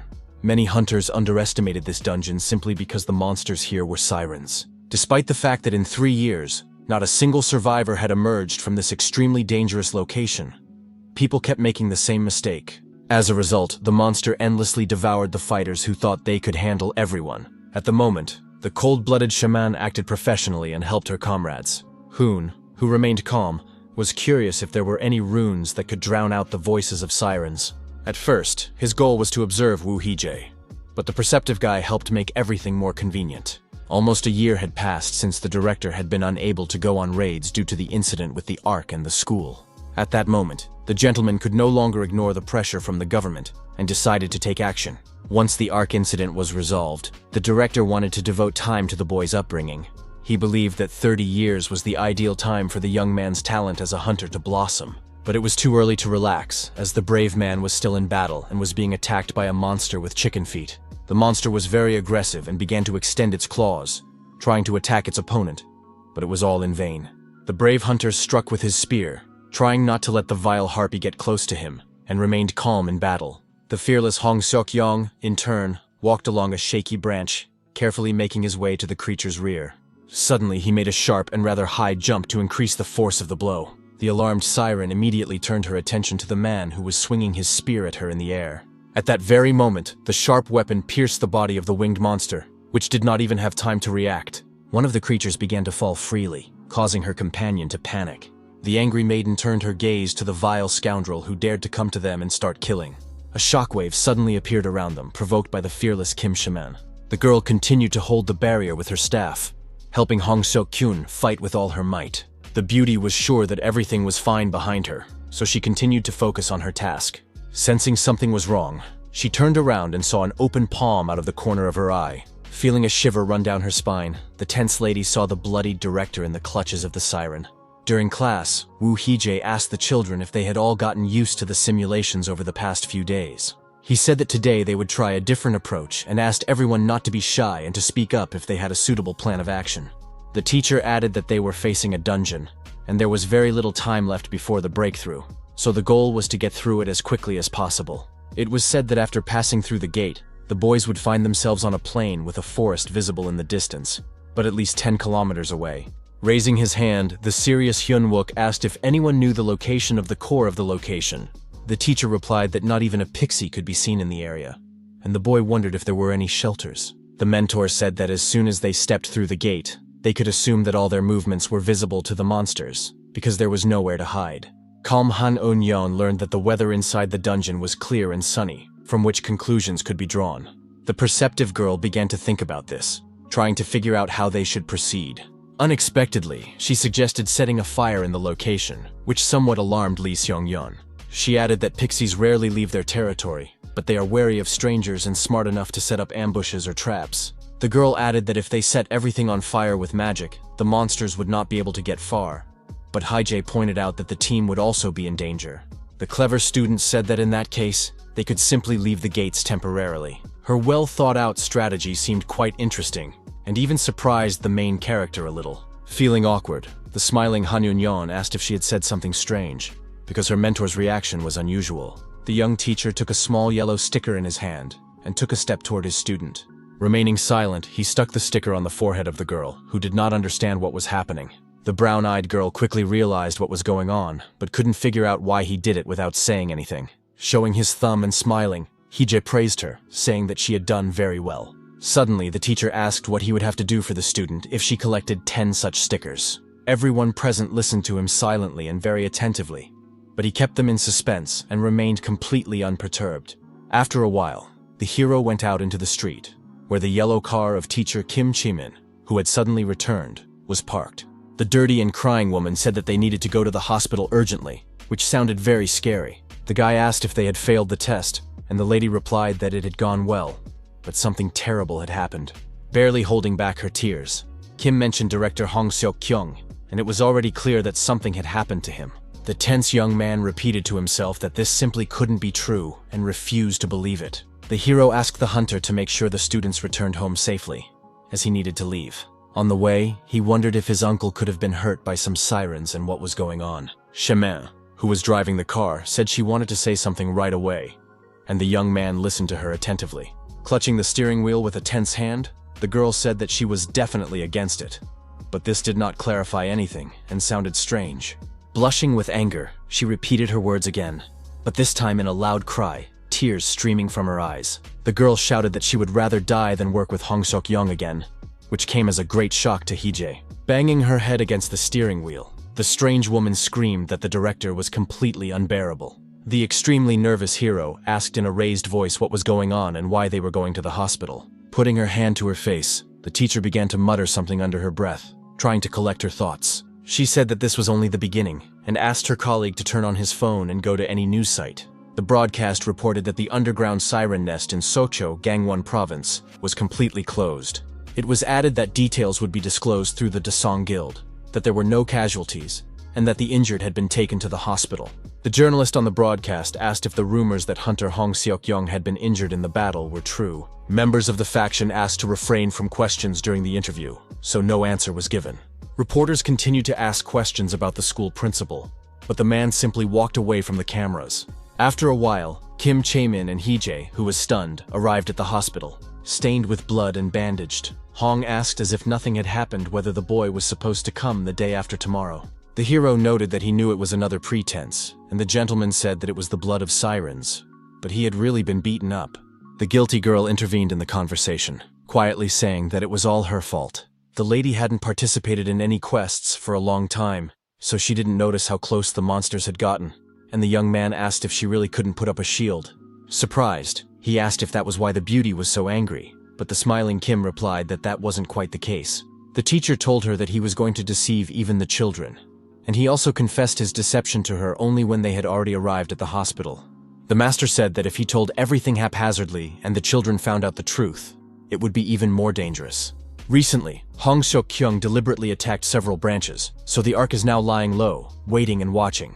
Kam Hye-jae asked if this meant that he had pretended to be injured in order to lull his opponents into a false sense of security and monitor their actions.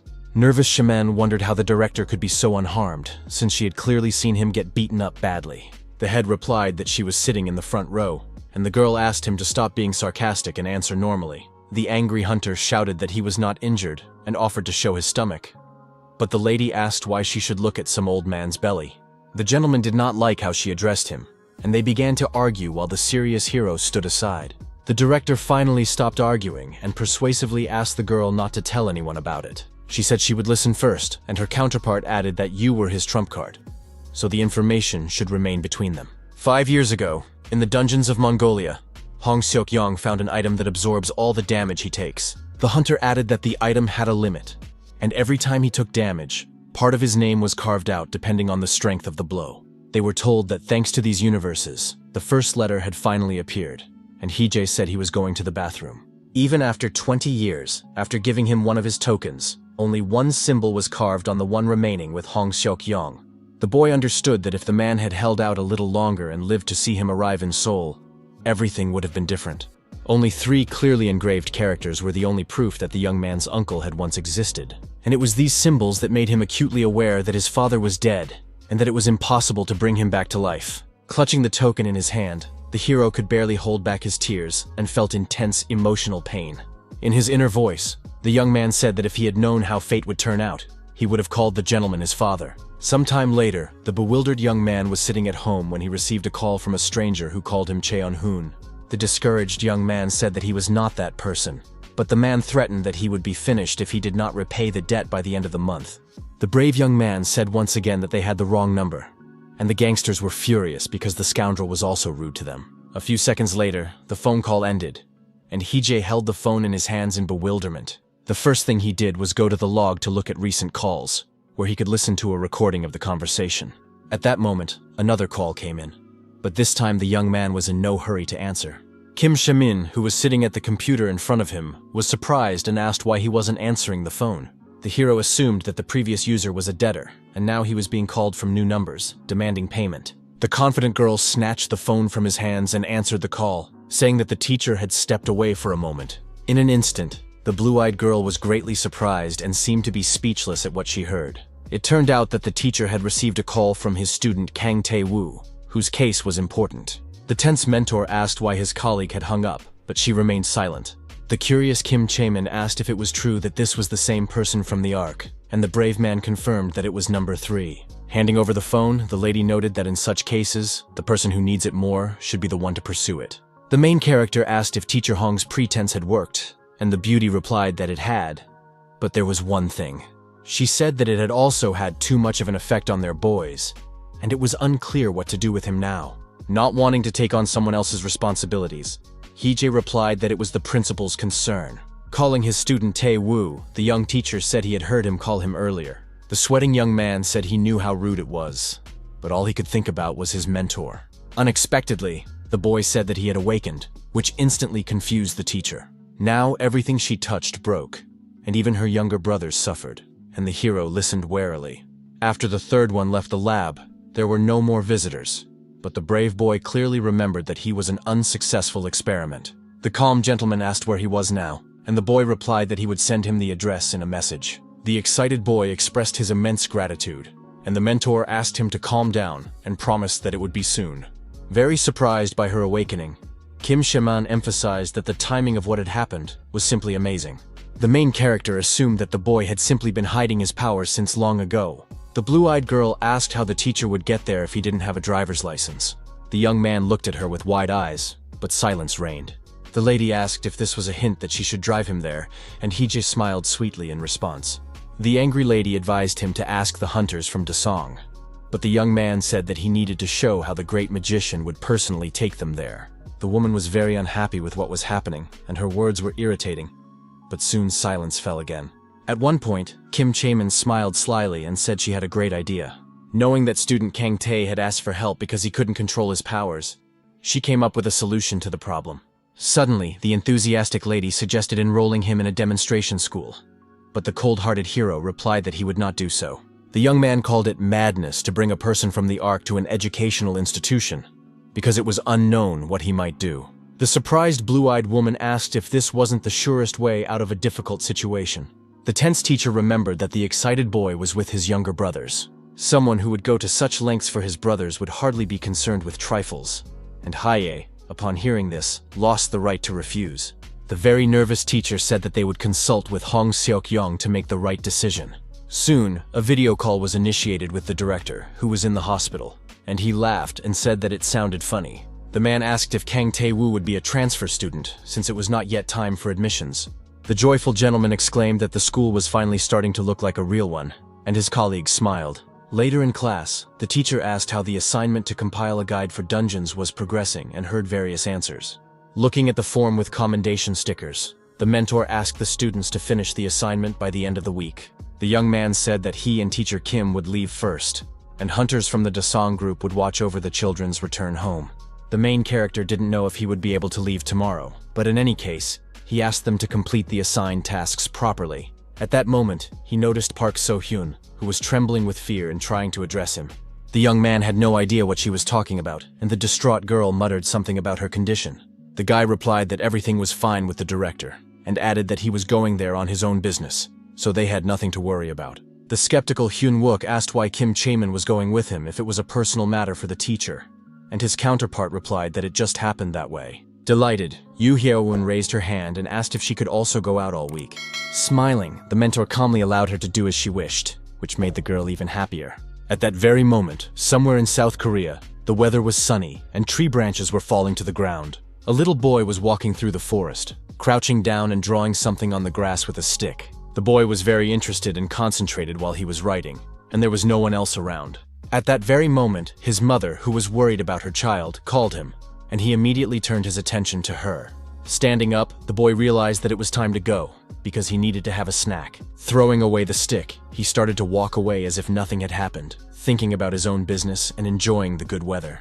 Turning his head back, the boy saw the hieroglyphs he had drawn on the ground, which together spelled the name Woo Hee-jie.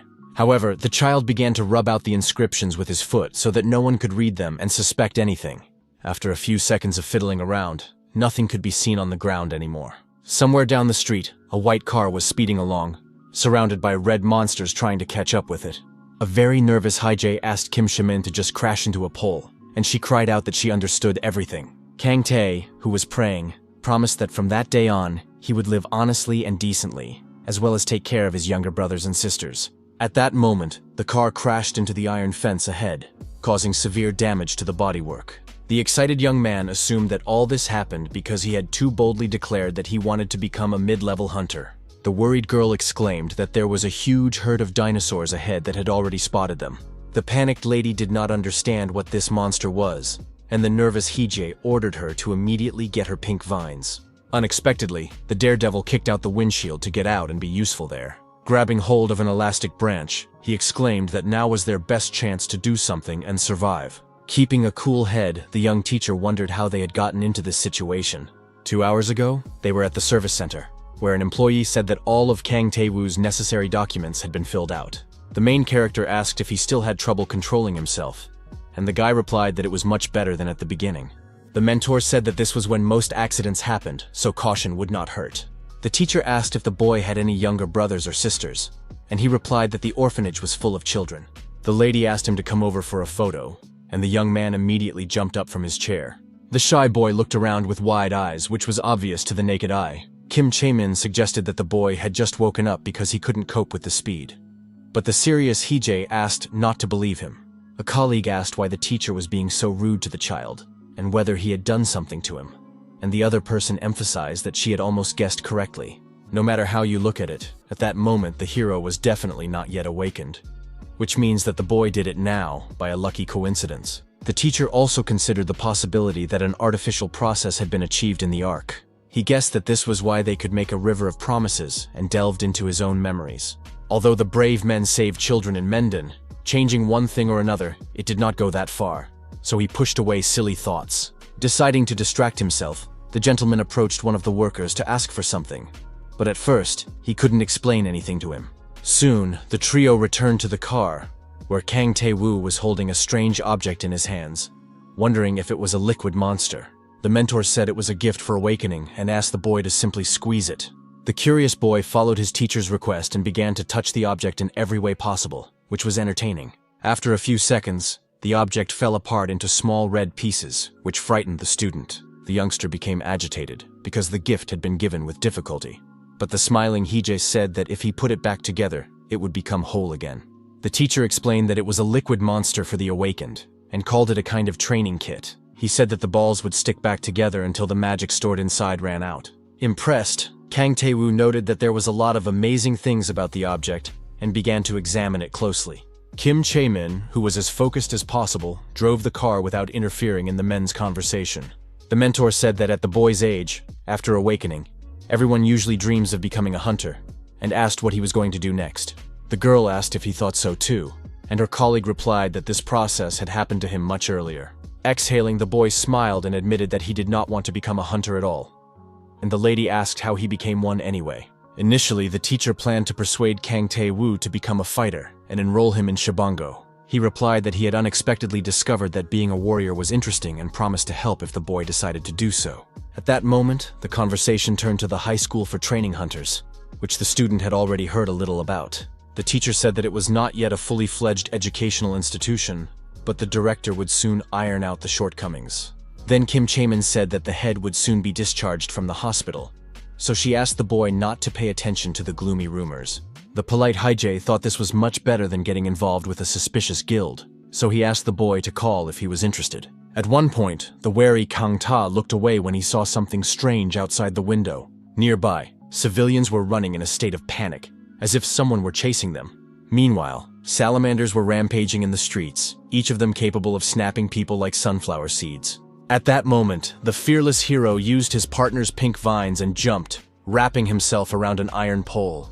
The daredevil planned to use the long branches to try to attack the red-skinned monsters. Very soon, his attack was focused on one of the dinosaurs, which instantly suspected something was wrong. The blow landed squarely on the creature's long nose, which did not even have time to realize what had happened. The brave man moved at great speed in different directions, not allowing the creatures to attack him in any way. The fighter advanced further and further, approaching the salamander from behind, which was alert and heard loud noises. At that moment, the monster opened its mouth wide and roared at the top of its lungs, experiencing severe pain in its neck. With the help of pink vines, the giant's head was bound, which caused it great anger. Showing no mercy, Hye-jae made a small knot and began to pull the elastic branches toward him. The huge creature suffered incredible pain from suffocation, but it could do nothing. A few seconds later, the salamander crashed onto the asphalt with a bang, and its eyes began to roll back. Kim Chae-min tried to keep a cool head so as not to make any mistakes while driving. The blue-faced Kang Tae said that from now on he would truly live honestly and virtuously, and the lady asked if he had succeeded. Suddenly, a man jumped onto the hood of the car, terrifying the people sitting in the passenger compartment. The stunned lady recognized Teacher Wu, who asked if it was really worth being so scared. Sergei said that the large animal was unconscious, and the small ones would not be able to get through because the road was blocked. The driver asked the student which way to go to the shelter, and he replied that she should turn right and then left. It was strange that in such a situation, there was no evacuation announcement, or even any signals. Getting out of the car, the woman asked if it was true that his younger brothers and sisters were in this orphanage. The beauty also asked if that big guy was the boss, and the brave man replied that he was too small to be a leader. They should have been glad that the salamander did not breathe fire, because everything could have turned out even worse. The stern-looking hero raised his head and noticed something strange ahead, but remained silent. The young man noted that something was clearly wrong here, as the smell of blood was coming from the shelter. Suddenly stopping, the teacher asked his colleague to stay outside with Kang Tae, and she did not contradict him. Without stopping, the mentor entered the building and, approaching the first door he came to, paused slightly. Upon entering, he froze in place for a moment, but his face showed no emotion or fear. The first thing the brave Hye-jae saw was a dead man lying on the ground next to a pool of blood. The master understood that if this had been an attack by a salamander, the people would have dissolved from the poison. He also realized that such wounds could not have been inflicted by red monsters, which did not hunt humans. There were a huge number of dead civilians lying around, and their blood was splattered everywhere. The cool-headed hero noticed the absence of any signs of escape or resistance, and he also did not understand where the children were. When he saw the classroom for young children, the hero's face changed dramatically. And stepping inside, he saw the dead again. The horror haunted him and greatly disturbed him, but the brave man tried with all his might to restrain his emotions. A few minutes later, the serious Hye-jae went outside, where his agitated comrades were waiting for him. Keeping a cool head, he said that he had the right to move, and the alarmed Kang Ta asked about the children. The emotionless hero replied that he would tell them about it later. But the worried young man wanted to know the reason for this. Barely holding back his panic, the young man asked what had happened to the teachers and their young pupils. The boy had high hopes that they were all right, but the young teacher was in no hurry to answer. The young man, almost in tears, shouted that these were his brothers and sisters, and Hye-jae wondered if this was all an act on his part. He understood that if they took the boy under their supervision and sent him to an experimental school, it would be easier to find out who from the Ark would try to contact him. In his past life, the emotional Hong Seok-kyung told his beloved son that he knew very well what horrors he had seen. But at the same time, the man asked if the boy had expressed hatred for the director, and he confirmed this without hesitation. The father asked if he really wanted to become like him, since he had acted in the same way, and the child nervously and loudly answered in the negative. The youngster said he didn't want to be like the manager, and the hunter thought that was obvious, because he was much better than that scoundrel. Smiling, Dad asked his son to become better than this man and laugh in his face, expressing his confidence in him. At that moment, the main character unexpectedly hit his head on the car window, greatly frightening Kim Shamin. Until that moment, Hee-jae had always tried to justify the trust placed in him and could not now abandon his principles. After a while, Kang-ta told the school administrators everything, and Lee Mi-sun suggested that he take a walk while the adults talked. The shy boy smiled in response and began to leave the room, not daring to argue. The lady said that the incident happened on a weekday, and most of the children were at school, and now they were under protection. The youngster's records contained information up to his entry into first grade. But after he switched to homeschooling, the information became vague. The serious Hong Seok-kyung asked if a list of suspects had been identified. The woman said she had checked all the CCTV cameras, but what was happening inside the shelter was not captured on camera. However, in one of the fragments, a villain appeared, dressed in black and hiding his face with a hood and a cap. The man asked if there were any recordings showing the face, but Lee replied that even this image had been obtained by zooming in from a long distance. Not knowing the gender of the villain, Kim Chi-min asked if it was really a criminal and did not understand how he did it. The calm blonde moved the cursor to the center of the screen to start playing one of the videos. In the footage, the person hiding their identity stretched out their arm in front of them, pointing it at the white crossover in front. Suddenly, the car was cut in half, and it took only a moment, which stunned the brown-haired woman. A few seconds later, the vehicle began to break down, and the unknown man simply waved his arms. In the end, the car was deformed and crumpled like paper, which looked very frightening. After that, the video recording became unclear, and the scoundrel entered the shelter, where he continued his rampage. Very soon, he came back out onto the street and continued on his way as if nothing had happened, adjusting his black jacket. When he returned, the scoundrel was covered in blood and left red marks behind him, but he enjoyed it. Zooming in, you could see a smirk on his face and long red hair. The recording ended there, and Shaman assumed that this was a serial killer who had taken advantage of the situation in the dungeon. Serious Hee-jae was sure that the criminal had deliberately revealed himself, because with such abilities, it was quite possible to get away without leaving any clues. The excited blue-eyed girl wondered how the scoundrel could have known about the orphanage's connection to the Ark. And Teacher Hong was very stern at that moment. Suddenly, the man said that it was a guy he had been tracking down in South America for a long time. Surprised, Lee Mi-sun asked if he had been pursuing him, and her counterpart replied that they could have heard about it on the black market. The director had never seen the villain's face, and in the end, he disappeared. And upon learning this, the hero asked how his colleague could be so sure.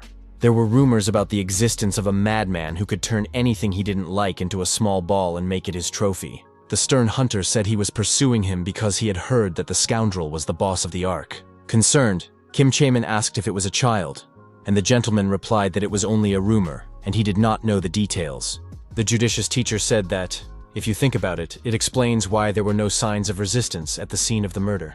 The calm Maisen said that both the items and the information at the scene pointed to this, and that so far it was the best version. The leader suggested setting a trap, and the puzzled woman asked what he meant. Visavi explained that her director was in trouble, and even though the children were under protection, it would be difficult to join them because he had been awakened.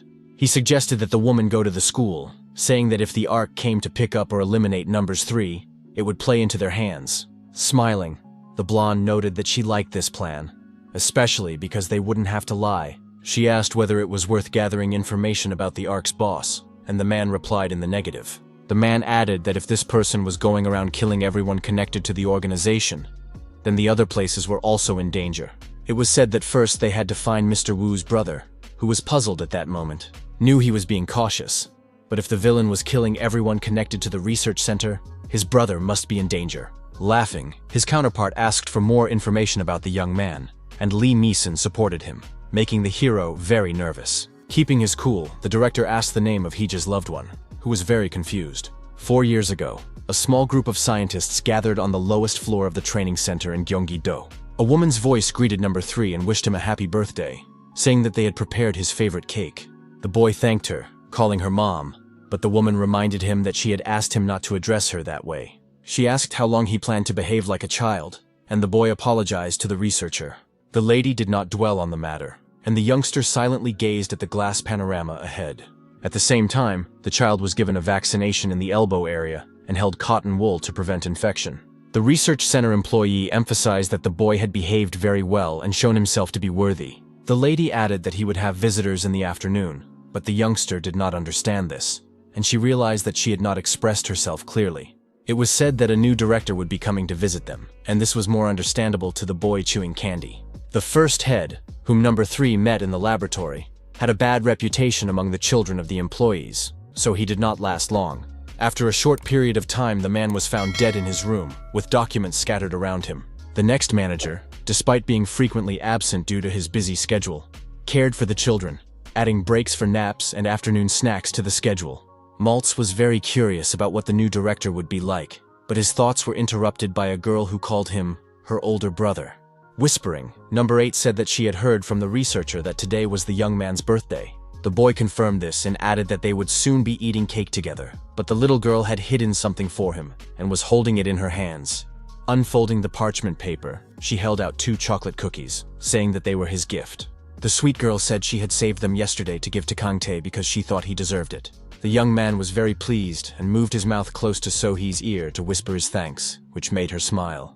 He immediately gave half of the cookie to his sister, who found it amusing since she had just given them to him. Suddenly, a loud ringing sounded from behind the panorama, which instantly attracted the attention of the people in the room. The boy realized that the researcher was calling him and asked the little girl to try to be quiet. Brave Kang Ta calmly headed toward the door, not even suspecting what would happen next. A mysterious man in a business suit entered the room and behaved casually. The voice said that he liked the current atmosphere, where you could see happy children. Before that, he had checked on Ocean, and things weren't going very well there, so he had to get rid of everything, which is why the gentleman had already started to worry. The polite researcher asked not to compare them with their competitors, and number 3 realized that this was the new director. Between them, the boy saw a strange figure who even frightened him with his appearance. The executioner, or observer, was the very man who had killed the first director and always wore the mask of a plague doctor. The merciless man held a child in his arms, who had fallen asleep for a short time due to exhaustion. Finally, the boy woke up and began to stretch his arms and yawn, but he was still in the arms of the strange man. The first thing the youngster did was ask his mother where they were, and he was completely calm.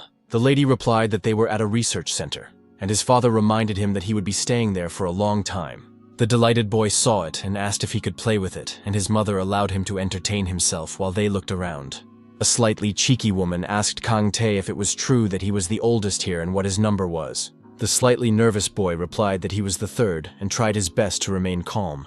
The woman asked him to watch their son for a moment, whom the executioner had put down on the floor and allowed to walk ahead. The boy, who loved children, did not refuse and agreed, because the little boy seemed very cute to him. The observer, wearing a plague doctor's mask, stepped aside and simply watched the situation unfold.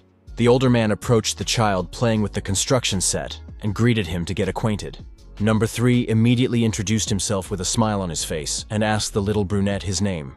The delighted boy asked if he wanted to know his name, holding the Lego in his hands. He reminded him that it was forbidden to ask for initials here and threatened to tell his mother everything, which discouraged his counterpart.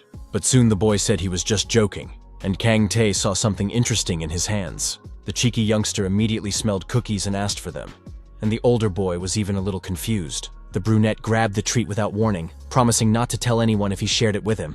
Then the child began to think about his name and tried to remember what number his father had called him. After a few seconds, the boy replied that he was listed as number 12, and his counterpart looked at him emotionlessly. Since the new director arrived, life had not changed, and the youngster only came to the playroom at the beginning of afternoon snack time and left during dinner. The other children shunned the newcomer, and he often noticed this and was very surprised. But when the 12th brought lots of toys and treats, the stunned kids started to befriend him. The cheeky brunette turned to his older brother and said that the cookies in his hands looked very tasty. The young man now had to share with the newcomer because he had no right to refuse him. On one sunny day, Kang Tae opened his eyes with difficulty and tried to get up, even though he didn't want to.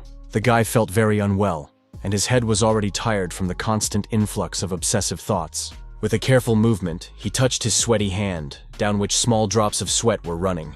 The sad and tired young man said to himself that everything has a tendency to change. When the 3rd director died, more children came to them, and after the sudden death of the 4th leader, the father of the 12th, something fell into the abyss. The child, who had lost both parents, began to live in a room with everyone else, and that was when the changes began.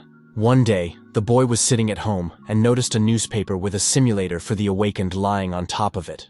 Reading the news about the tragedy at the orphanage, the emotionless young man wondered what would happen to him now. When he saw little So-hee again at the orphanage, he was sure that God was on his side. Surprised, Kang Tae did not even think that he would see her after escaping from the terrible laboratory. Even though the girl had grown up and was harder to lift, she was still as cute as ever. She was the boy's younger sister, who had been taken by heaven, as if they were laughing at the concept of happily ever after. At that moment, the gloomy young man was standing in his living room when he suddenly heard a knock on the door. The calm teacher Haije was the first to enter the room and asked if his student was awake. The mentor wanted to discuss something with the young man and asked his permission to enter. Smiling, the young man invited them in, thinking to himself that the director was happy that he had received the hero's number. But he was also dead. The cheerful and friendly Hong Seok-kyung also came to visit, immediately introducing himself and saying hello. The surprised boy asked if it was true that he was one of the hunters, because he clearly looked like him. The main character noted that today the man was here as the director of the experimental school, not as a fighter. Putting on a serious face, the gentleman said that he thought he could tell the boy about the situation. First, he said that an unknown person had attacked the orphanage and had not shown even a shred of compassion. The man also added that someone wanted to destroy the orphanage, and an agitated Kang Tae asked why anyone would want to do that. The unflappable Hiche replied that they were still investigating, so it was too early to draw conclusions. They wanted to ask him, as the oldest child in the orphanage, if he had heard anything suspicious from the teachers. Grabbing the blanket with his sweaty hand, the boy replied in a voice trembling with anxiety that he wasn't sure. The thoughtful student asked if it was true that his brothers and sisters had not died because of a breach in the basement, and Hong replied that this was indeed the case. The man said that he would be very helpful to them if he told them everything he remembered. And now number 3 had 2 options. The boy could wait for the ARC to contact him again, but teacher Yu pointed out that he now had nowhere to stay. Smiling, the young gentleman asked if Kang Ta wanted to visit their school, because he might like it there. The boy also had the choice of confessing everything and hiding from the organization, which would find him anyway. 2 days later, on July 7th, Hee-jae was teaching a class at the Hunter School in Hwasun, Gyeonggi Province. The teacher collected the students' homework sheets, carefully reviewing each one. The students were asked to design a plan for a raid on the dungeon in order to assess their analytical skills. First, the instructor asked who they had chosen as captain, which was an important question. Slightly alarmed, Han Yun-yeon immediately raised her hand and said that they had not yet decided. The teacher asked them to make a plan, so they thought they were not a raid group, but an advance party. In his mind, the hero noted that the kids had skillfully avoided the trap and asked who they were hypothetically fighting when they came up with their strategy. The girl replied that they were following international standards, so they tried to avoid using elemental magic as much as possible. However, the team was heading into a tunnel, so she suggested the power of light, and the impressed teacher emphasized in his mind that Yun-yeon was the smartest. If someone from the agency had shown the guy such a plan, he would have recommended that he quit as soon as possible. But unexpectedly, loudly and confidently, the gentleman said that it was good work, surprising all the students present. The fact that a team of 18-year-old teenagers had written an 80-page plan was definitely worthy of praise. The delighted students couldn't believe it and enjoyed their moment of glory, realizing that they were already making a name for themselves. The teacher asked why they were looking so strange, and the enthusiastic Han Yun-young was happy because they had done well. The not particularly emotional mentor added that he really thought so, because the students had done an excellent job. Then he silently watched the happy reactions of the children, who had achieved something grand for themselves for the first time.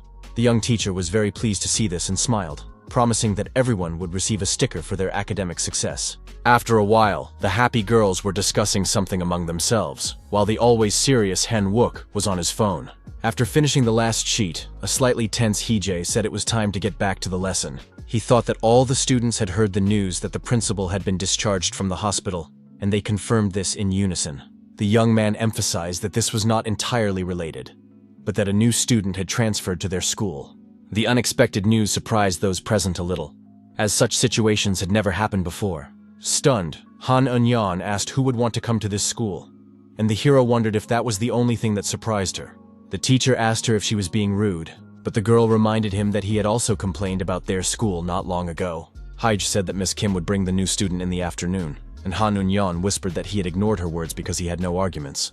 The mentor added that the new student was in the same class as them, although a year younger, so he asked them not to joke about it. Meanwhile, Kang Ta was riding in Shaman's car, silently staring into the distance, the wind blowing through his hair.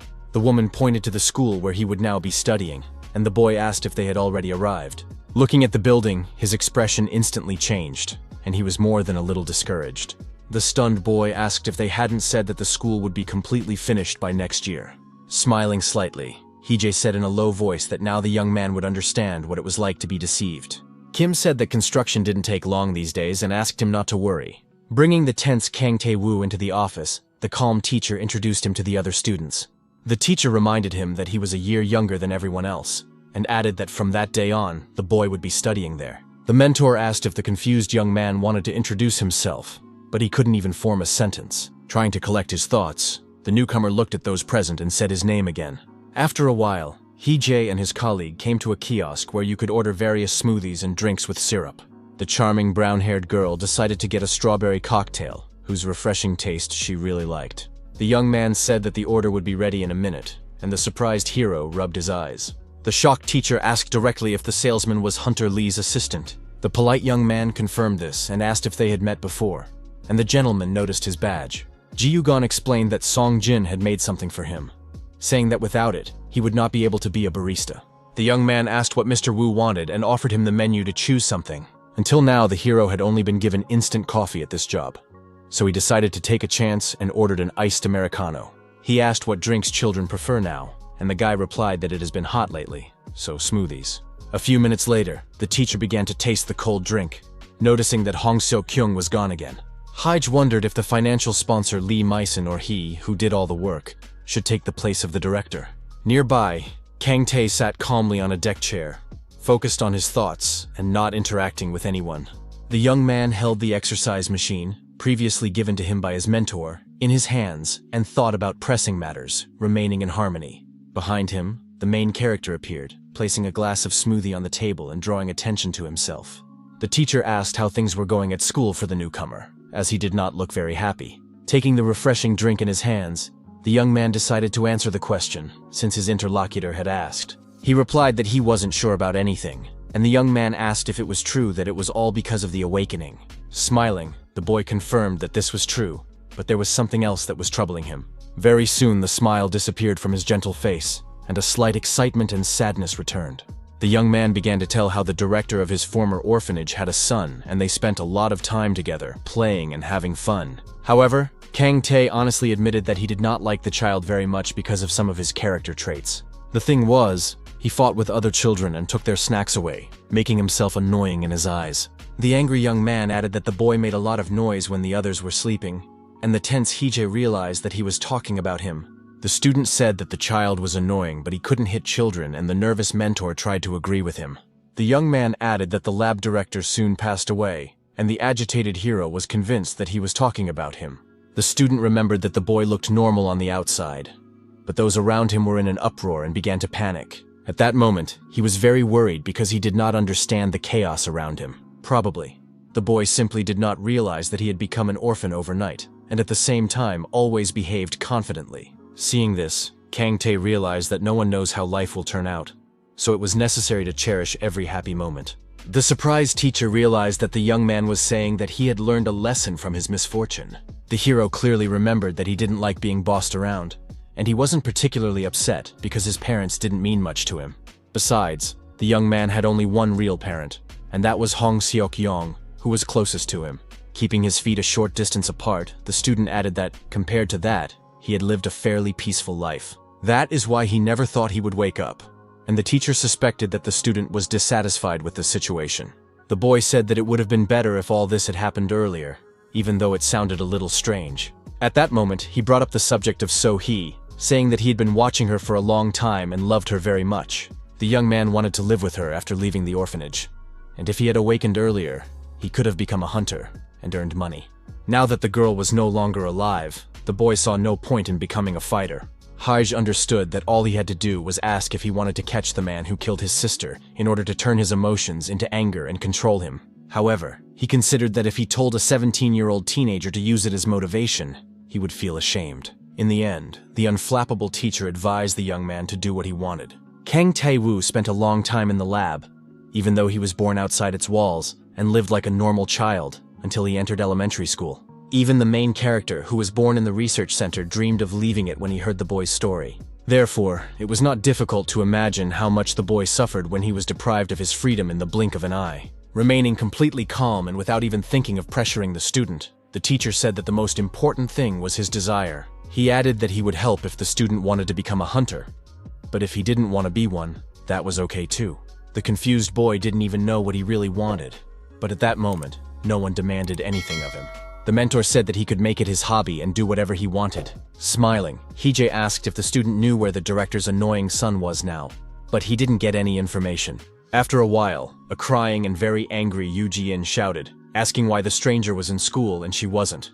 The teacher replied that she had not yet finished middle school, and the girl lying on the ground exclaimed that she had awakened much faster. The calm hero had long been accustomed to the hysterics of the girl, who cried that she also wanted to enroll. The unperturbed mentor asked what she was doing there, since she should be in class, and the angry student cried out that school wasn't important right now. Taking a long breath, the guy continued to endure her antics, trying not to give in to them.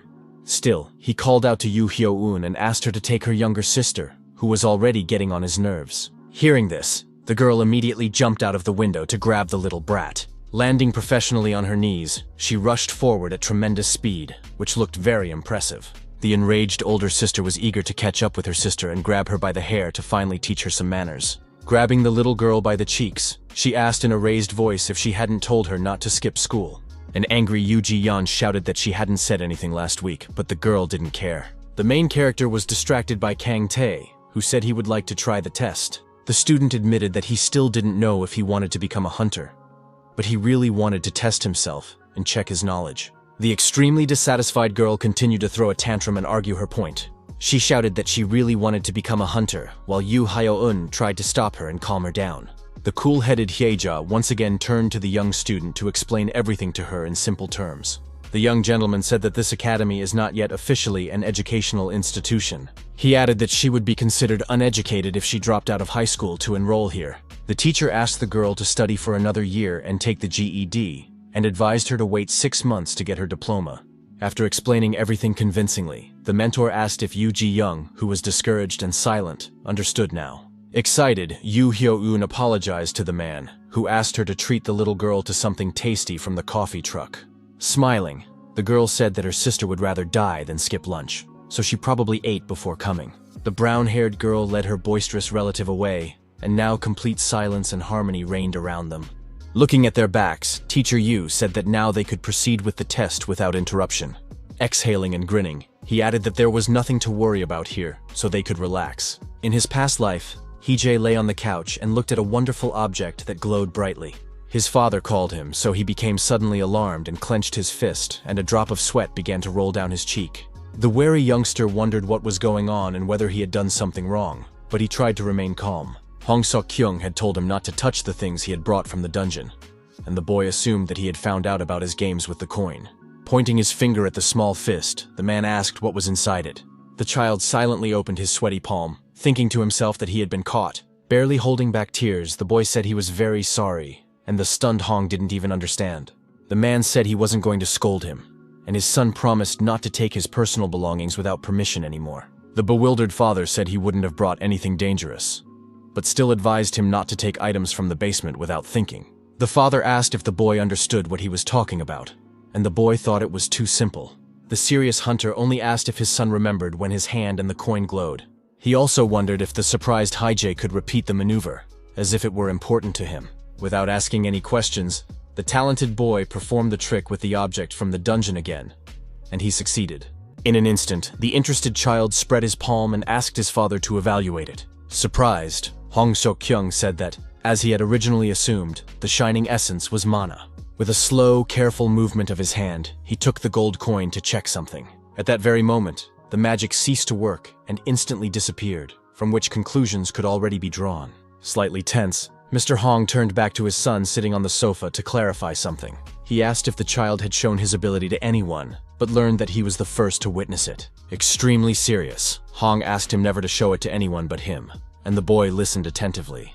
The curious boy asked why, and the man replied that if he told others, they would be jealous because not everyone could do it. The boy called it nonsense, because all you had to do was collect small pieces. The clever youngster added that they fall out of the coin when you shake it, so there was nothing unusual about it. The father asked the boy, who was sprawled on the sofa, if he wanted to go for a walk, but immediately heard a negative answer. Smiling, the gentleman asked if he could teach him a couple of exercises, and managed to change his mind. At that moment, Teacher Hee-jae was sitting in front of Kang Tae and showing him something on a piece of paper.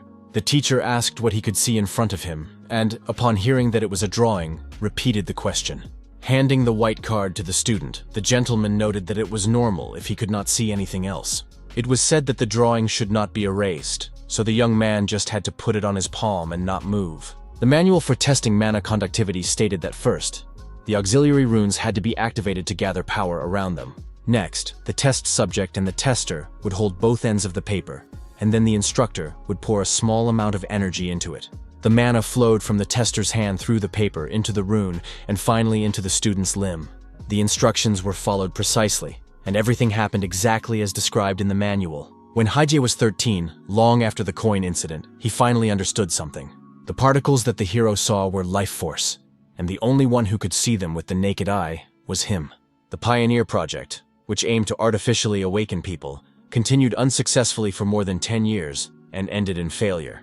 Most of those who were awakened felt only a slight tickling sensation in their palms during the tests. But for people artificially endowed with powerful abilities, such as Teacher Wu, the situation was completely different. Suddenly alarmed, Kang Ta exclaimed that his hand was glowing, something he had never experienced before. With a trembling voice, he asked if this was supposed to happen, while his smiling mentor silently observed the situation. Thus, the second successful example of the ARC project appeared, which pleased its creators. The curious boy began to examine the glowing hieroglyph, which was even mesmerizing.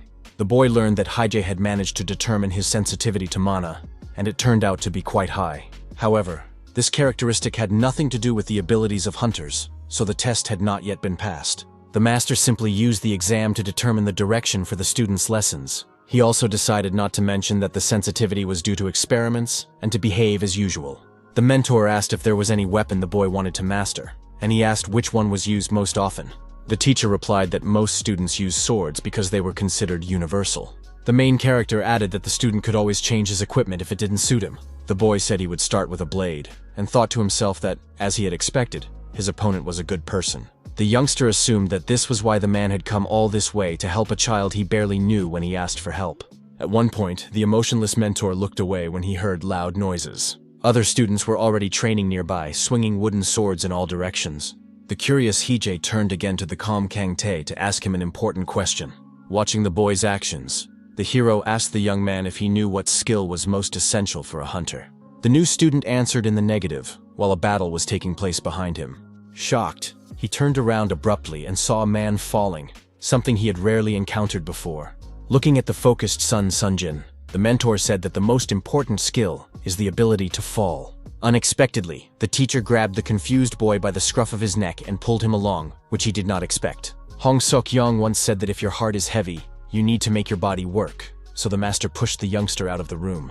In his inner voice, the boy said that he took back his words about Haije being a good person, and 3 stern fighters were already standing in front of him. A few hours later, the pale newcomer sat at his desk and seemed to have already given up the ghost due to extreme fatigue. The teacher said that in the morning, Kim Shamin would be teaching the mages, while the rest would be training with the hunters from Daesun. It was also said that in the evening, the students would learn how to clear dungeons with him. The confused Shung asked if the transferred student would follow the same schedule, and the teacher confirmed that this was the case. Nervous Chui Jin asked about the new runes, and the mentor replied that they still had a lot to learn about magic. Then he asked how Park So-hyun's classes were going, but the tense girl didn't even answer. The main character calmly asked the student not to be arrogant and to review his work. Holding a stack of papers in his hand, the teacher suggested talking about the raid guide they had provided earlier. Smiling, the mentor recalled that last time he had praised his favorite students enough. The gentleman said that now was the time for criticism, which made the silent students a little nervous. Making corrections on the sheet, Haije said that the students had written that it was recommended to destroy the goblin guards first. It was said that the mistake was made because they did not understand the habits of these extremely cautious creatures well enough. Kang Tae thought to himself that he would consider the hero a security guard if he wore a suit, and decided that he could trust him. For some reason, the young man did not tell his mentor everything, but something about him seemed vaguely familiar. The teacher explained that the goblins would regroup into a defensive formation, and the boys would not even reach the core. He also added that retreating to the gate would be very difficult, and asked what they would do next. The focused Hyun-wook knew that the terrible monsters were sensitive to sound and smell, and this could be used against them. Since starting a fire was dangerous, as the fire could block the retreat route, it was decided to use smoke to dull their sense of smell. The young man added that after that, as captain, he would run in the opposite direction to eliminate the combat units. Trying to understand his words, the teacher asked what the commander's purpose was in doing so. The brave man replied that it would be done as a diversion, and the main character asked what about the other hunters. The young man explained that since clearing the dungeon was no longer an option, they would have to head for the gates and get out. The extremely serious mentor asked how he would escape himself after buying time. The brave young man replied that it was his problem to solve, and there was nothing that could be done even if he failed. The perceptive Hiei understood that the young man would act as bait to give the others a chance to escape. When asked why he would do this, the brave fighter replied that he was the captain, and the teacher asked if the others agreed. Han Yun-yeon, who was looking at the situation soberly, said that Hyun-wook was the strongest of them all. The teacher suggested that the young leader imagine that So Han-seong was the captain, not him. The hero asked what the guy would do if his comrade played the role of bait to buy enough time for the others to escape. The tough and determined fighter replied without hesitation that he would stop his comrade and take on that role himself. His confident words even alarmed Teacher Wu, who rarely encountered such a courageous position. Taking 2 steps forward, the cool-headed Hije noted that this was rather foolish, which surprised the students a little. He was very patient because he knew about the students' lack of experience, and since Kang Tae was there, he really didn't want to do it. After these words, the gentleman asked Hyun-wook to get up from his seat, and his request was immediately fulfilled. The mentor remembered the day when the captain said he wanted to leave, and that was when they tried to pass through the dungeon with the fairies. The man regretted that he had stopped him then, and now he asked him to leave, saying that the young man was not one who should go on missions. The brave man led enough troops that had been destroyed by people like the inexperienced commander, so it was difficult to surprise him with anything. The merciless teacher asked if the boy, whose face had turned pale, knew about this. The hero noted that it didn't matter whether the leader sacrificed himself or others. He turned lives into expendable material in any case. Once at school, Hiji was seized with a desire to grow beans and tried everything he could to do so. Every morning, the boy checked for sprouts, but was constantly disappointed when he did not find any in the pot. After a while, the bud sprouted, and the curious child realized that watching something grow is a difficult task. Even beans took a long time, not to mention people who were even more difficult to raise. Hong Seok-yong was able to grow it, so he also decided to patiently watch over the children, who would surely grow up to be adults and independent people. The young man thought this way for a long time, but he couldn't understand what kind of regression had occurred in his absence. He couldn't understand why the students couldn't just do everything right if he had taught them the basics, step by step. Nevertheless, the teacher exhaled to calm down and gather his strength to continue the lesson. One of the students asked if the dungeon would disappear if the raid failed, while Hyun-wook stood there, still looking dejected. The teacher asked why they would risk their lives to avoid goblins if the location wasn't even S-level. Since healers usually don't need to enter the cave themselves, the 7 fighters, except for Yu Hyo-eun and Kang Tae-woo, had something important to do. Their task was to find a way to leave the dungeon without leaving anyone inside, which sounded amazing. The strict mentor said that everyone had to come up with a plan and noted that it would be their homework assignment. The hero had access to information about the master of the Memorial Guild and the president of the Association for Helping the Families of Fallen Hunters, the exterminator Hyun-wook. His level of access to information was updated in an instant, but the document was censored for diplomatic reasons. A few days later, a serious-minded son Sunjin approached the mentor and said that they would set off fireworks. The man did not quite understand her, but the girl said that the fireworks should be heard throughout the area to dull the goblin's senses. The teacher asked how she was going to make the fireworks, and the student replied that there were 2 magicians in the group, so it was possible. Brown Eyes asked if it was a good idea, and the young man really liked her confidence. It was much better than Hyun-wook's behavior, who seemed to have turned into a zombie and was catching puzzled glances. The young teacher asked who the girl got the idea from, and suggested that it was from the hunter Im from Dasong.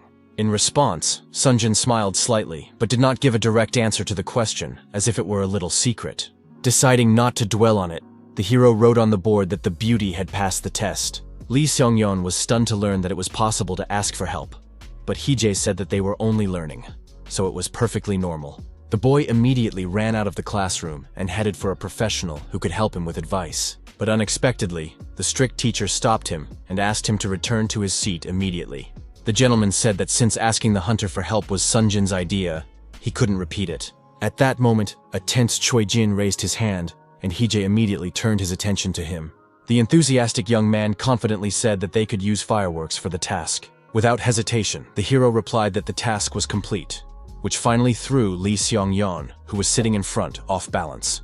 The satisfied boy asked how the bespectacled boy had passed if he had literally copied Sunjin's brilliant idea. The boy explained that Mr. Wu had mentioned that her idea was to ask a professional for help, which meant that the use of fireworks was not mentioned. The teacher said that class was over for the day, but he had a separate conversation with Hyun-wook and Sung-yeon. He asked them to take their time and think about it some more, and promised to give each of them a sticker if they passed the test. The next day, the news showed a video featuring the brave Hong Seok-kyung. It was reported that, together with 9 hunters, he had successfully cleared the dungeon in Gyeongwon, Gangwon Province. Hearing Heejae's heavy sigh, he asked if that was how a colleague greeted the principal who had returned to school. The young man replied that the man had been away for too long, and when asked if he had missed him, he replied that he had hoped he would not return. Pressing the button to turn on the electric kettle, the man muttered something under his breath, but did not show any particular emotion. Then he began to silently pour something from a bag, while the young teacher sitting in the chair watched him. The young man said that Hunter G had made coffee for them on the street, and offered to bring a cup to the head. Calm Hong Seok-kyung turned his head away and said he preferred instant coffee, so he refused. Putting a glass of hot drink on the table, the gentleman handed it to Heejae, who immediately thanked him. When asked by the director how the lessons with the boys were going, his counterpart replied that they were all thinking incorrectly, but in battle, according to the hunter, they were succeeding. The young man noted that Hyun-wook's combat skills were already around rank B, but his head was a little messed up. The gentleman drinking coffee listened attentively and did not interrupt, so as not to distract him. Hong heard that Yoo Ji-young was attending the same theoretical classes as Tae-woo, and was afraid that she would learn nonsense if he left her. He also heard from her that the teacher considered risking one's life to clear the dungeon pointless, because life should be cherished. The guy wondered if that sounded too negative, but Seok-yeong called his work excellent. The man said that sometimes some people mistakenly think that only they can clear the dungeon. The director added that he had to rescue such a guy in a recent raid, so he couldn't allow his students to become such idiots. The wary protagonist believed that he had not called him here just to say those words. His counterpart also said that he had heard that the teacher had entrusted his work to the hunters from Daesun. As for the lecture on monsters, it was said that one could always rely on Mr. Han's guide to dungeon exploration. What he heard seemed a little strange to the head of the school, who looked at the young man in bewilderment. Being serious, he asked how the guy knew about his guide, and Heejae didn't know how to get out of it now. Throwing a paper cup into the trash can, the young man replied that he had overheard hunters talking about it. The angry young man said that Honu should have used the funds to educate students first, but he had given them only to the fighters. The gentleman replied that he had considered doing so later, but in any case, he now considered it unimportant. Taking a slightly crumpled white sheet of paper, he asked his counterpart to look at it as if it were something important. The attentive hero looked closely, but at first did not understand what it was. Flashing his white teeth, Seok-yeon said confidently that it was time to publish the runes. His colleague said that it was a draft containing 30 characters that needed to be publicized. The young teacher asked why the explanations were so short, and his counterpart replied that it was to relax the stubborn magicians. The calm teacher believed that this would be enough, so he did not add anything of his own. The gentleman asked if he was sure he had checked everything carefully, and looked at the column where the author was indicated. The hero realized that the publishers were Dane, Daesun, and Kim Shamin, as he had been told, so there were no problems. His comrade asked if it was okay not to mention the name of the familiar magician Heejae, who was the creator of the runes. The teacher said that if the Ark found out anything, there would be trouble, so everything was fine. He understood that the Archmage would be inspired by this, and create something even more incredible, and that they could buy time, which would be very beneficial for humanity.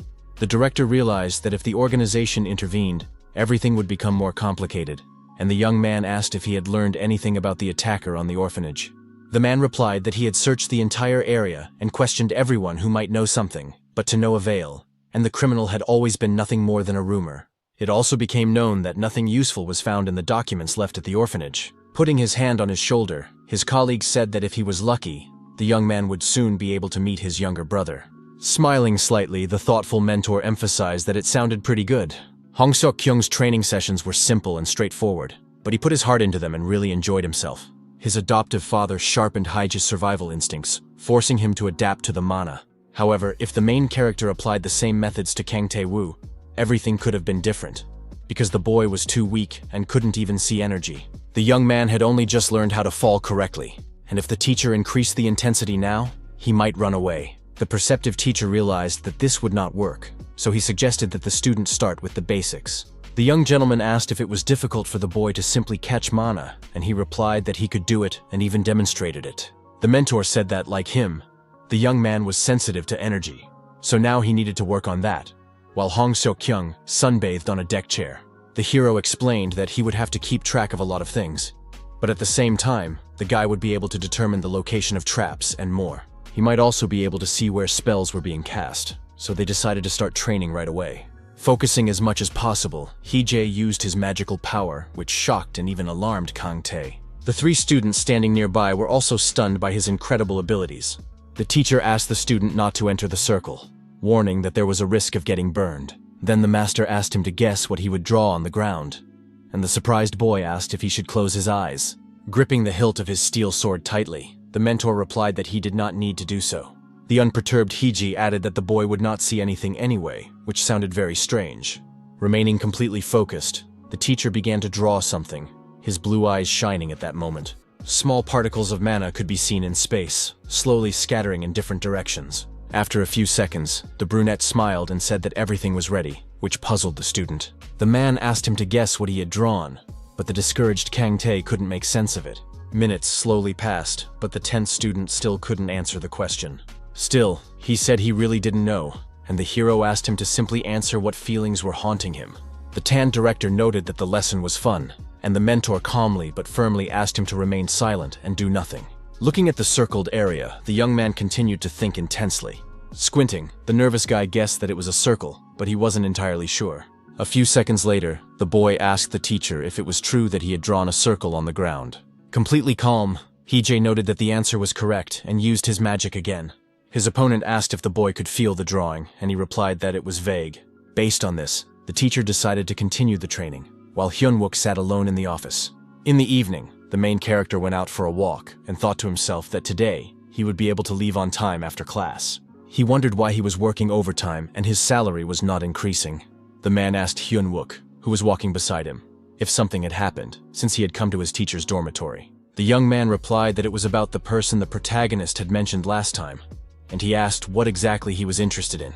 Feeling a little awkward, the brunette said that the person in question was an ordinary police officer. His main job was to investigate crimes related to hunters, so it's safe to say that these are closely related concepts. However, the investigations were so secret that they required censorship and allowed for immediate execution if necessary. The student asked again if it was true that the person in question was a real police officer. The young man thought that it was enough to simply sacrifice himself if he wanted to become better, as the teacher had said before. But he did not know how else to prove it if this plan was very bad, and his counterpart listened to him silently and attentively. The main character wanted to ask him if he shouldn't at least think of this himself first, but he didn't. A strong hunter was the best tool when it came to preventing the destruction of the world, but his survival was important. The calculating Hee-jae needed Hyun-wook to live long enough, because then he could use him for the next 20 years. At one point, the main character stunned the young man by saying that the world would not change if he sacrificed himself. It was said that if the brave man died, no one would remember him, and only those who knew him personally would mourn. The wise teacher added that if the young man wanted to prove something or achieve something, he had to live until he did. The young man listened attentively to the wise teacher, who wished him only the best. The dejected boy could not remember exactly who had said these words to him, and he delved into moments from his childhood. Once, in a children's shelter, a bully grabbed the little brunette by the arm and started pulling him toward himself, which was very rude of him. He asked the child never to do that again, but the angry boy tried to break free from his grip. Suddenly, the youngster's face changed dramatically when he heard that the older boy would soon be leaving this place. The watcher said that after he left, there would be no one to restrain the director, so he asked Hee-jae to behave normally. The boy, who had calmed down a little, asked if he was really bringing this up. Kang-tae asked if he really didn't like it when such things were discussed, adding that he didn't particularly like the boy either. The tense young man noted that if the hero continued in the same vein, they might get rid of him. He added that there had been a strange atmosphere here lately, and was sure that the boy understood everything himself. It was said that they needed to get out of there alive, and these words touched Hee-jae deeply. The smiling Kang-ta heard everything that was said to the boy, because he had ears too. A brief silence fell over the room, giving both of them a chance to think. The older man understood that the child would not listen to him anyway, and asked him to at least try not to involve others in this. In the end, the man said that this was their last conversation and demanded that the boy tell him his name. Disheartened, the little brunette replied that he could be addressed as number 23. Confused, Kang Tae asked if he even knew his own name, but he didn't get a proper answer. Smiling slightly, the young man emphasized the fact that the boy was still himself. Then he added that as long as they were alive, they could still meet, but at the moment, he was very tense in class. Confident, the boy exclaimed that it was a triangle, but the teacher considered the answer incorrect. It turned out that it was a square, which the student also wanted to suggest, but hesitated. Slightly upset, Kang said that he was close to being right, but he still missed the mark a little. The mentor suggested ending the lesson and returning to class, but the boy felt awkward going there alone. No one really talked to him, which was unexpected for Hie, who thought the young man would quickly make friends with the others. The teacher suggested that he talk to someone first, but the excited youngster couldn't even imagine such a situation. Sitting in class, Lee Seung-yeon was very nervous and even blushed with anger, but the reason for this was unknown. The boy shouted, asking why the teacher didn't just tell them the answer to the difficult question, saying that he was already being too lenient. The student noted that the others had come up with all sorts of simple ideas, but the teacher continued to reject his options. Hija, who did not succumb to provocation, asked him to continue thinking, and decided to ask the silent Hyun Wook for his opinion. The man said that if the boy couldn't come up with anything, they would end the survey, but he suddenly said he had an idea. Smiling, his counterpart asked if it was true, and was even surprised by the student's suspicious enthusiasm. The student said that first they would fill the area with smoke to dull the goblin's sense of smell and force them to rely on their hearing.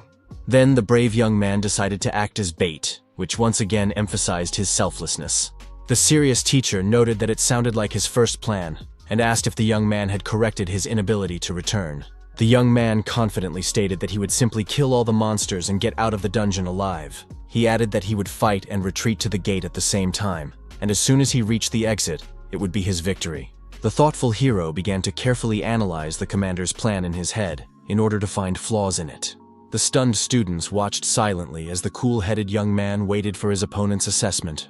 The smiling Hije could help them develop the skills they lacked, but they would have to overcome their insecurity and weakness of spirit on their own. In his inner voice, the master noted that, in his own way, the cheerful young man had coped with the task. With a flash of a smile, the calm mentor gave the young man a passing grade, which came as a shock to everyone present. Lee Seung-yeon, who was on the verge of tears, exclaimed that this was literally the same thing the leader had suggested earlier.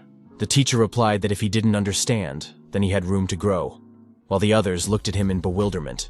According to the teacher, Han Yun-young and Jin Woo were still struggling to understand, but the others seemed to have understood everything well. The man asked if Kang Ta remembered the words he had said earlier, and the boy said that he had a lot to learn to become a hunter. The mentor had already warned the fighters from Daesun, so he asked the boy to take their books and write a summary of each one. Smiling, the main character noted that the kid was doing well, and added that he definitely had talent. At that moment, the angry Lee Seung-yeon looked at the newcomer in the class, who, unlike him, was being praised. Then the boy lowered his gaze to his desk, and looked as if he wanted to cry from moral exhaustion. Confused, Hije looked at the seated students and asked if he hadn't said that the class was over. At that moment, he let the students go home, and when they went outside, they said goodbye to him and started to leave. The young teacher remained in the classroom alone with the dejected student who was unable to accomplish anything. The scene seemed quite familiar to the teacher, who decided to inquire about what was happening with the student. The sniffling boy didn't answer him, and the nervous man hoped it wasn't what he thought it was. Wiping away his tears, the boy asked if it was true that even Mr. Wu could see that he had no talent. He began to entertain the idea that he was simply not meant to be a hunter, and it sounded astonishing. The conviction quickly took hold in the student's mind, and he simply did not know what to do with himself. Suddenly, Lee Seung-yeon simply ran out of the office, asking the teacher to ignore his words. Left alone, Hije was discouraged by what was happening and couldn't figure out what it was. Clutching his head, the teacher, who was extremely tense, wondered what was wrong with the young man.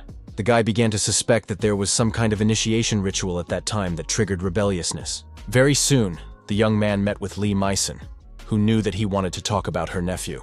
The boy confirmed that this was the case and immediately apologized if she was busy and distracted by him. Smiling, the woman sarcastically asked if it mattered when Mr. Wu called her. Deciding not to drag it out, the beauty asked what the hero, who looked tense, wanted to say. Plucking up his courage, the cool-headed gentleman said that student Lee Seung-yeon had no talent, which sounded surprising. The teacher added that if the boy became a hunter, at this rate, he would die within 5 years. Deeply moved, the blonde woman was momentarily speechless and did not even know how to respond to his words. The man asked if she still wanted her nephew to become a fighter, even though it could lead to his death. It had been 3 months since Haija met the children in Mendo, and that was enough time to assess their skills. Park So-hyun and Oh Hyun-wook were undoubtedly prodigies, and Choi Jin-woo had innate advantages thanks to his natural abilities. So Han-son excelled at assessing situations, while the emotionless Sun Song-jin impressed with her agility and speed. The beautiful Han Yoon-young, in turn, had an analytical mind, and Yoo Hyo-young was a healer, so she was not taken into account. That left only Lee Seong-yeon, who, in time, might become a mid-level hunter. But the teacher did not think that would satisfy him. These words made Lee Mi-sun tense up, and she remained silent, trying to formulate a sentence. Still, she admitted that she was against her nephews attending the experimental school. The lady added that it was impossible not to understand all this, and believed that the young man was also well aware of it. The woman said that, in fact, Sun Jin's father was grandfather Sun Yeon's bodyguard.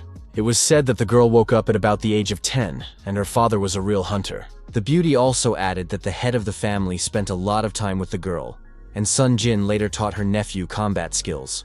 And then, the blonde just thought it was cute how the children played together, so she started filming them and laughing. But when the youngster woke up, he began to clumsily repeat the same movements, and they looked realistic. Considering himself a hunter, the child began to beg Hong Seok-young to take him to school, and in the end, he got his way. Stressed out, Haija heard the little story, looked down, and began to ponder the subject. 20 years later, there was something strange about the relationship between the charming Lee Mi-sun and her father. The girl fulfilled any request, no matter how difficult or, conversely, how trivial it was. Her gray-haired father always behaved extremely politely when giving orders or making important requests. The judicious hero tried to understand what the outcome would be if this relationship began, because of Lee Sung-yeon's greed. The gentleman said that he never thought that the school principal would accept anyone without the consent of a guardian. His counterpart said that the gentleman believed that if a person had a desire to learn, then he should have that opportunity. The brave man knew very well that this was how the blonde's nephew, who wanted to achieve more, had died.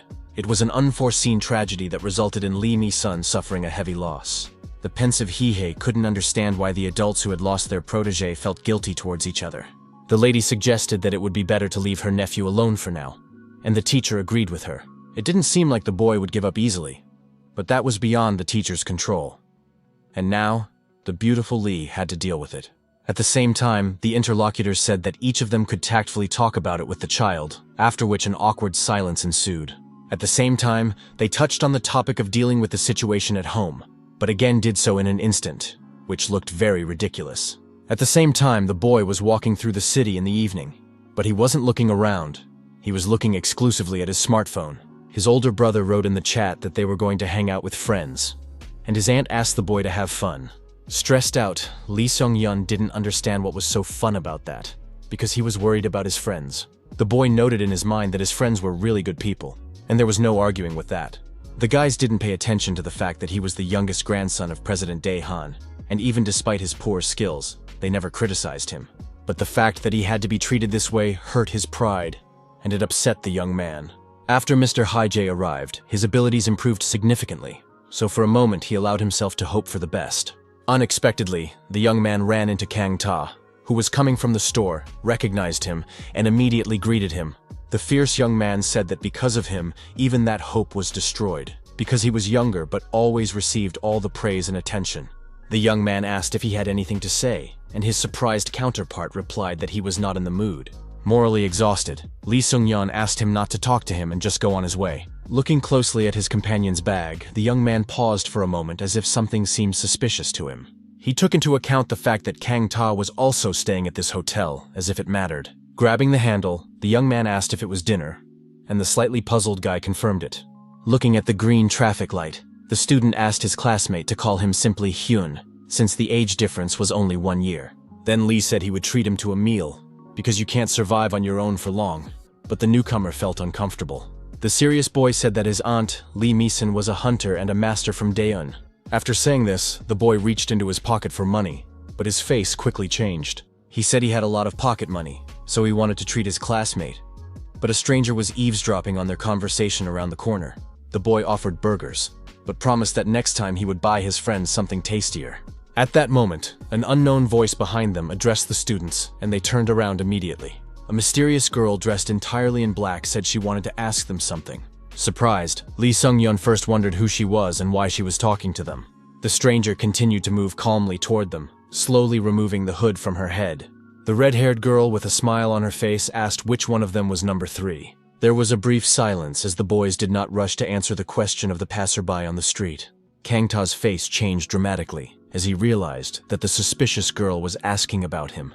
Unexpectedly, the young man grabbed his new friend by the wrist and rushed off into the distance, which greatly surprised him. The bewildered brunette didn't understand anything, but continued to run in step with his counterpart, even though he was almost tripping. The observer, who was also the executioner, smiled and realized that the one running away was the third person. She was also known as the cleaner, and she was a person sent by high-ranking officials to observe the researchers. Then, among the scientists or test subjects, someone would inevitably disappear, and Khan knew this, which is why he took off. The tense young man did not understand why the executioner had come for him, and behind him, he heard a strange melody. The merciless red-haired girl suggested ending it quickly and smiled frighteningly. Realizing the horror of the situation, the student continued to run headlong, his pupils shrinking in size. Unexpectedly, the opponent used red magic against the boys, who were already very frightened. Stunned, Lee Seong-yeon, seeing the blood on his friend's hand, cried out that he was wounded, although the young man himself did not even realize it.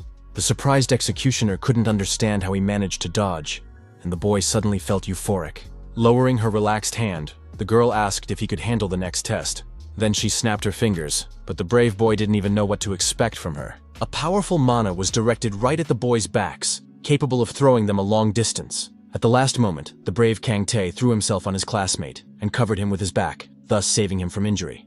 The discouraged boy didn't even have time to understand what was happening and simply crashed onto the asphalt. Trying to catch his breath, number 3 thought to himself that this was enough. He felt immense joy when he realized that his lessons with Hye had meaning, which soon became apparent. Turning around, the alarmed boy saw a red-haired girl who had noticed his success. Laughing loudly, the lady said that the database was in complete disarray, but it looked very strange. His counterpart added that he could have just left everything as it was and raised the boy according to the rules, but now he had to do double the work. The executioner added that if he had known that the orphanage was for awakened children, he would not have made such a mess. Deep in thought, Kang Tae showed no emotion at that moment and did not even think of running away. An angry Lee Sung-yeon shouted, asking if he was out of his mind, and his classmate got to his feet and began to shake the dust off his pants. The young man asked the man who happened to be watching. He loved his younger sister So-hee, but the bastard didn't even know who he was talking about.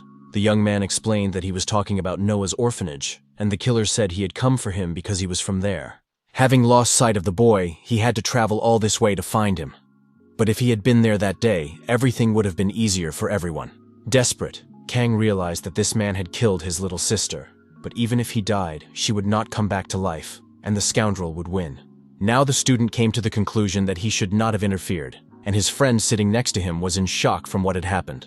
Clenching his fist, the young man said to himself that he should have told the teachers the truth without asking any questions. It was necessary to bring up the subject of what the director was doing and what they were doing to him at the research center. Feeling no particular emotion, he even felt sorry for killing someone who had succeeded in something. Turning to the third number, who was frozen in place, he suggested that he go with him. The brave man asked if the scoundrel would release Lee Seung-yeon if he agreed, but the brunette was very unhappy with this. The redhead replied that it was difficult, because if a witness remained, there would be problems, after which his opponent refused. The negative answer greatly surprised the killer, who had no intention of leaving just like that. Silently putting his right foot forward, he showed that he was clearly plotting something, even though it looked strange. Stomping sharply on the asphalt, the observer greatly alarmed the guys, who did not know what to expect from him. As a result of the cool stunt, a huge crack appeared in the concrete, leading into a red abyss. The completely calm executioner asked the boy if he could see it, but the meaning of his question was unclear. The bewildered Kang Ta immediately clarified what was going on, fearlessly looking into the ghoul's eyes. Stretching, the observer said that it was not a complete success, since the boy did not see what he had intended. Smiling slyly, the red-haired man asked again if it was true that the boy did not want to go with him. The excited young man, whose legs began to tremble, asked Lee Sung-yeon to run away while he still had the chance. Smirking, he asked him to run away and call someone for help, because they couldn't handle it themselves. Flashing his white teeth, the terrifying killer called the sweating youngster a cutie, but said he would not let them go. The ruthless criminal added that he was tired of empty talk, and decided it was time to end this charade. At that terrible moment, the brave young man remembered his dead sister, who had once warmed his soul with her smile, and called him her little brother. A fragment also suddenly popped into his mind, where the cold-blooded Hee-jae called him stupid. The last thing that came to mind was that little scoundrel, and this thought brought a smile to the face of the guy who had closed his eyes. He hoped that the child was all right, but the executioner suddenly stopped and suspected something. A very angry main character came out from around the corner and shouted at the boys, holding a sword in his hands. Lee Sung-yeon, crying with happiness, at first couldn't believe that his aunt and teacher had come to their aid. The fearless observer didn't even change his expression and immediately brought his Manhwa into combat readiness. The tense teacher immediately suspected something was wrong and jumped sharply to the side. Keeping a cool head, the professional fighter moved close to his opponent and began to swing his sword. The unflappable killer dodged without much effort, without even getting the slightest scratch. Laughing in the face of his opponent, he asked if it was true that he had the ability to see magic. Smiling as if nothing had happened, the young mentor confirmed this without hesitation. Gripping the hilt of his weapon incredibly tightly, the warrior called the executioner a petty bastard and added that he could see everything. At that moment, there was a powerful explosion, and black smoke began to spread rapidly. Shortly before that, the hero was sitting in an establishment with Lee Mason, where they were discussing work matters. Smiling, the gentleman asked if it would be better to hear her nephew's statement about leaving the experimental school from his family. The woman insisted that such words from loved ones could make him feel betrayed. She was convinced that it would be better to hear it from the teacher for a clearer understanding of the situation. The guy imagined himself rudely telling the stunned Lee Sung-yeon that he had no talent, so he should give up.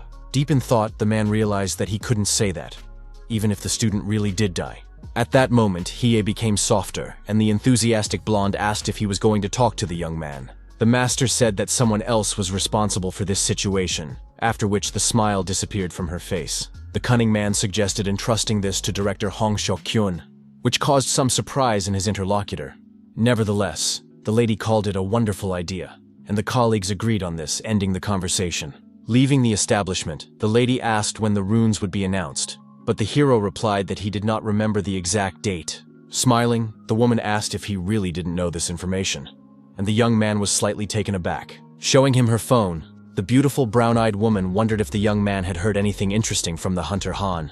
She also asked if it was possible that it was not yet possible to announce it, and Hee-jae, who had turned blue, said it was absurd that he did not know about it. An official statement from the Dasong Guild appeared online, presenting a revolutionary discovery about hieroglyphs. The Korean faction was doing something strange, and people could see the same effect by making their cat a totem animal. Lee Mason realized that this was not the response the teacher had expected, and he said that the article was shorter than expected. The perceptive lady said that she had deliberately made such explanations and chosen only simple runes. The beauty asked her colleague not to worry and to wait until the other symbols were announced, and to let her know when that happened.